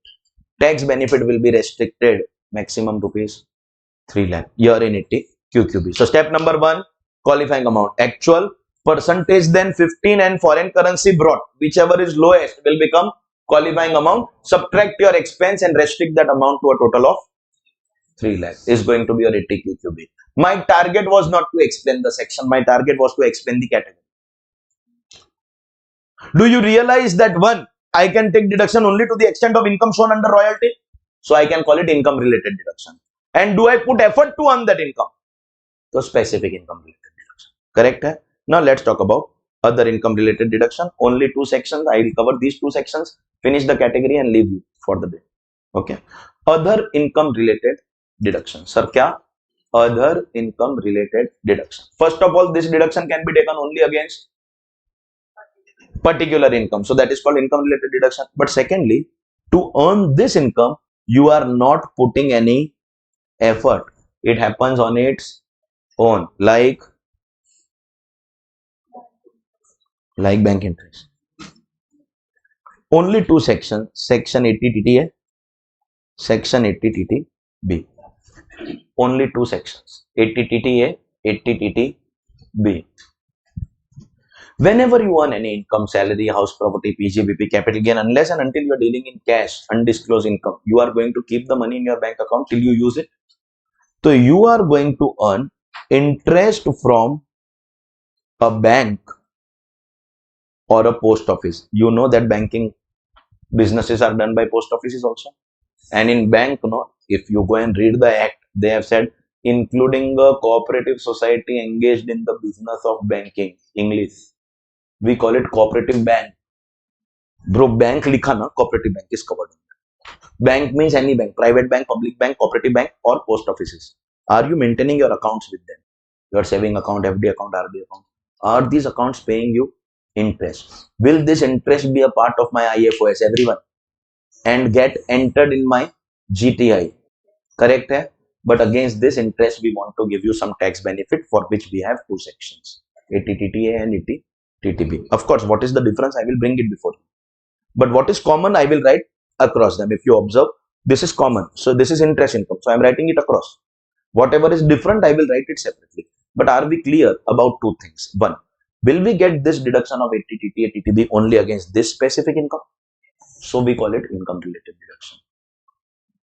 And am I thinking about consciously earning this income, putting effort? Oh my God, if I do this, I will get the income. No, this income I don't put effort. It just happened, yaar. Love, no? Apne aap. Automatic. That is why the category is called other income related deduction. You understand the reason behind the category? Hello? Now let us do the detailing of this. 80TTA का deduction and 80TTB का deduction में the difference is, in 80TTA the deduction will be maximum rupees 10,000. In 80TTB the deduction will be maximum rupees 50,000. मतलब one thing is for sure, 80TTB gives me more deduction, but these are not flat amounts like 80U, 75, 125. These are restricted amount. It will be actual or 10,000, whichever is lower, actual or 50,000, whichever is lower. So whatever is my actual interest, I will write that actual interest in IFOs. That will come in my total GTI. If that actual is 8,000, I will say 8 or 10, 8. Or if I am in this section, then 8 or 50, 8. But if that actual is 88,000 and I am in this section, so in income it will be 88 only. It is not an exemption, it is a deduction. 88. But in deduction, I will give only 10,000. And if I am in this section, then 88 or 50. So actual or 10, whichever is lower, actual or 50, whichever is lower. These two are maximum limits. Compare with your actual interest earned on bank account or post office account. Is that clear? Matlab, one thing is clear, that 80TTB makes me eligible for higher tax benefit. Hello? 80TTB is for whom? 80TTB is for, look at your confidence, graduation का knowledge. तो ऐसे मतलब how ऐसे? 80TTB is for senior citizen. So once upon a time there was only TTA. Then Jaitley ji said, I am giving more benefit to senior citizen. But remember one thing, in the entire income tax law, whenever you come against or come across any particular facility for senior citizen, it is always going to be only if the senior citizen is resident. Believe me, dear students, you will get direct test on this. They will give you non-resident senior citizen. And you'll look at senior citizen and go crazy, so, senior citizen. Non-resident is not covered here. Sir, look at this now. All other individual HUF will come in this. So senior citizen is not eligible for 80TTB. Resident senior citizen is eligible for 80TTB. So non-resident senior citizen? No. Not eligible for anything? Nonsense. 80TTA. Resident non-senior citizen. Senior citizen is 60 years. So resident 55 years. 80TTA. HUF, resident or non-resident. 80TTA. Non-senior citizen, resident or non-resident. 80TTA. Senior citizen who is non-resident. 80TTA. Firm, AOP, LLP company. No deduction. No deduction. Resident senior citizen. This is that one word which is tested multiple times in exam. If students go wrong, they go wrong on this. But less number of students go wrong on this. Most students who have little practical exposure also, or who have little general knowledge also, even if you are not pursuing CA, almost everyone in the market knows this. This is so common because it affects the daily life of everyone. Middle class, top class, upper class, lower class, everyone. There is one secret which everyone does not know here. And this is directly tested in inter and final in multiple questions. Multiple questions. Are we being a little lenient for resident senior citizen? Senior citizen nahi, resident senior citizen. Now we will show more leniency. Everyone focus. The 80 TTB deduction, which is being given to senior citizens who are residents, will be given against your saving account interest and also your FDR. The current account, they don't pay interest. But the 80 TTA will be only and only against saving account. Ladies and gentlemen, the difference lies here. Believe me, dear students, as easy as it is, and right in front of you, clearly written that TTB is allowed against all interests. TTA will be allowed only against saving account. There are direct questions on this in exam. They will give you Mr. X, a resident, 62 years, and they will give you details of his bank interest, saving account, FD account, RD account. See, all the interest will come under IFRS. All the interest will come under GTI. And while giving the deduction, first of all, be careful. It won't be TTA, it will be TTB. And second, the total of all the interest restricted to 50,000. And had he not been 62 but only 52 years old, still all interest will come in GTI. And we will calculate TTA only the saving account part restricted to 10,000. Direct questions have come in exam. You know PGBP ka question? PGBP question, PNL account is given. On the right side of the PNL account, they will give you bank interest from FDA and saving. First of all, that amount has to be subtracted in PGBP. Why, sir? Because credited and not taxable. So remove from PGBP and write under IFOS. Whoever be the assessee, in IFOS, you will have to write all the interest. In total income, everything will come. Now, at the time of taking deduction, be careful. Senior citizen, resident, then TTB, actual or 50, considering all the interest. And if it is anybody else, then TTA, maximum 10, considering only saving account interest. You will see innumerable questions. That PGBP ka question, no, which will always come 14 marks, will always have this adjustment. Always have this adjustment about bank interest. Because whichever be your source of income, bank interest everybody has. Pick up randomly any person you see in your life, any human you see in your life. Pick up any random family member, neighbor, friend of yours. If you have bank account, you will have this interest. And if you have this interest, you are covered either under 80 TT at our age or 80 TTB at a certain age. So, nobody makes mistakes because they know that these two sections ka adjustments come in every paper. So, they study 80 TT, 80 TB. This mistake nobody will make. Nobody will make the mistake of not learning maximum limit. Everyone knows the maximum limit of 10,000 and 50,000. This mistake I have not seen people make. Nobody will make the mistake of giving it as an exemption. You know, you write in IFOS inner column and minus 10,000 or 50,000 over there. Only no one does that. Everyone knows it is not exemption, it is deduction. So in IFOS, we will write full amount. In total, we will write full amount and then we will give deduction. These mistakes nobody makes.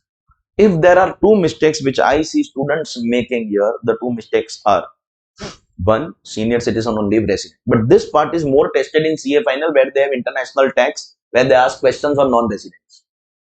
At inter, be mentally, physically, emotionally ready. Your exam question will give you FD, RD, saving. All of them, any one of them. They will give you non-senior citizen and ask FD interest. You have to write it income, no deduction. They will give you saving account and senior citizen. Write in income and deduction. Yes. TTB, resident senior citizen. Saving account है तो TTA. I said resident. Resident senior citizen. Saving account. Yes, deduction. Non-senior citizen. FD. No deduction.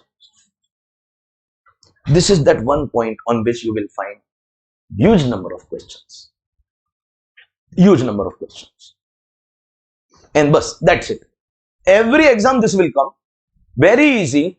but little care you don't take and you will lose marks. But I make it very clear. These 2 points, resident and that FDRD wala point, is that main point that will be tested. Not that you don't have to learn 10,000 and 50,000. Not that you don't have to learn these are maximum limits, not flat deduction. You have to learn everything. But the trick will come in the 2 things that I have highlighted for you. Be very careful about this. And this is your other income related. Once again, I will tell you, are the deductions available only against particular income? So income related. And are you putting effort to earn them? No. It just like bank interest नहीं, this is bank interest. Like what bro? Date का तो respect रखो थोड़ा बहुत. क्या ठीक है, no problem. I know nothing is going to happen. तो ladies and gentleman, with this if you observe total 3 categories. Other deduction over. Under other income related there are 2 sections both over. Under specific income related also in your syllabus there are 2 sections but one of them is over. So our deductions chapter now is only about 1 learning expense related ka category and 2 learning that one other section of specific income with which, ladies and gentlemen, our actual entity I will get over. So for now I will see you guys in the next lecture, which is tomorrow.